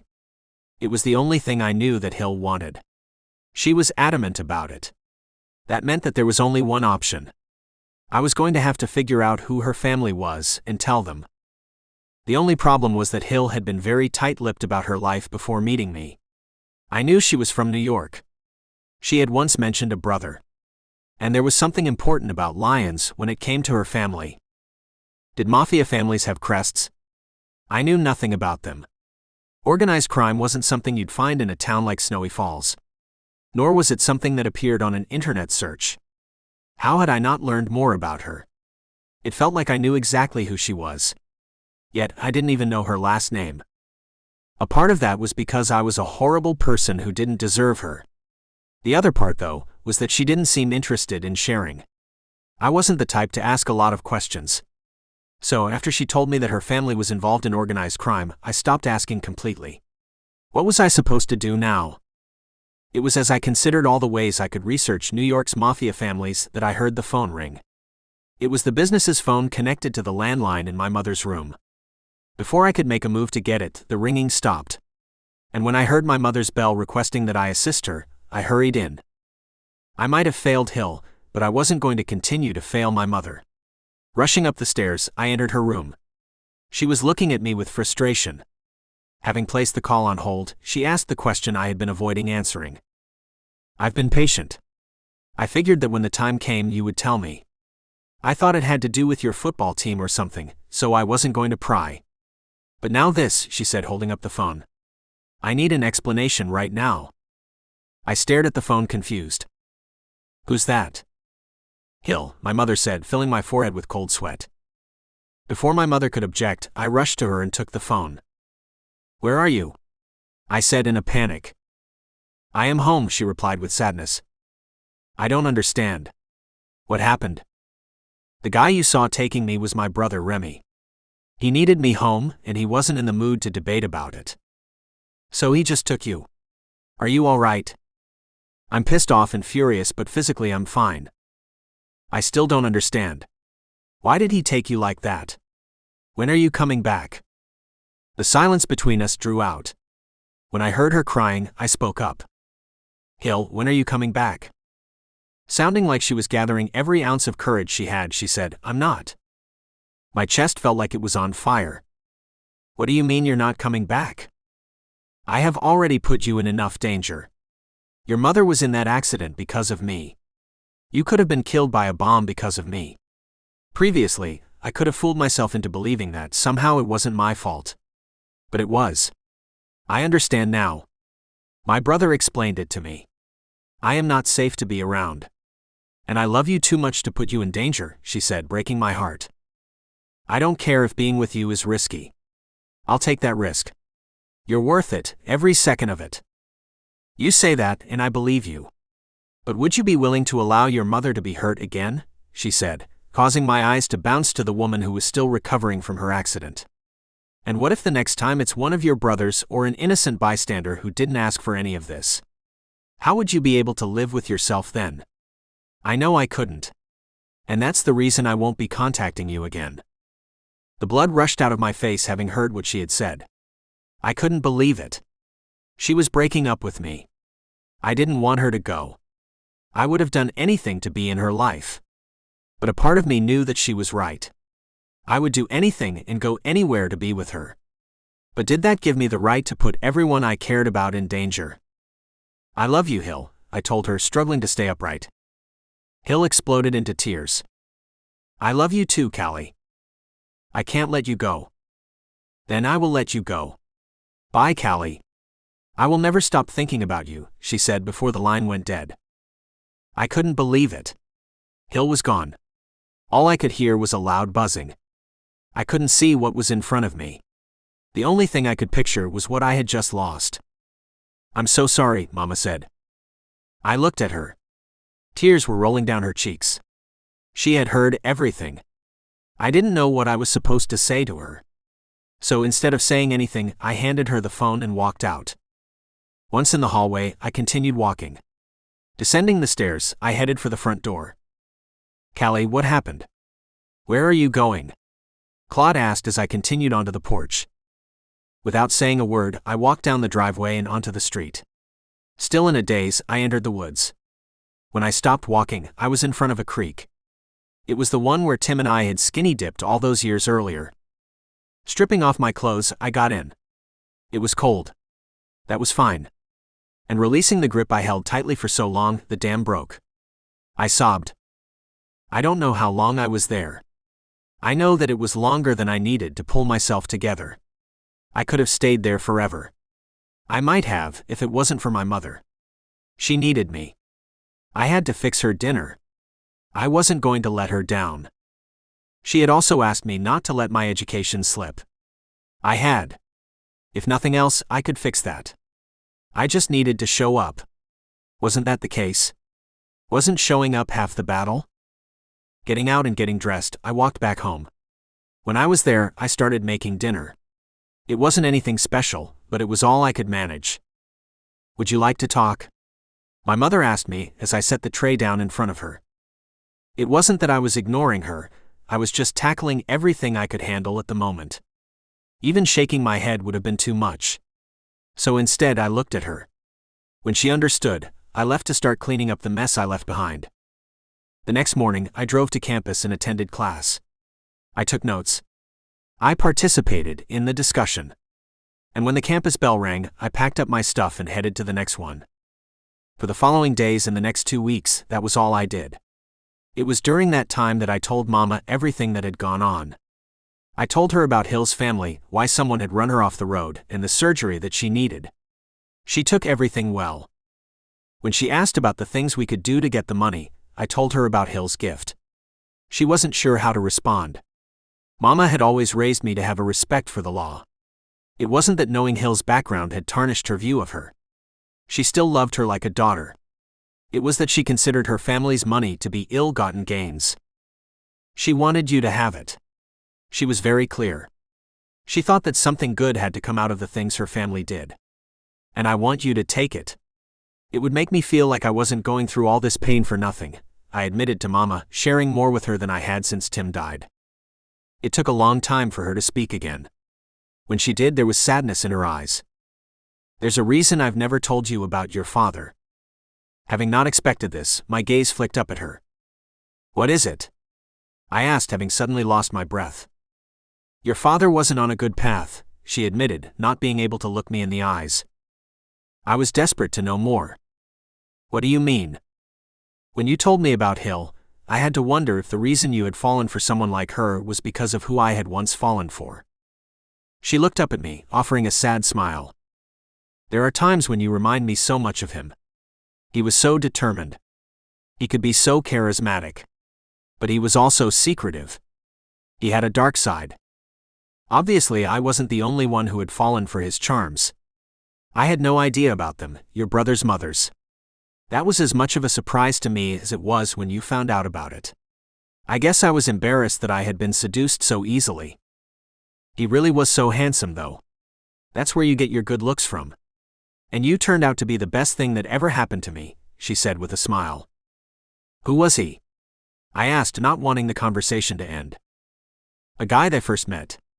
Someone dark and dangerous. Someone who made me feel special. Is he anyone I know? No.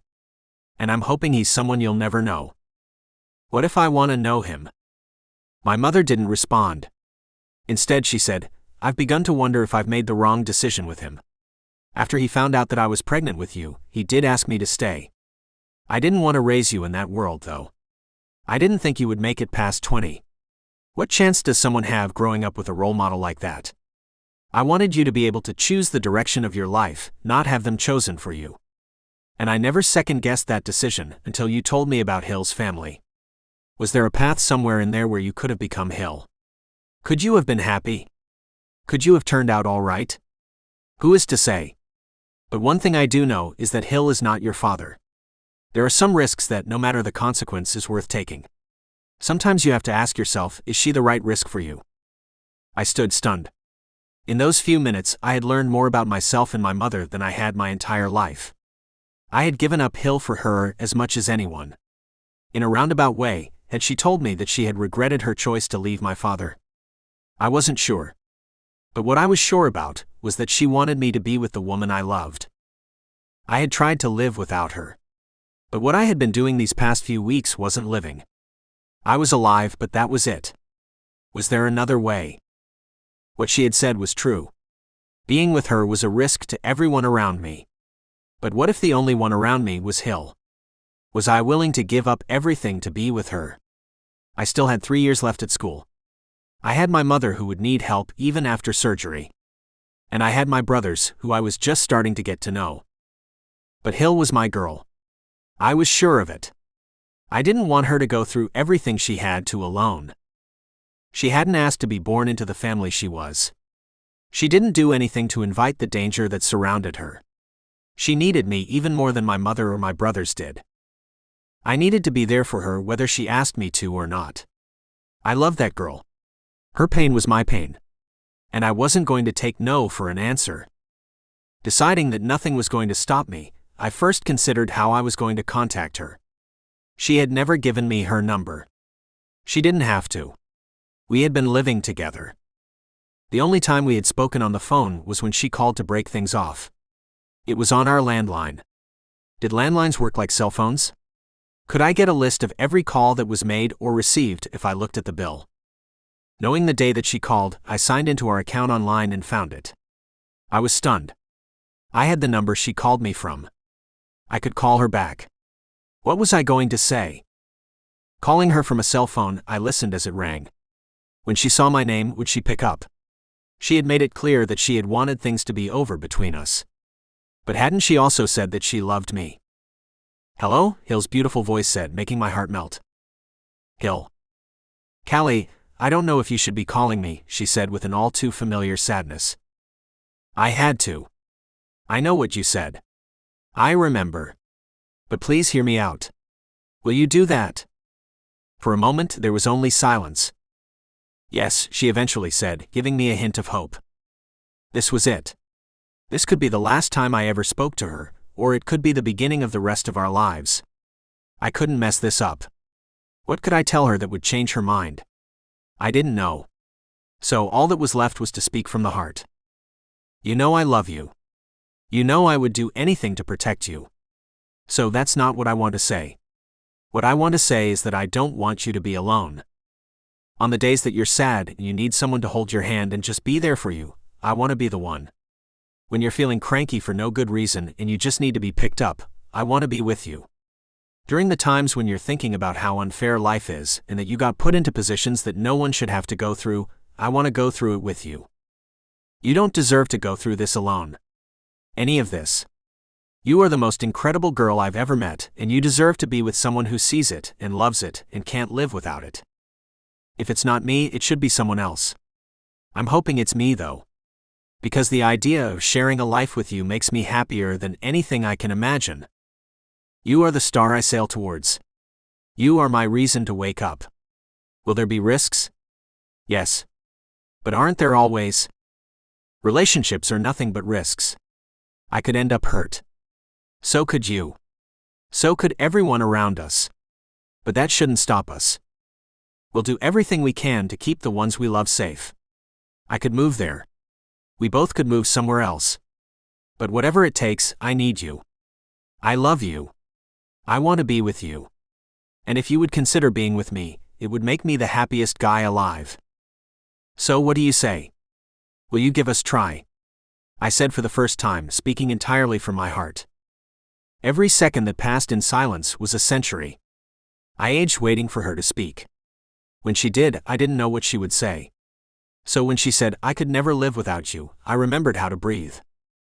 "I need to see you," I told her, meaning it. "I need to see you too," she said, sounding as desperate as I was. "But how?" "I've been thinking about this." "You've been thinking about this?" I said with a smile. "All I've done is think about you," she said, melting my heart. "What have you been thinking?" She paused. "I have a plan." Chapter 17. Hill. I couldn't do it. I knew the best thing for everyone was if I forgot about Callie. I should have moved on and somehow pretended that the last few weeks with him hadn't happened. But I could barely breathe without him. I tried to get out of bed. I truly did. It was like my arms didn't work. My legs couldn't move. Everything in me ached. I needed Callie. But no one deserved to be hurt because of me. So as I stared at the ceiling with uncontrollable tears rolling down the sides of my face, I imagined what could happen. If Callie were to refuse to accept my request, I would find a place where no one would be in danger except the two of us. Maybe it meant living our lives on the run. And maybe neither of us would be able to see our family again. But it would work. And the two of us could be together. So when he called and I heard his voice, I knew what I would be doing for the rest of my life. I would be spending it with him. We were going to see every part of the country. Callie would teach me how to camp. And our lives would be each other. This was what I told Callie before he agreed to drive up to get me. It seemed like a tough existence, but it wouldn't be all bad. I would be taking with me as much cash as I could carry. My family wouldn't miss it. With it, we could have whatever life we wanted. We could eat anywhere and buy anything. We could get the cutest RV, decorate it like it was our dream home, and eat caviar every night. I couldn't imagine that would be what Callie would want, though. Knowing him, he would probably want something simple. I looked forward to finding out. I couldn't wait for our new adventure to begin.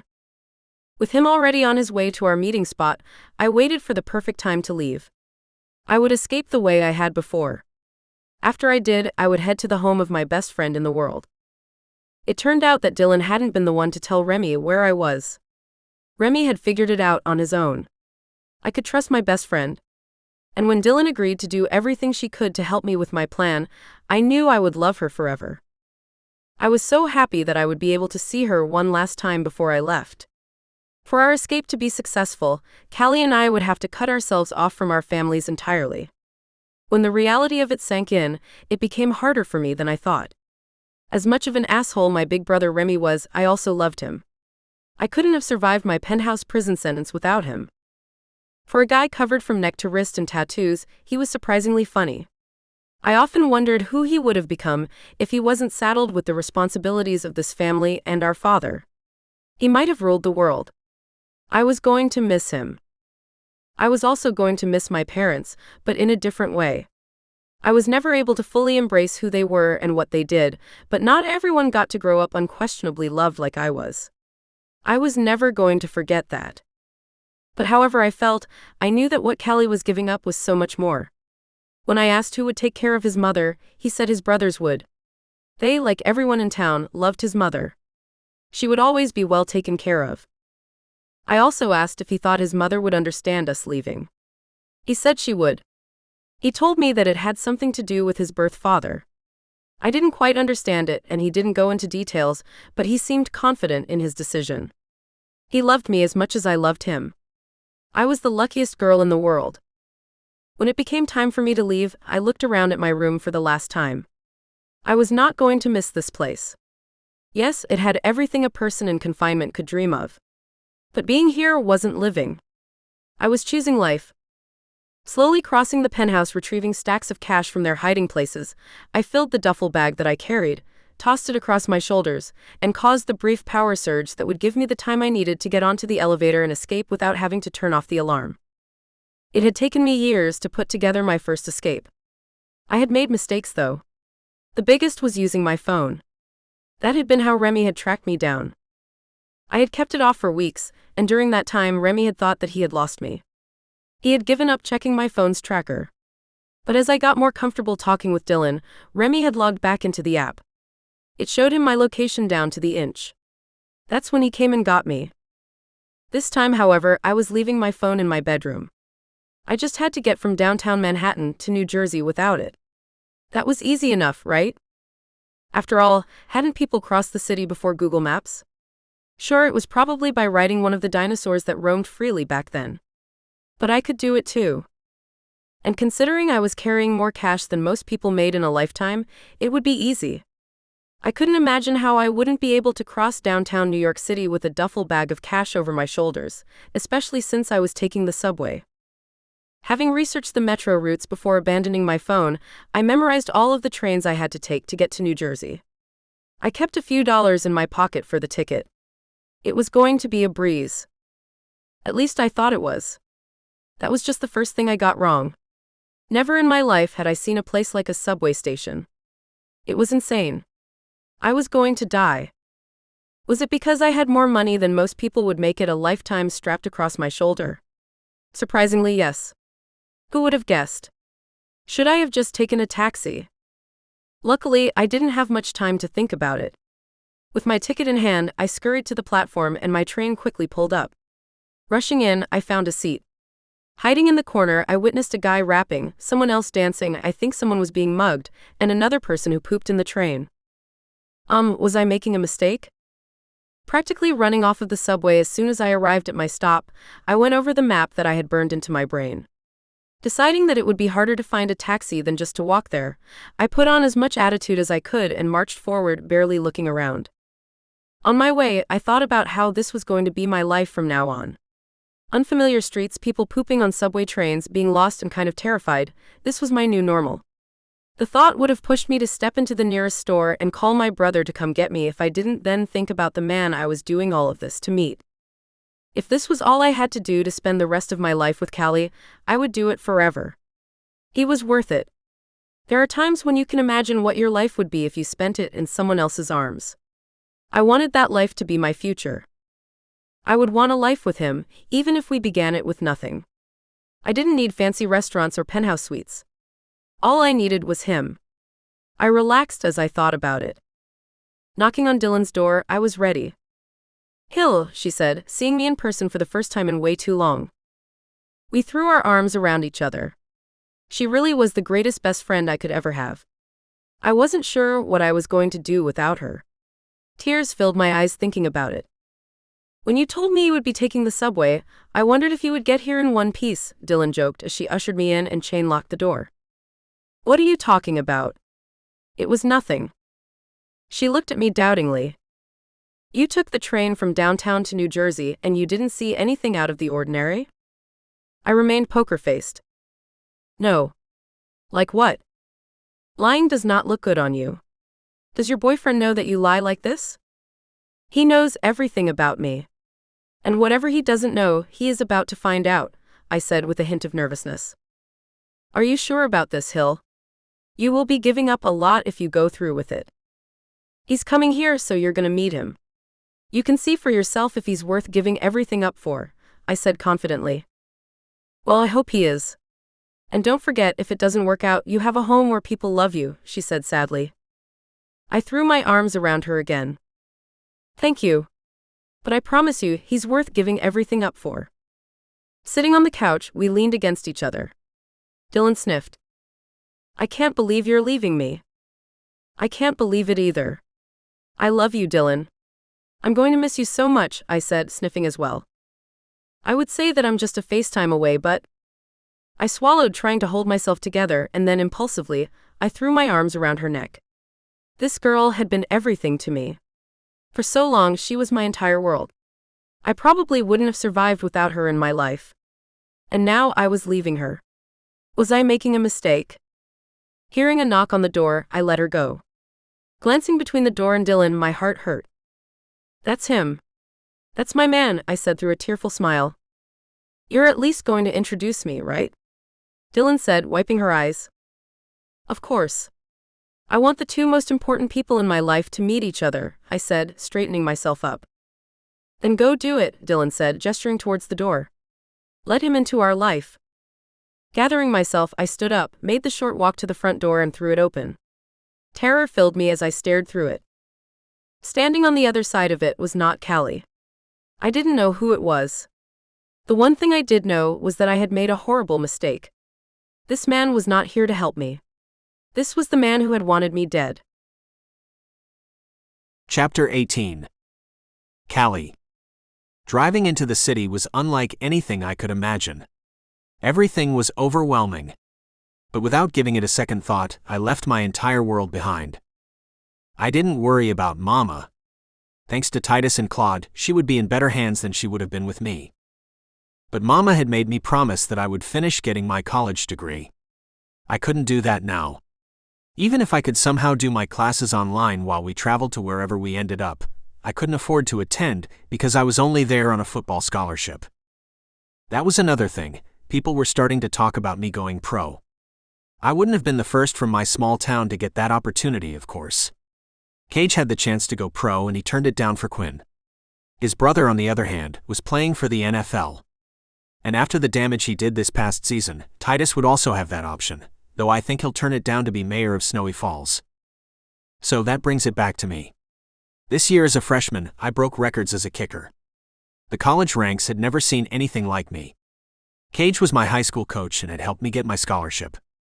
I was pretty sure that if I asked him, he would connect me with his brother, and Nero would help me with anything I needed to enter the draft. I was giving all of that up, though. And I didn't regret it. The only thing that mattered to me was Hill. I was going to get to be with her. As long as I had her in my arms, nothing else mattered. Would giving everything up be hard? Definitely. But would having a lifetime with Hill make up for it? You're goddamn right it would. Following the last of the directions appearing on my phone, I was about to arrive. I had been driving for nearly 2 days straight. The only time I slept was when it became dangerous for everyone else on the road. That was when I parked in a rest stop, tilted my chair back and took a quick nap. I didn't need to rest now. I couldn't be more excited for my new life to begin. The first thing I was going to do was scoop her into my arms and find her lips. I wanted to taste her. I wanted to feel her soft curls in my hand and her gentle cheek pressed against my palm. When our tongues danced, I would know that I'm home. I loved that woman so much that it hurt. Parking and sprinting up the stairs to her friend's floor, I felt like I was about to explode. I slowed when counting the room numbers. I approached a door that was open. It wasn't just cracked, the door was thrown to the side. This was the apartment I was supposed to meet Hill in. Wait, what the fuck was going on? Staring from the hallway, I saw two people. One person sat bleeding on the couch, and the other stood in front of her glaring down. The bigger guy looked like a monster. From behind I saw straight through him. Crisp white shirt, slicked back hair, this guy was pretending to be someone he wasn't. And when he turned around and locked eyes with mine, I knew he was about to die by my hands. "You," he said to me as I rushed in preparing for the tackle. He had made a mistake by not protecting himself. Grabbing him, I lifted him up and slammed him onto a coffee table as hard as I could. The table shattered beneath him. And before he could gather himself, I went to work. With him pinned down, I tried to break his face with my fist. "What did you do with Hill?" I said, intentionally not giving him a chance to reply. "Tell me what you did with her," I demanded. "Stop," the girl on the couch implored. "Don't hurt him. Stop." Nothing was going to stop me from pounding him into oblivion. As I did, something clicked. I recognized him. It was the guy who had stolen Hill from me back in Snowy Falls. So I had a new reason to pummel the life out of him. Nothing was going to stop me now. He was going to be a bloody mess by the time I was done. That was when something unexpected happened. The girl who was bleeding on the couch threw herself at me. What was she doing? Was I going to have to fight the both of them? It didn't matter. Whatever it took. Throwing the curvy girl off of me, I saw something change in the big guy's eyes. There was rage. I had awoken the devil. While I was off balance, he pulled from under me. Suddenly it was a fair fight. When he grabbed my throat and threw himself on me, I worked my knee between us and punted him off. Rising to his feet, he stumbled back. Climbing to my knees, I looked at him like I was about to devour him. With nothing but darkness in my eyes, I rushed towards him, only to be halted by the outstretched arms of the girl. "Callie, stop. This is Hill's brother. She wouldn't want you two fighting," she said, screaming at me loud enough for it to sink in. That's right. Hill had said that the person who had taken her had been her brother. That's who this man was. Catching myself, I looked around for Hill. "Where is she?" I growled. "Because of you, someone took her," the man growled back. I didn't like the guy in front of me. I didn't like the way he looked. I didn't like what he said. But the girl was right. Hill wouldn't want me fighting with him. And that was the last thing I should be doing if something had happened to the woman I loved. Stepping back like a tamed wolf, I stared at Hill's brother, waiting for him to make a move. Although he stared back, he didn't challenge me. As the fire between us burned out, I released my balled-up fists and straightened my back. "What do you mean she was taken because of me?" I asked as his words sunk in. If the asshole wasn't stupid enough to meet some hillbilly and try to run off with him, she would be at home safe right now. "I don't care who you are, don't you ever talk about Hill like that. You hear me?" I said, ready to shoot across the room and finish what I started. "Seriously, Callie, calm down. Everyone here wants the same thing. We just want to find her and make sure she's safe," the girl said. I looked over at her. "Are you Dylan?" "Yeah. And this is her brother Remy. And you're the guy that she was going to leave us for. Now that we've established who everyone is, how about you two stop waving your dicks around and get to helping the person we all care about?" As much as I didn't like the way she said it, Dylan was probably right. If something had happened to Hill, I wouldn't know the first place to start. Nashville was the largest city I'd ever been in. It was no New York. "What do we do?" I said, ready to do whatever I had to. "I can tell you what you can do," Hill's brother said, glaring at me. "You can get back into your truck and drive back to whatever pumpkin patch you climbed out of," he said, imitating my accent. "Not gonna happen," I told him, making sure he knew that they weren't going anywhere without me. "Oh yeah," he said, taking a step towards me. "You heard me," I said, readying myself for another fight. "For God's sake. Can you both just put it back in your pants?" Dylan said, calming things. "Look, Remy, like it or not, this is the guy that Hill loves. She's told me everything about him, and from what I hear, Hill will never do better. He's seriously not going to leave without getting Hill back." She then turned to me. "And you, mister, I run in without first asking questions, this is Hill's brother Remy. You really don't want to mess with him." "I? Seriously? You do not know who you're dealing with. So why don't we all just sit down and figure this out? The longer you two bicker, the more likely it is that we don't get her back alive." That did it. It sobered me up real quick. We were dealing with whether or not the girl I loved survived the night. This wasn't a game. I couldn't be acting like this. "You're right. I'm sorry," I said to Dylan. "And you," I said, turning to Remy. "I know that you only have Hill's best interest at heart. I shouldn't have come at you ready to throw down. Let's just get her back safe. Tell me what I need to do. I'll do whatever I have to do to help. Then go home." "Anything but that," I said firmly. "Remy. Let it go. Isn't this the type of person you would want in a fight? Someone who's willing to do whatever it takes to get your sister back." The tattooed asshole looked like he hated me. I was okay with that. When he accepted that I wasn't going anywhere, we retreated to the small round dinner table that was pressed up against one of the apartment's sparsely decorated walls. "Fine," the asshole said, interlocking his fingers and leaning forward. "I've made a few calls." "And?" I asked. "As soon as my contact knows anything, he'll call me back." "And in the meantime?" "I don't know. Maybe we fight whatever country bumpkin comes in after Hill next," he said with a smirk large enough to burrow under my skin. How could Hill and this guy be related? The two were nothing alike. Hill was the sweetest, kindest person I'd ever met. This guy was a hyena off his leash. The difference was mind-boggling. Not responding to his comment, I leaned back, not saying a word. Hill's safety was the only thing that was important right now. Maybe when this was all over, we could finish what we started. Until then, I just had to put up with it. As the silence drew out, I could see Hill's friend becoming uncomfortable. It was unfortunate. I was hoping that the two of us would get along. Hill had gotten along so well with my people. I wanted her to see that I could get along with hers. You really are everything Hill said you were, Dylan said, staring at me. How long did you know about the two of them? Remy asked her. Hill is my best friend. She told me as soon as it happened. So all those times I called you asking if you knew where Hill was, what? You were lying to me. Dylan looked away guiltily. Believe me, I didn't want to. But she asked me to. And you're always loyal to your friends? Gathering her courage, she stood up to Remy. That's right. Do you have a problem with that? The asshole smirked. No. I'm just sitting here wondering how I could become one of them. I stared at the two, very confused about what I was seeing. Remy was staring at her while Dylan's cheeks turned red. Are you two fucking flirting? I asked, pissed off. No. Remy said, seeming caught off guard. No, Dylan replied with a lot less conviction. It was then that Remy's phone rang. Quickly answering it, he said, What do you have? Aha. I got it. Thanks, he said, ending the call.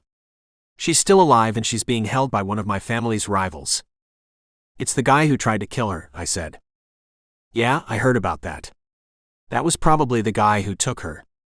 The guy holding her is the one who ordered the hit. What do we do? I asked. I go there and negotiate, he said soberly. I corrected him. We go there and negotiate. He looked at me coldly. There's a good chance someone's gonna end up dead. If you want to be the cannon fodder, I would love not to die tonight. I swallowed, allowing the reality of what was going on to sink in.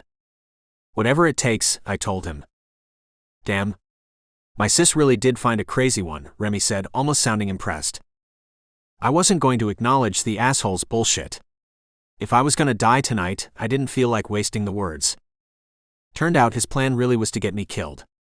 Knowing where Hill was being held, the two of us were just gonna walk into the place.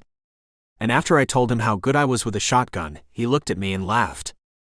You think that we're going to keep my sister alive by going in cowboy style? Jesus, you really don't know anything, do you? No. I told you, we're going there to negotiate. If you decide to do anything crazy, I'll kill you myself. My sister means a whole lot more to me than she does to you. I will do anything to make sure that she's the one who walks out of there alive. Then we're in agreement. Because that's what I plan on too, I said, staring into the thug's eyes. With Remy clear about where I stood, he and I left Dylan's apartment for his car. He was driving what he had stuffed his sister into back at Snowy Falls. I had never been in such a fancy car before. Considering Remy was acting like he had no intention in allowing me to survive the night, the vehicle was fitting. It was like getting to choose your final meal. It was a bit of luxury before the end. Speeding our way through the New York streets, I began to realize that Remy was insane. I was then sure of it when, after parking outside of a high-rise building, he flipped down the sun visor, opened the vanity mirror, and adjusted his hair. Was he kidding? Making sure you look pretty? I asked, wondering what the hell he was doing. He looked at me like he had a rat stuck in his ass. When you go into a negotiation, you don't go in looking weak, you look your best. He glanced at what I was wearing. Or whatever it is you have going on there. Asshole, I said. Redneck, he retorted. At least we knew where we both stood. Following him as he left the car, I adjusted my flannel shirt and beat-up jeans. I didn't have much to work with. But if it meant getting Hill out of this unharmed, I was willing to try my best. Remy saw me squirming and didn't comment. I didn't like him thinking he had gotten the better of me and had made me feel self-conscious, so I appreciated him not pointing it out. Maybe he wasn't a complete asshole after all. Entering the building like we owned the place, Remy made a beeline to the person sitting behind the desk. To see Arnaud Clement. He should be expecting us, Remy said as if we were meeting him to share a beer. The short-mustached man picked up his phone and made a call. Remy didn't look at him, but I couldn't help but watch what was going on. This whole thing felt insane. We were going there to rescue the woman I loved, and everyone was treating it like an annoying business transaction. I was in a different world. I truly didn't know what I was dealing with. You can take the elevator to the 30th floor, the guy behind the desk said before the elevator dinged. Following Remy onto it, I waited for the doors to close and then looked at him. He was my height and a big guy, but he was shaped differently than I was. My muscles were rounded like you would be after years of football practice. He was built like he had spent years chiseling his body in a gym. He was like a pretty boy who had learned how to defend himself. Hell, he could more than just defend himself. If Dylan hadn't separated us, it would have been quite the fight. "Is there a reason you're staring at me?" he said with his eyes locked forward. "I'm wondering what it is you plan on doing. Are you just gonna offer me up in exchange for Hill and go? Or are you gonna stick around and watch them torture me to death?" "People pay good money to watch stuff like that," he said, considering the idea. "I guess I'll decide in a moment," he said, turning to me and smiling like the snake he was. "Fuck you." "Fuck you too," he retorted before the elevator dinged and the doors opened. What lay before us was nothing I could have prepared for. We were staring at a living room where the carpet was covered with a blue tarp. In the center of it was a chair. Tied to it with her mouth taped shut was Hill. There was dried blood on the corner of her eye. Someone had hit her. I stepped forward, ready to pound the shit out of anyone who tried to stop me. As I did, Remy stuck out his arm, blocking my path. "Unless you're hoping to get my sister killed, I suggest you calm the fuck down right now," he said, staring at me. Listening to him, I took a breath. This was all about keeping Hill safe. Stepping out of the elevator and into the foyer, I spotted the two guys with their guns drawn. They were staring at us.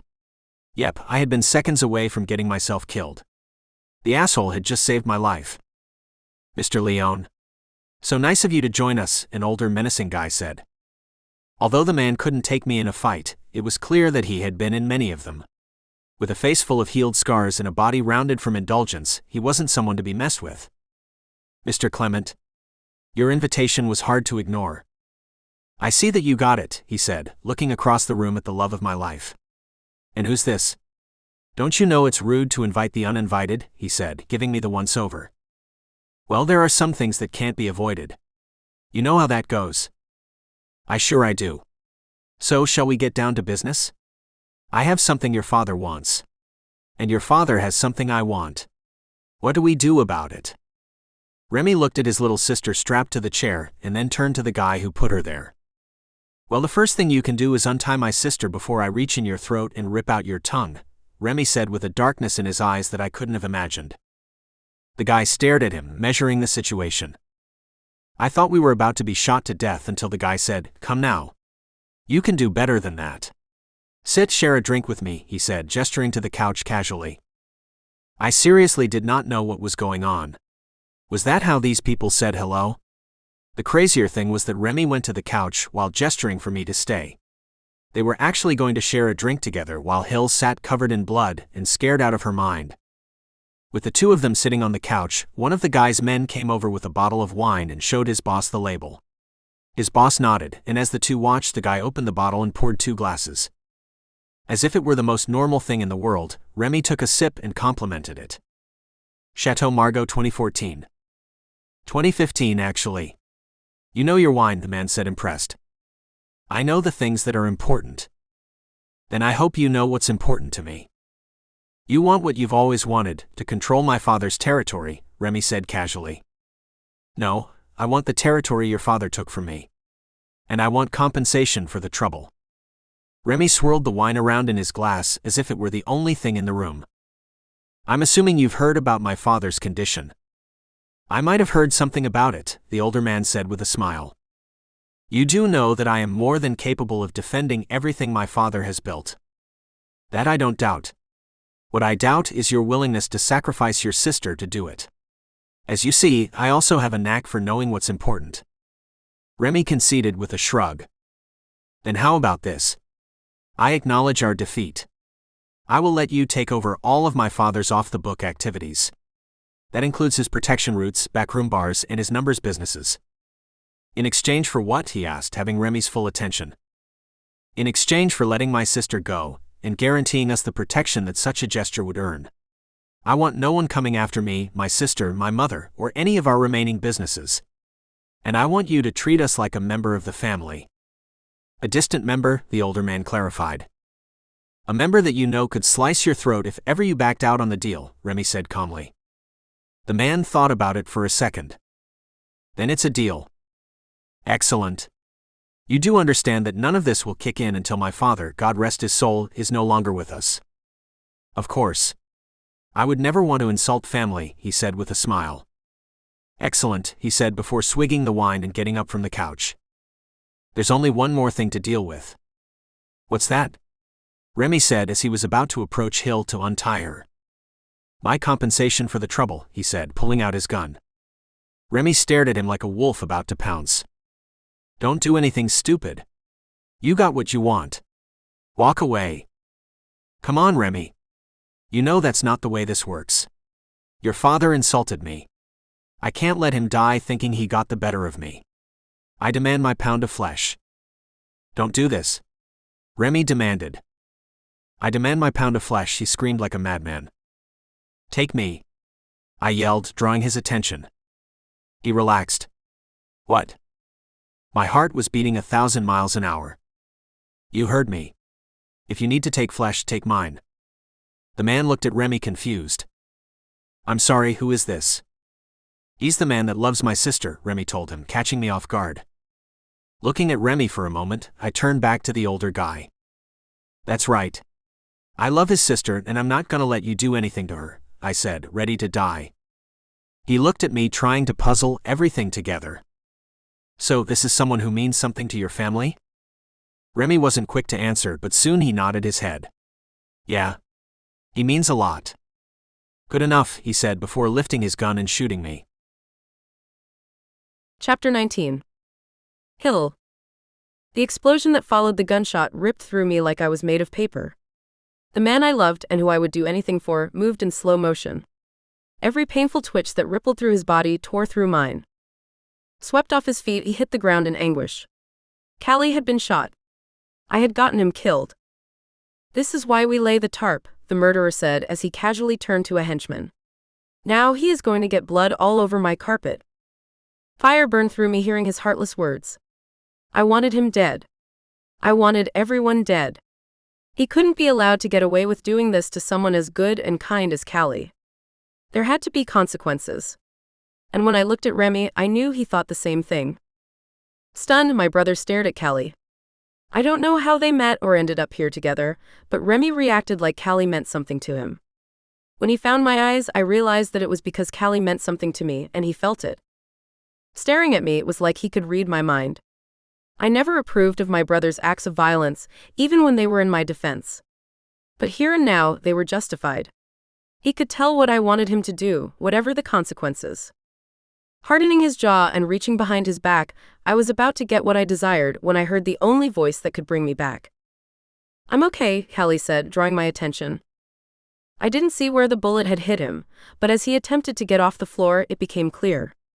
My father's rival had shot him in the leg.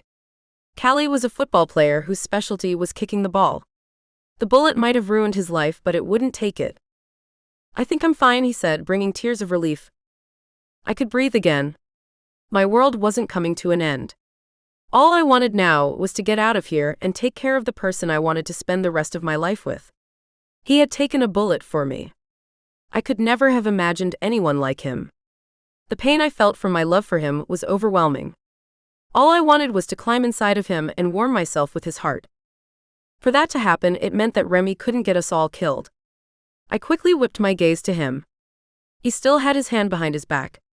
I could practically feel his finger on the trigger. I was begging him not to do it, but he was no longer looking at me. He was locked on his target. I didn't know what he was about to do. Of course you're all right. I said a pound of flesh, not the whole hog, Armand said casually. Letting his handgun drop to his side, he looked at Remy. There was no missing what was in my brother's eyes. Armand didn't overreact. So, what do you say? Have we made a deal or shall we continue our negotiation? He said before his two henchmen lifted their guns and pointed it at Remy. Knowing that I had a chance at spending a long life with the man I loved, I groaned, begging for Remy's attention. When he looked at me, I did everything I could to show him how I felt. I wanted to walk out of here. I wanted it to be with Callie and Remy. And I wanted the life that my brother had negotiated. I wanted it more than anything. As I pleaded with him with my eyes, I saw the guy they first grew up with reveal the tenderness he always tried to hide. The hand that was behind his back returned to his side. We have a deal. But the minute you don't live up to your side of the bargain, know that you won't see me coming. I would expect nothing less, Armand said with all of the charm in the world. And know that if I do decide to change the parameters of our arrangement, you would be the first person to know, he said, pointing his gun at Remy and pretending to shoot. My brother didn't appreciate that, but luckily he decided to let it go. Release my sister, he demanded. Armand signaled for his 2 henchmen to holster their pistols and release me from the chair. As soon as I was free, I ran to Callie, who had been struggling to get to his feet. For Christ's sake, will you stop dripping blood on my carpet? The bastard said before leaving us and disappearing into one of the side rooms.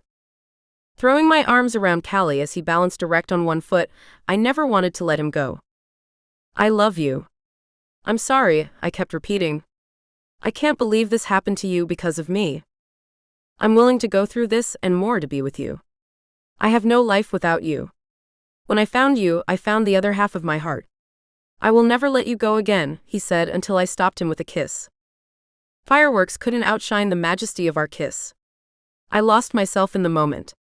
My thoughts swirled as if it were warm caramel wrapped around his chocolate.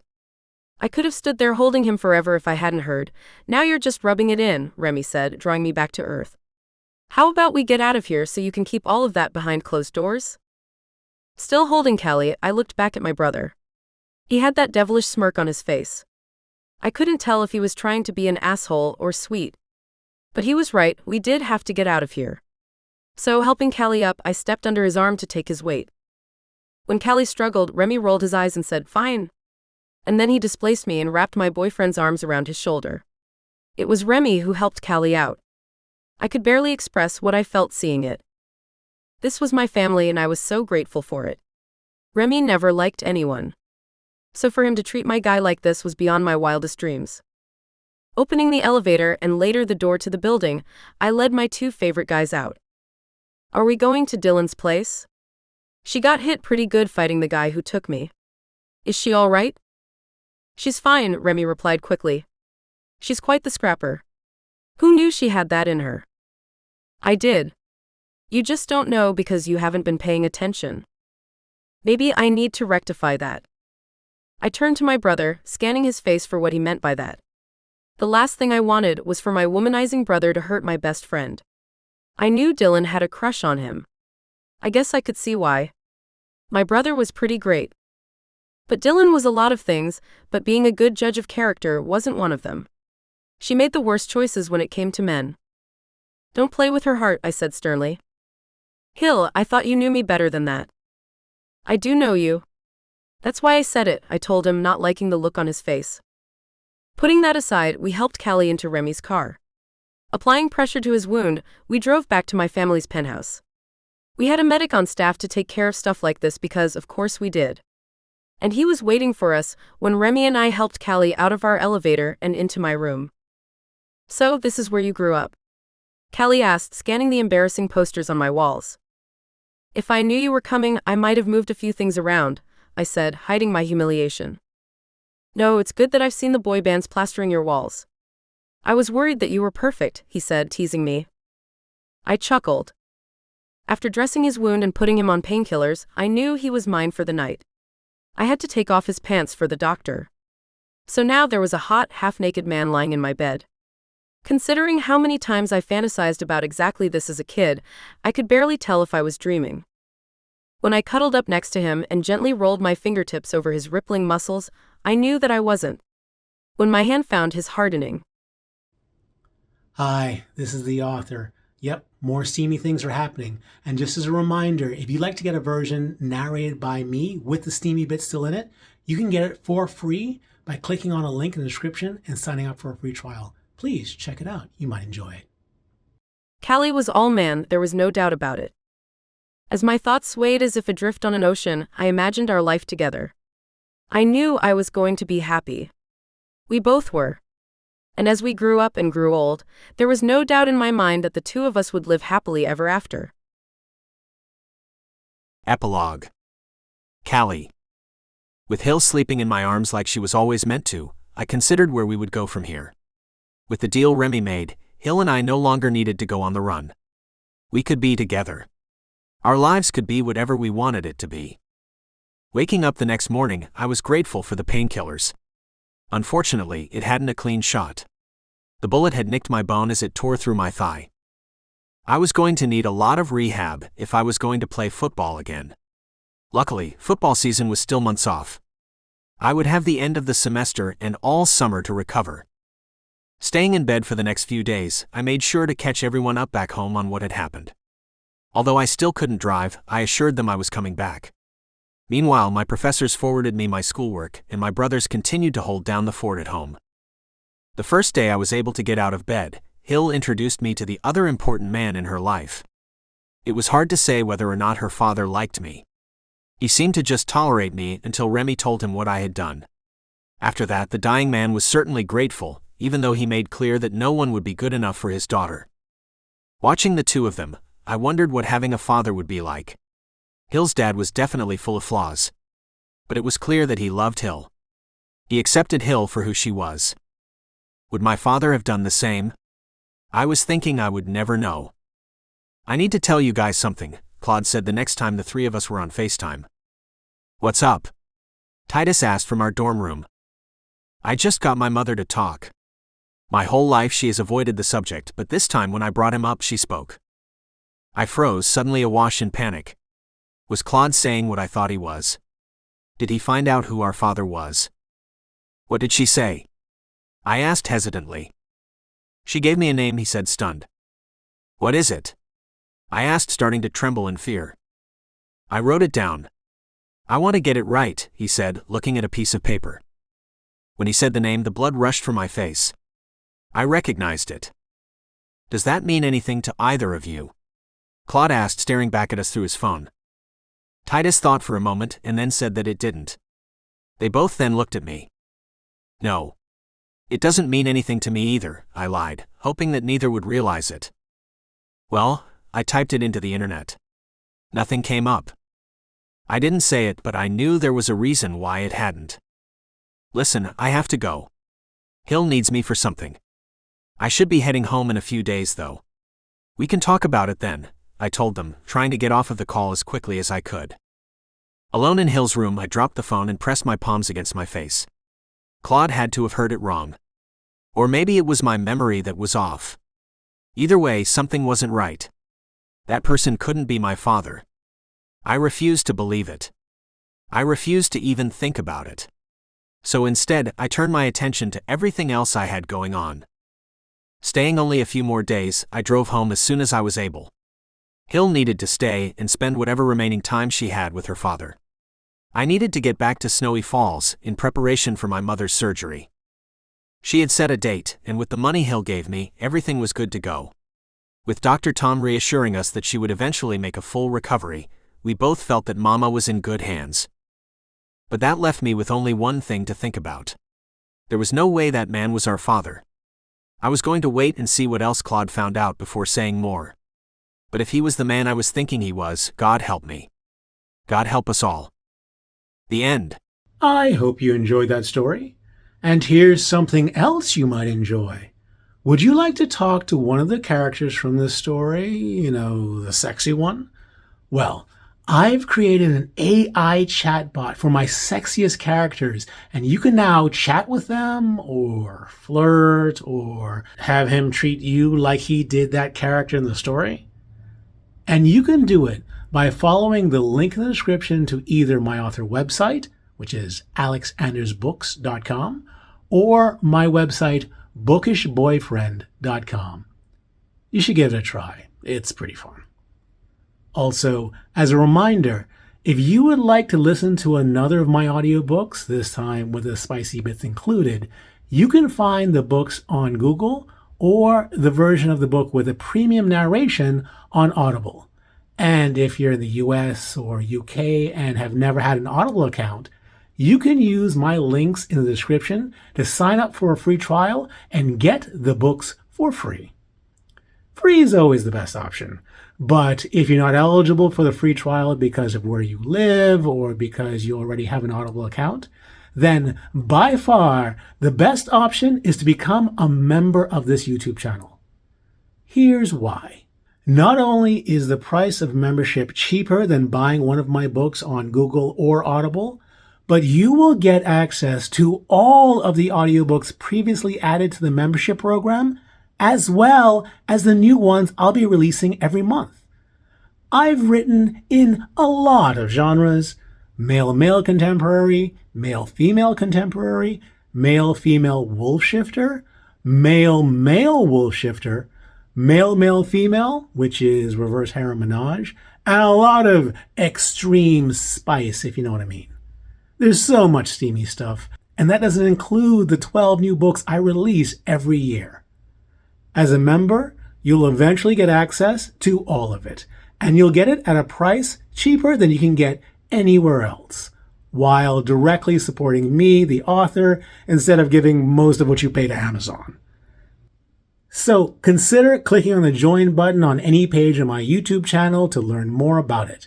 And whether or not you choose to become a member, consider chatting with one of my sexy characters at bookishboyfriend.com. Because if you liked this book, you'll probably like chatting with one of my characters as well. Enjoy.